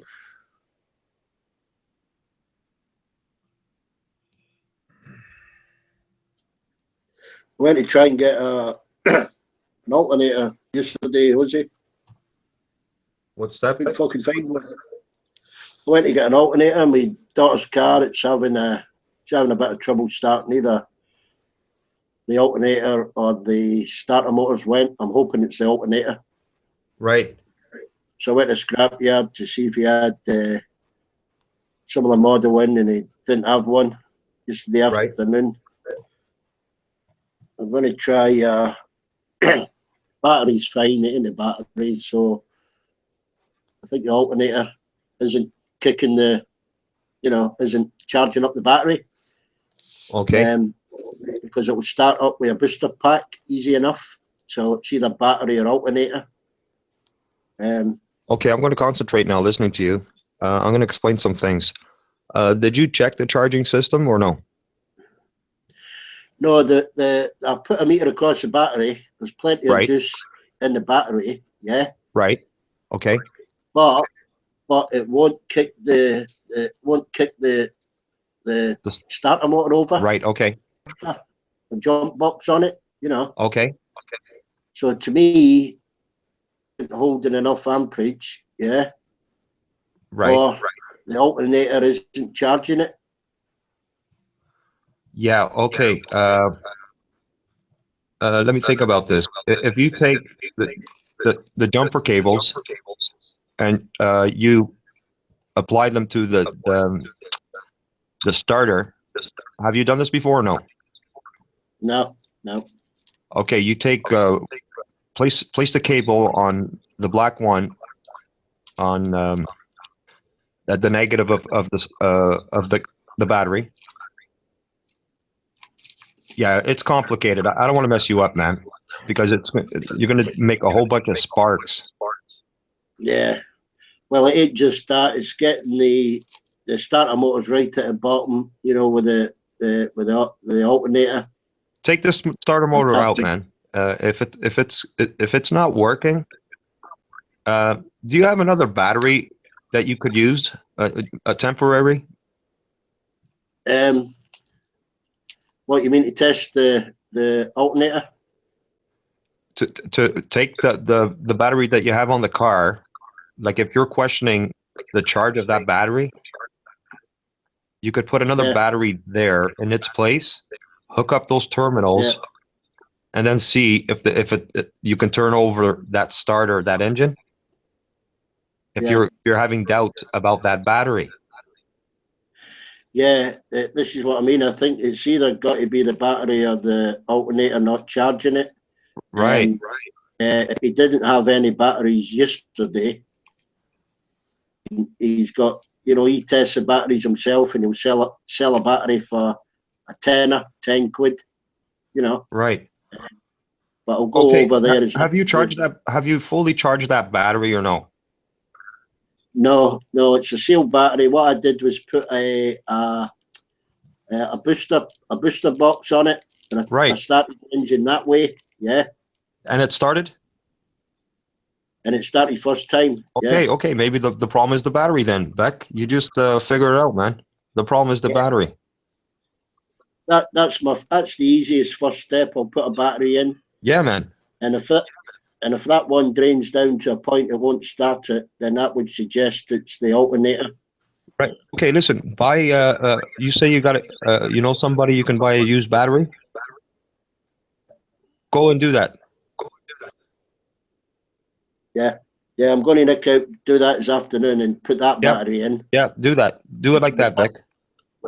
With her running about, that should charge up quite quickly, Yeah. Charging it, probably kick the engine over a couple of days. If it runs down again, then that would say it's the alternator, you know. Not charging it. And I'll just, you know, see if we can get a hold of a second-hand alternator and put that on.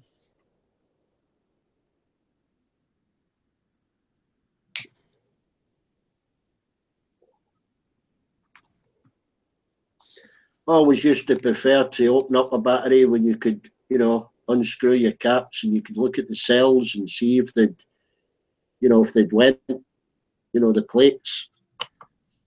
How's he gone? Oh, must have lost connection, was he? Yeah, I always preferred the old batteries, Hosey, that you could open up the plugs, you know, and look at the cells inside. Yeah, but you know what? If you can get one of these all-state batteries, I think that's what they are. You know, where they have individual cells. Yeah. You know, yeah, those are the best batteries. Yeah, I don't like these sealed up ones. You can't look at, you know. Right, right. That's the quality ones, Beck. They have the individual cells. Yeah. Those are the ones. Yeah. Yeah, I mean, he had batteries yesterday, but he didn't have the keys to get into the container. There was a guy that owned the yard that had left. Right. So he's got batteries there, and you know, when I go over today, I'll just get the same size battery, but you know, preferably cell ones that I can open up and I can see them. Yeah, I used to do the same thing, man. I used to go to a guy. He had a yard. He had all old cars and stuff, and he used to have a guy there taking parts, and he used to have the batteries, starters, all that kind of stuff separated. Yeah. So yeah, I know exactly what you're talking about. Because I always worked on my own vehicles. I do all my mechanical work myself. So I know exactly what you're talking about. Well, I'll do that with old cars, like, cause you know, I've put her in a crankshaft sensor. You know, I got off eBay for a few quid. Right. Different parts. You know, I've done the plugs on it for her. I put a bad box, you know, a converter on it for her. The box on it for her. Right. Gap the plugs.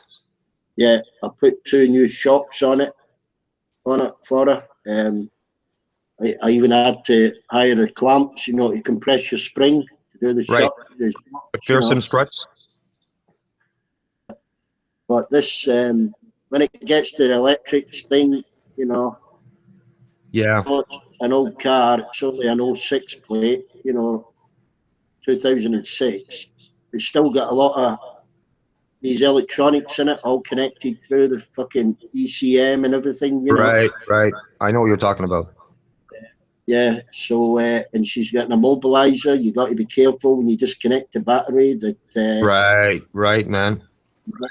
You got to do this immobilizer reset thing and, you know, through a radio and all this crap. Yeah, yeah.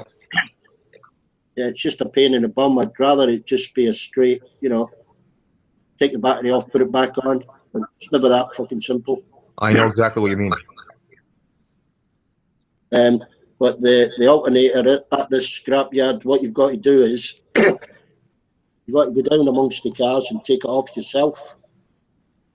Yeah. Yeah. And they're stacked up. That's no problem. But they're stacked up 3 high, you know. Yeah, you got to be careful, man. Oh yeah, yeah. I mean, if it's a bit awkward, they've got a forklift there. They'll lift. Yeah. Something out of your You know way. what? Take someone with you, man. Just to be safe, man. Yeah, yeah. Well, I know one of the lads that are there. One of the young lads, I actually know him. You know. I think it's best you take someone with you, man. Yeah, they keep an eye on you anyway, but by law, they're not supposed to let you walk into the yard with tools. You know. Right. Plus, I know one of the young lads. You know. Yeah, that's besides the point. Take someone close with you. You know, that has time in their day. Take them with you, man, just in case. Oh, if it looks a bit iffy, I'll go up and get the lad. I'll say, come down and stand here while I take this off, you know. You know, anything can happen, man. Murphy's Law, man. I wouldn't want anything bad to happen to you, man. Oh no, I tell you, I went up there one winter a few years ago for my son's car. He needed a hazard light, yeah, the hazard light switch, Right. from a center console inside the Yep. car. Yeah, man. The only place I could find one was the top car, the third car, yeah. Holy fuck. And I had to climb up, at my age, the other. I couldn't open the door because of my piled that close together, so I had to go in through the window, yeah. Fuck. The The, chances we take, eh? We are stubborn. Fuck. yeah. Well, I mean, he told me he couldn't. The dealer was going to charge him £53 for this fucking switch, I yeah. know, man. I know. And I said, forget it. I'll get one out of the scrapyard for me. So I was determined, Yep. And I crawled in through this window. It had been raining, Jose, yeah. Yeah, man. Cars were broken, yeah. Yep. And I sat in the seat and I sat in a fucking puddle of water, yeah. Yeah, man. I've been there, done that. So my arse is soaking wet, and I'm sitting there looking at this switch, and I'm thinking, what the fucking hell am I doing here? Yep. Yep. So it takes, 30 seconds to get the switch out, and Yep. I think he charged me £2 for it. Yeah, that's a good deal. I bought straight away, Yeah, the dealerships, they rob you blind, man. Yeah. But I mean, I drove 24 miles to get that, yeah, 24 miles back. I got soaking fucking wet. I'm sure I got a bit of a cold, Yeah.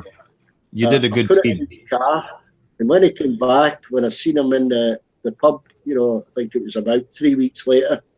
Right. Oh, thanks, Dad. Yeah, that was good enough, though, man. No, I says, you go to that fucking bar, you get me a whiskey and a pint of lager. Party time. Yeah, thanks, Dad. 53 Right on, man. pounds they charge him for a fucking switch. Right on, man. That's a good story. Yeah, but he don't. I told him I related the same story. I stretched it out a bit. Right. I said, you know what shit I went through to get you that fucking switch.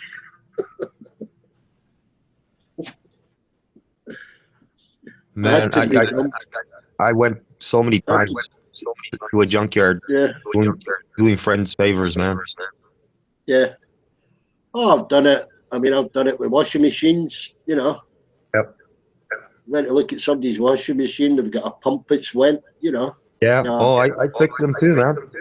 Yeah. For my they uncle. said, I called in the washing machine engineer, and he said I need a new card and it needs new this. Wait a minute. Got a couple of days, and you go and you find, same machine. Take the fucking pump off and swap it over. Yep. My uncle came knocking on my door. Hey, Joe, my daughter Lori, her washing machine's not working, this and that. I know you know how to fix those things. You want to come with Uncle? I said, yeah, not a problem. Let's go over there. So we went over there. Yeah. And I turned the thing over. I had my tools with me. And he's just looking at me, talking. He never stops talking, my uncle, eh?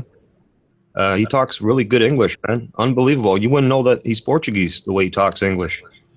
And so I give him a demonstration of my skill, eh? And I replaced the belt. He didn't even know, what's required. He thought it's just straightforward, eh? But it's quite the technique to get that belt on there, eh? Yeah, you could overstretch it, and that's you fucked it. Yeah. Yeah, but you have to take it apart. There's a way to do that. There's a little plastic piece. It's a little bit tricky, eh? And then so anyway, I fixed it, and then got the thing working, and he was like, oh, hey, thanks, this and that, right?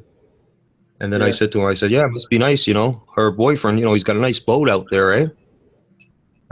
He should be paying for this job, And he said, oh, don't worry about it. Uncle's here. Uncle's going to pay you. I said, no, I don't want any money from you. I mean, he does live here with your daughter, and they have a kid. He should be paying for this, you know. Who does he think he is, you know, living for free? He should be paying for this service. If you had to pay a repairman to come and fix this washing machine, it would cost over $100. Just for the service call would be, you know, $75 at least for the guy to come over here. You know what I'm talking about, Beck, right? Yeah, what I used to say to the youngsters, I mean, you can get drawn into it too much, and you don't really want to. I mean, like your washing machines, I didn't know until you strip them down and take them apart. You don't know about pressure switches and thermostats and stuff. Right. You know, as you go, you pick up as you go along. But I would come home. I would come home from work, 4 or 5 weeks at a time, and I Right. would get so and so what ask if you can have a look at a washing machine, and so wants you have a look at the. And you think, well, it wasn't that he didn't want to do it. He just wanted he didn't want the money. He just wanted a fucking rest.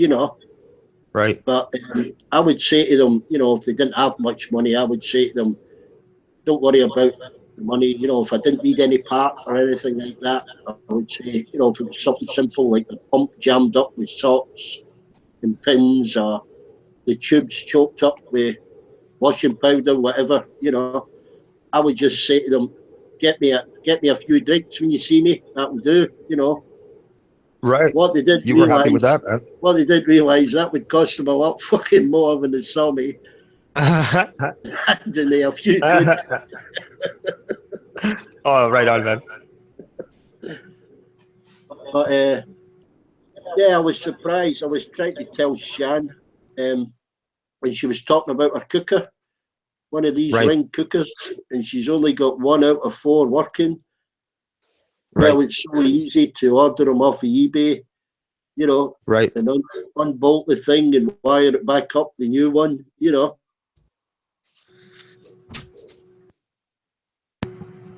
I think she actually said one of her buddies was going to come over and put a couple of new rings on it for her. Yeah.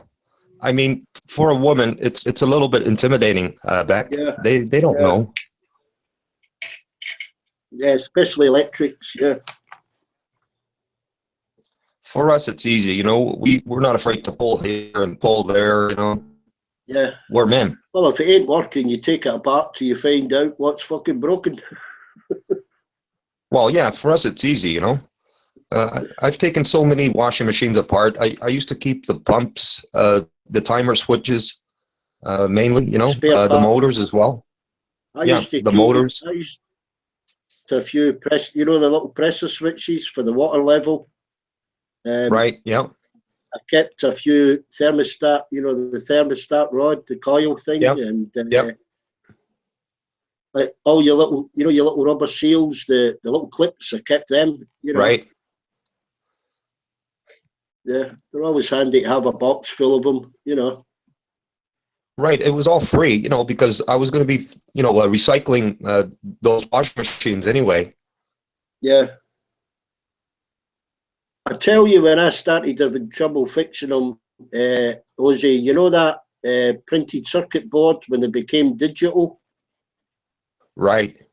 and they would stop halfway through a program, and it was something on that card, because their kids Right. had been twisting it during a wash cycle or something like that, and knocked the whole program out. Right. Them kind of things you can't really fix.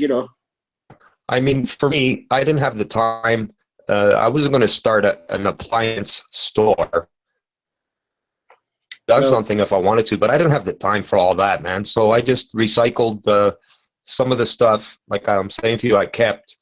But the other stuff, like I took it to the recycling, the rest of the body, for weight. yeah, with them in, the copper and stuff, yeah. Yeah, the metal and stuff, yeah.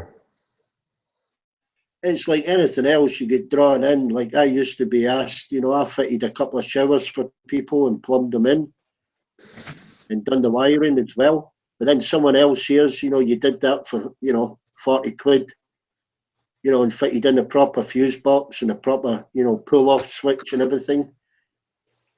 And, I'd come back home and somebody'd say, oh, I get told, you would fit a shower, for 50, and you think, fucking hell.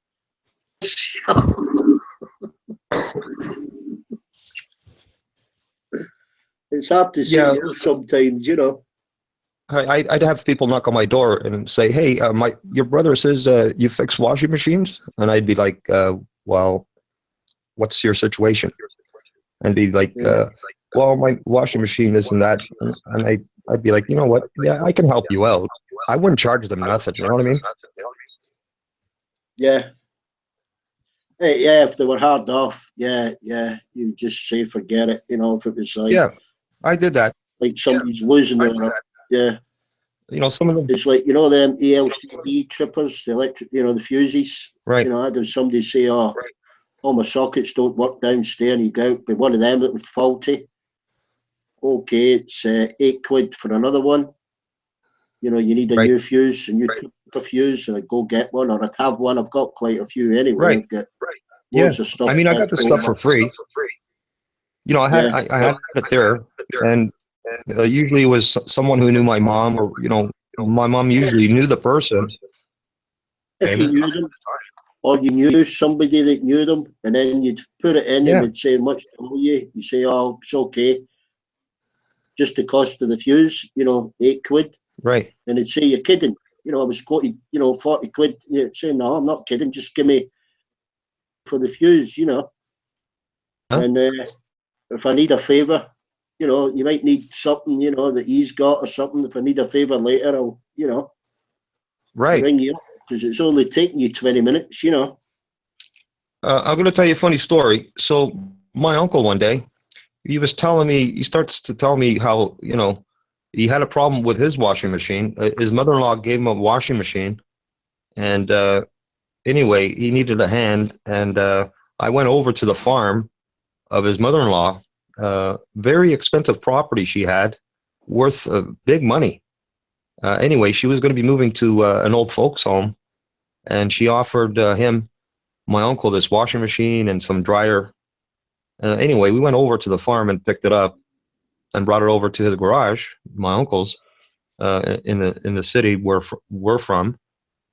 My uncle lived a couple of blocks away from my mom's house and where I resided with my older brother. And anyway, so we took the washing machine there to my uncle's place, his garage.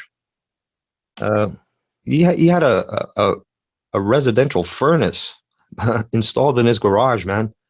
So whenever he had any work, you needed some help, whether it was a snowblower or whatever, he usually had me help him out, fix it for him. And anyway, he had the washing machine there, and he got kind of bragging, telling me how easy it was, to replace a belt. And I said, yeah, I'd like to see you show me how easy it is to replace a belt. You're telling me it's easy, right? Okay, I'm here. Show me how easy it is to replace a belt in the washing machine. And he looks at me. He says, okay, I'm going to show you. I said, okay, I'm going to watch you. And so I'm watching him. He likes to drink beer, eh? And there he goes. Okay, he starts to go at it. All right, I'm watching him. I said, I thought you were going to change the belt, man. You're having a hard time, eh? It's not that easy, eh? I said, look, man, the tongue says many things. You were watching me change the belt the other day at your daughter's washing machine. It's easy to watch somebody do something when they have the skill, but to actually do it, it's totally two different things. Oh, yeah. Yeah. And here you are Yeah. telling me how easy it is, and you can't do it. I'm watching Yeah. you, and you can't even fucking do it. Yeah. And I I said think to a him, lot of I said it's to, when you. Yeah. so I said to him, I said, look, I'm going to show you how it's done. You were flapping, saying how easy it is to change a belt, and you can't even do it. I'm going to show you how it is done the proper way. So I went and I showed him. I said, this is how it's done. And he looked at me like, okay, man. Yeah, man, don't be opening your mouth. like you know how to do something because you've seen someone else do it. Anybody can say shit like that.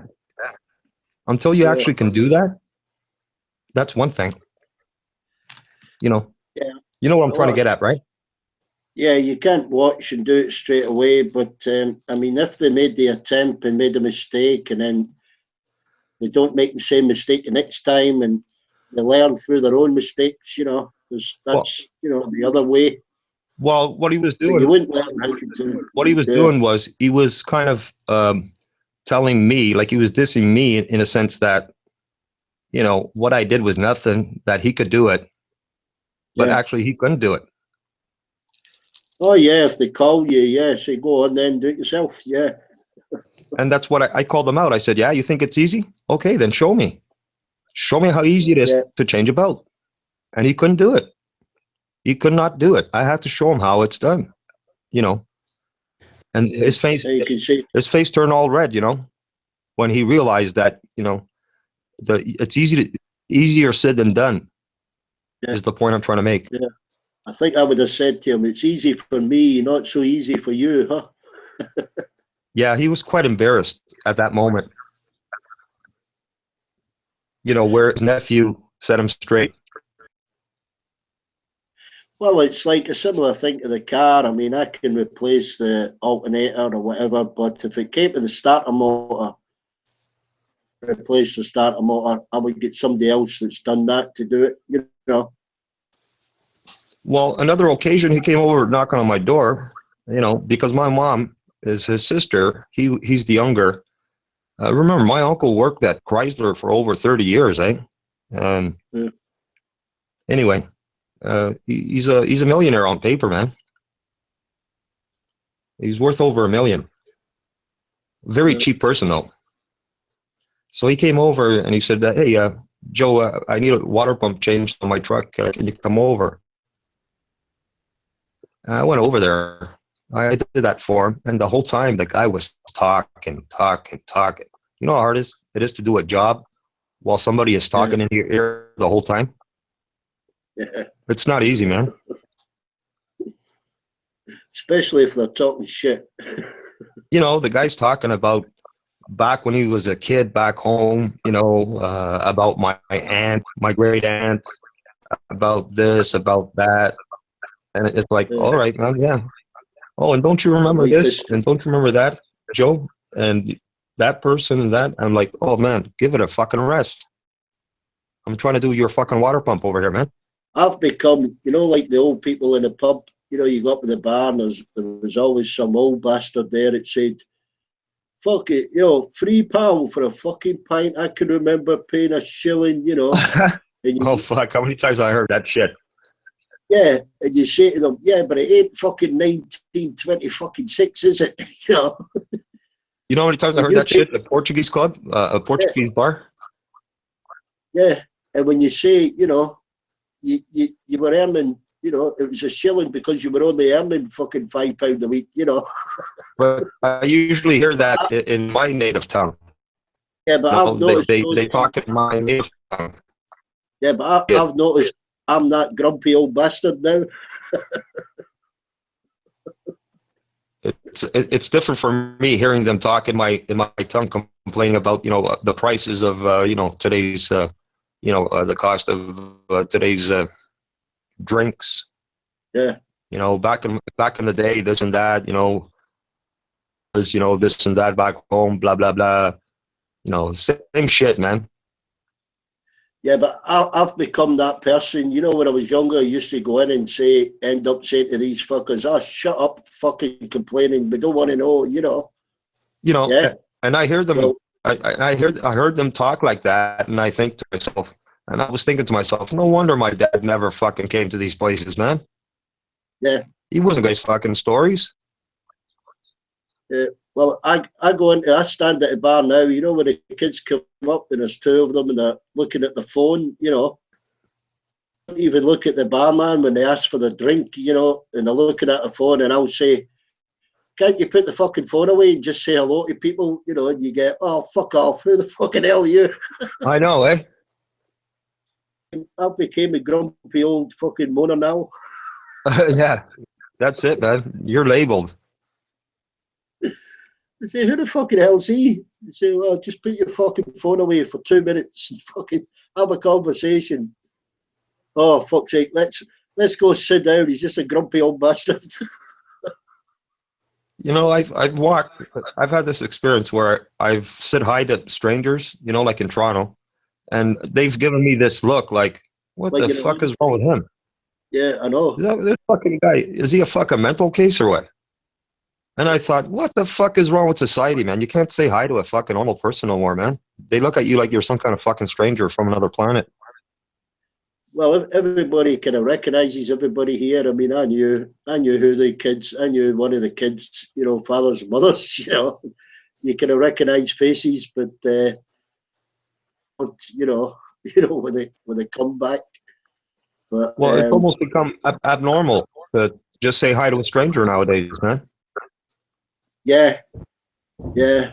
Well, where I find it awkward is young kids. You know, little toddlers. You know, when they're playing games and toys and stuff. You know, you'd love Right. to pick them up, but you don't fucking touch kids now. You know. Right. I love watching little kids play. You know, the ones that have no fucking bias against anything. You know, Right. Innocent they can kids. they can all play together. They're brilliant watching them. You know, when they Right. do the walkabout at the school for the health and safety thing for the governors. The early years, you know, the little ones, they're all mixing together. There's no badness in them. When you go to Right. They're innocent. Yeah, they're innocent. when you go to the older kids, you know, the 10, 11-year-olds, they're Right. all arguing with one another. They're stealing things off each other, you know. Yeah, like little criminals. Yeah. They're being prepped for the big bad world. Yeah. Yeah, by Anyway. the age of 10, they're already corrupted. Exactly, that's it. They get corrupt. They get slowly corrupted, you know.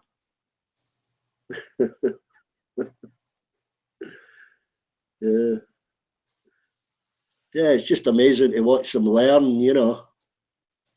I mean, I was a little bit corrupted at the age of, I guess, 5, you know, jumping fences and stealing, you know, fruits and shit, but that was normal. Yeah, that was just normal play, yeah. Yeah. Yeah. Because we didn't have that kind of thing, you know. We were just having fun, man. We were a little Yeah. gang, you know, in the village, and you know, when came harvest time, you know, the people that did have these orchards, they were not there. They had this old guy overlooking, taking care of these orchards, and we were like, fuck that. We're gonna fucking help ourselves to these exotic fruits. We're gonna fucking enjoy it, and that's what we're gonna do, and that's what we did. Do you know the problem? One of the problems we've got in school now, I found it quite funny, but quite disturbing. Do you know these iPads that they learn on now? Right. Well, I think it's from year 6 that they use these iPads. They go on the internet and stuff, you know, safely, you know. But what they found a couple of times, the kids were using the iPads when they were supposed to be doing homework. They were calling their mates and speaking to their parents at home and stuff. Yeah. Yeah. So they got the IT guy in where they couldn't contact over the internet. They couldn't do video calling. They couldn't call their mates and stuff, you know. The little buggers bypassed it and disabled his old program. Started doing it again. Really? Yeah. Yeah, he ran, you know, it's through the school's internet, yeah, system. And he could stop. You had to do like a school code thing to be able to do video calling. How old were these little buggers? Yeah, they were talking about it, you know, for half an hour at a meeting. I just couldn't believe it. He installed this app, you know, through the all these iPads where they couldn't do video calling, they couldn't call their mates in another school. They were doing that as well. How old were these kids, man? 6, 7. And he said, okay, he said, I've installed these apps on every iPad. That will stop them doing it. They disabled the whole fucking lot. Holy, that's incredible, man. At that age, they were doing that, man. Them writing computer programs on them, haven't they? That's unbelievable, man. Yeah, they write programs, and then they've got these little toys. They plug them in, and it gives them instructions and stuff. Wow. You know, I can't get my head around it, but yeah, I there's know, man. 7, 8-year-olds doing that. You know, like I know. program writing for instructions and stuff. And I'm 50 years old, man. I can't fucking figure that shit out. Yeah, but I mean, what they were saying is, right, okay, the IT guy, because he's got to deal with the teachers' laptops and projectors and all sorts, you know, and he's having a breakdown trying to keep up with these kids. Wow, man. Good luck with that. I just, you know, I found it funny, but a bit disturbing at the same time. Wow. I mean, I could see the guy was under stress. I spoke to him because I was talking about an old laptop I had that had dropped, you know. I said, the hard drive isn't working on it, Paul. He said, oh, useless. I says, pointless trying to repair a hard drive. You better have a new one put in. He says, I'll put one in for you.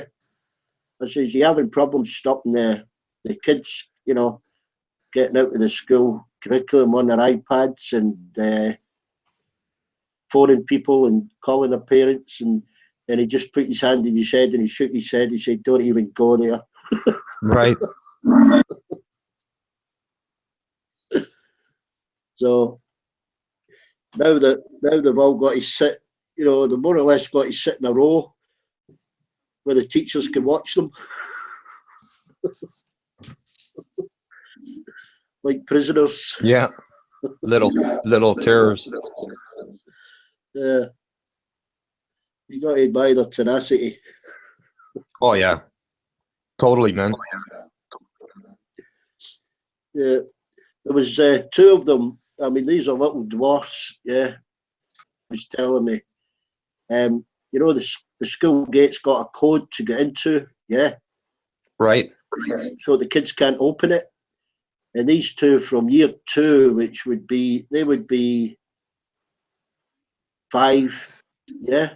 Right. One of them had got a mobile phone. They'd sneaked behind this hedge. They got up on the shoulders of the other one and filmed somebody putting in the code to the school gate. Yeah. And then played it back slowly so they knew the code, and that's how they got out.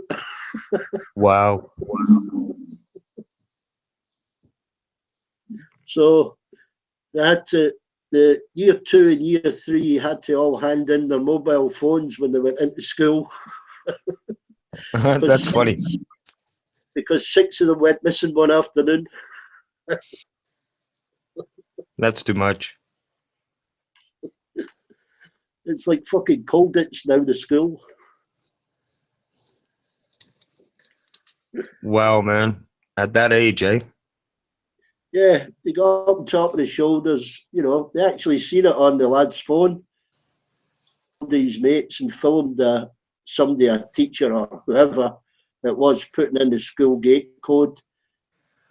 They told them when they were in the headmaster's office. But these are rich kids, eh? These are rich kids with iPhones, eh? No, these are just local kids in the state school. Right. And they have iPhones? No, it's just an Android phone with camera. Oh, just, you know. Oh, okay, just a normal Android phone. Yeah, because I said, a couple of the governors said, look, you go past this school and you see all the kids in the playground, they're all looking at a mobile phone. Right. You got to get them to leave the phone when they're walking about or are outside the grounds, fair enough. But inside the school, you know, when you see 30 kids sitting in a playground looking at a mobile phone, it's a bit sad when they should be having exercise, you know. Yeah. So they now take them off them and they're given back to them when they're leaving school. Man, you know, I'm glad that I grew up in that time period. You know, we were always playing in the schoolyard, man. Yeah. Oh, it's causing so many problems because you get parents complaining they want to text their kid, during school hours. Well, why? You text your kid during school hours? Doesn't make no sense, man. No. Little Timmy, little Tommy are at school, and mom or dad are phoning them. What are you doing? Oh, it was a woman that complained quite heavily. She was going to take it up with the local authority. She texted her kid that she wouldn't be home when her sister brought her home, but she would be a couple hours late. But when she arrived home, she was taking her to the cinema. This was a text, yeah. Yeah. And the kid was upset, and the mother came in and complained to the headmaster. He said, well, she didn't get the text because we take the phones off them. They have to leave them in the office, yeah. Right. And she went ape shit, and she was complaining to a point where she was going to take a child out of the school. Unbelievable. She wasn't allowed a phone, but headmaster stuck by. He says, no, that's up to you. But when she comes into school, she doesn't need a phone. She's here to learn. If you want to get a message to her, phone the school and we can relay the message. But sit in the classroom with a mobile phone. School is for Crazy. learning, Yeah. not for cell phone, texting and this and that throughout the day. Yeah. When they're supposed to be learning. Right. I think some of these moms, they're the ones to blame for a lot of these problems with these kids. Yeah, cotton wool in them. Yeah. Yeah. Well, that's a whole other story with health and safety. Yeah. That comes in all your ladder training and anything above. I think it's 1 meter has to be chained to a wall in case it falls over. Right. And by fall over, that means that a child might climb up the top of it, lean out backwards, and pull it over. See, my old man's attitude was once you go to school, the teachers, you're under their direction. They're in charge. Yeah. You know what I'm saying? They're responsible for your kid, their safety, and everything. Yeah. Like my old man, that was his attitude. Like, you know what? If you're gonna go to school, you're gonna cause shit. Guess what? If the teacher disciplines you, guess what? You're under their direction. I don't want to hear your fucking excuse. Oh, the discipline in the schools, and they cannot even shout at a child. Yeah. Right. You've But that was got to. that was one of my old man's faults, that he had. He would believe them over my word, Yeah. Well, I mean that's if you get bad teachers. Yeah. Yeah. Yeah. Like I had that experience with my grade 6 teacher, the female, where she was being demeaning towards me because I was having a hard time with some grammar. And I said, fuck off, loud.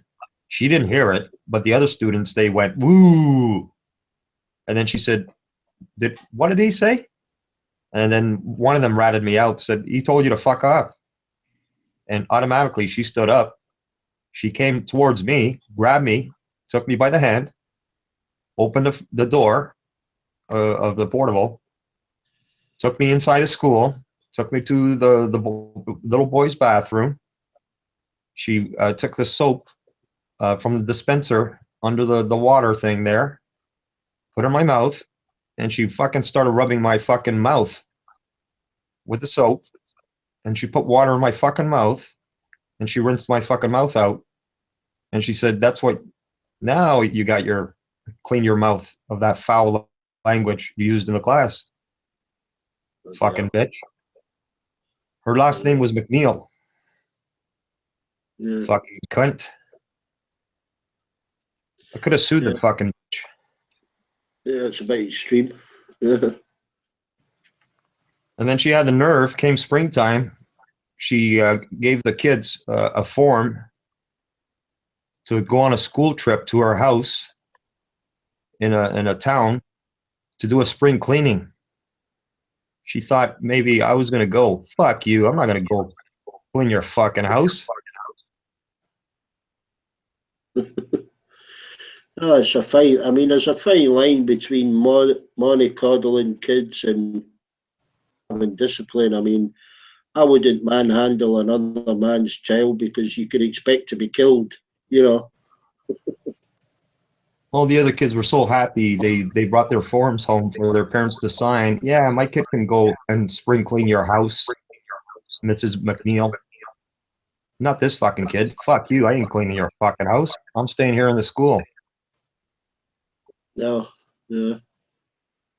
So I stayed in the library that whole Yeah. day with another girl. Her name was Leslie. She refused to go to do a spring cleaning in her fucking house too.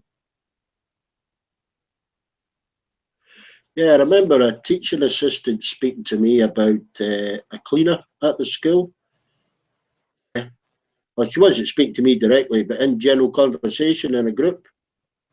And she said, "Oh, I wonder if that cleaner does cleaning in her spare time." You know, and I said, "What do you mean?" She says, "Well, I could actually do with a good clean up in my house. I just haven't had the time." She was only yeah. Right. And I'm thinking to myself, fucking hell, I'd love to be there when you ask her, because the girl she was talking about, I knew only did it, you know, as a kind of spare time job for a bit of extra money. Well, this was child exploitation. This was child exploitation is what she pulled off.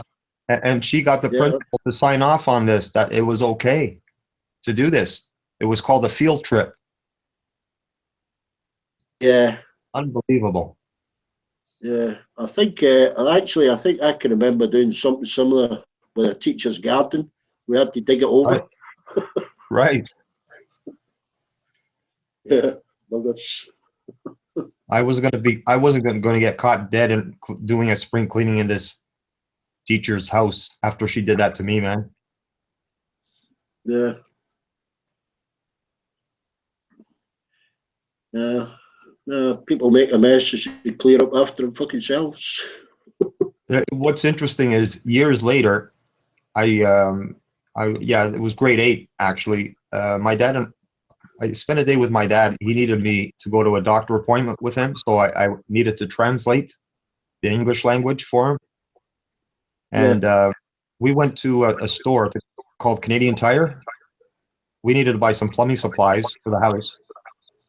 And there she was, this teacher, my grade 6 teacher. She was there at the store, and I looked at her. It was by the cashier, and I gave her this look like, "Oh, it's you, eh?" I didn't say a word to her, but I made eye contact. She made eye contact with me. I didn't forget that experience with her. I have a big long-term memory. I got up to a lot of mischief at school. I don't know why I wasn't expelled, but you know, you change position. You know, when you get older, you think, oh, no, that was out of turn. That was bad. You know. Well, my situation, Beck, was I came in '73, and this was like 3-4 years later. So yeah, I was having a problem with my grammar. Yeah. You know, I didn't speak this language, man. You know. So yeah, 3 years later, I was learning, you know, the alphabet, let's say, right? And then I started to learn the words, you know, by year number 4. Of course, I was having a problem with the grammar. And this woman does this to me? Yeah, I told her to fuck off. That was really good words, man. I had a little Indian mate used to follow me about all the time because he helped me out with my homework and a couple of my mates. I think he just followed me about just so he didn't get bullied, you know.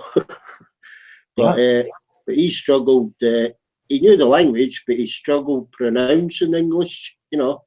Right. you know, like a lot of Indians do, pronouncing, you know, like Paki, you know, when you hear Paki. Yeah. English, he can speak English, it's just his pronunciation of it, you know. Right. The accent is there. Yeah, yeah, yeah. He can still But speak it better than me, but yeah, yeah. I respect HP, man, because I totally get. I get him because him and I both share this thing. He's an immigrant, and I'm an immigrant too. The only difference is I became a Canadian citizen, and he's trying to become American, right? yeah. Anyway, Yeah, it's funny. that's about it. Yeah, but this Maxud was his name. His Maxud problem was he had to understand the slang as well. Right. Yeah, there was a really heavy slang because he'd come over to me, he'd say, come with me, come and tell me what this boy's saying. Yeah. I remember my neighbor next door. She's from a Holland background, eh? And man, I was a young kid, man, and so I knew how to say some words in English. And my other friend was there, and I chose some words to say to her. You know, I'm not going to repeat them here. I'll say a couple of words. What I said to her: Do you wanna?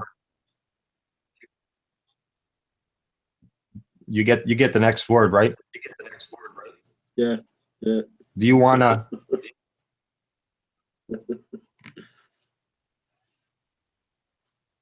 She didn't answer. She didn't reply. Yeah. Beautiful blonde too, man. Well, I had a problem when I moved from Seal Island down to Glasgow as a youngster because I spoke and they did, so Right. they thought I was posh. I didn't speak heavy Glasgow slang, you know. So I kind of stuck out as an outsider, you know, because I didn't speak, you know, straight away anyway. I didn't speak the slang, you know. All I can tell you is I wanted to jump her bones. Yeah. Why not? I think everybody at in my last year at school lost their virginity to the same person.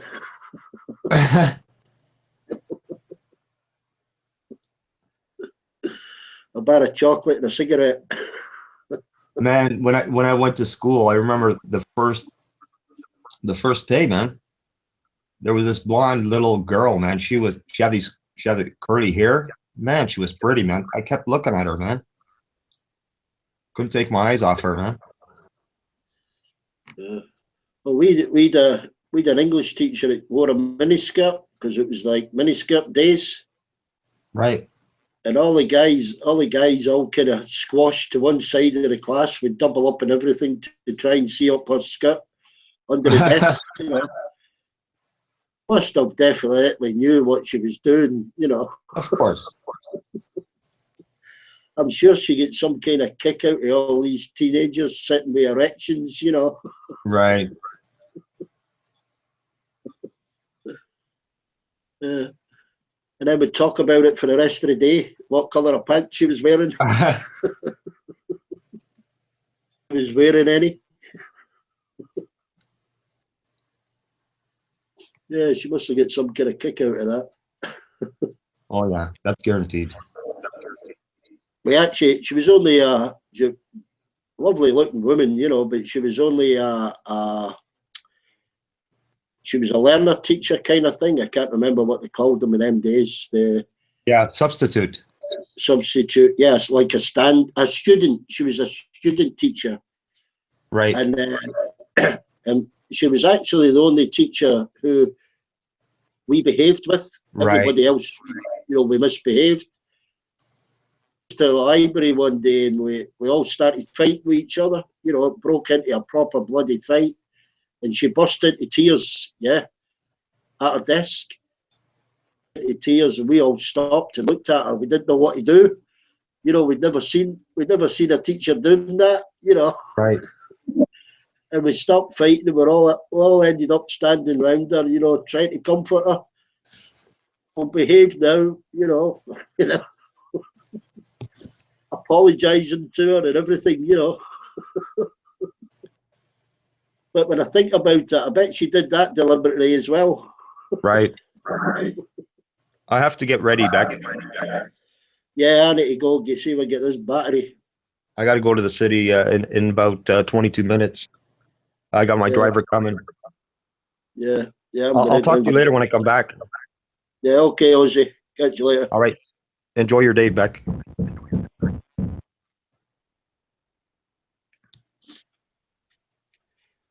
Yeah. Enjoy crawling around the scrapyard. Bum, bum, bum, bum.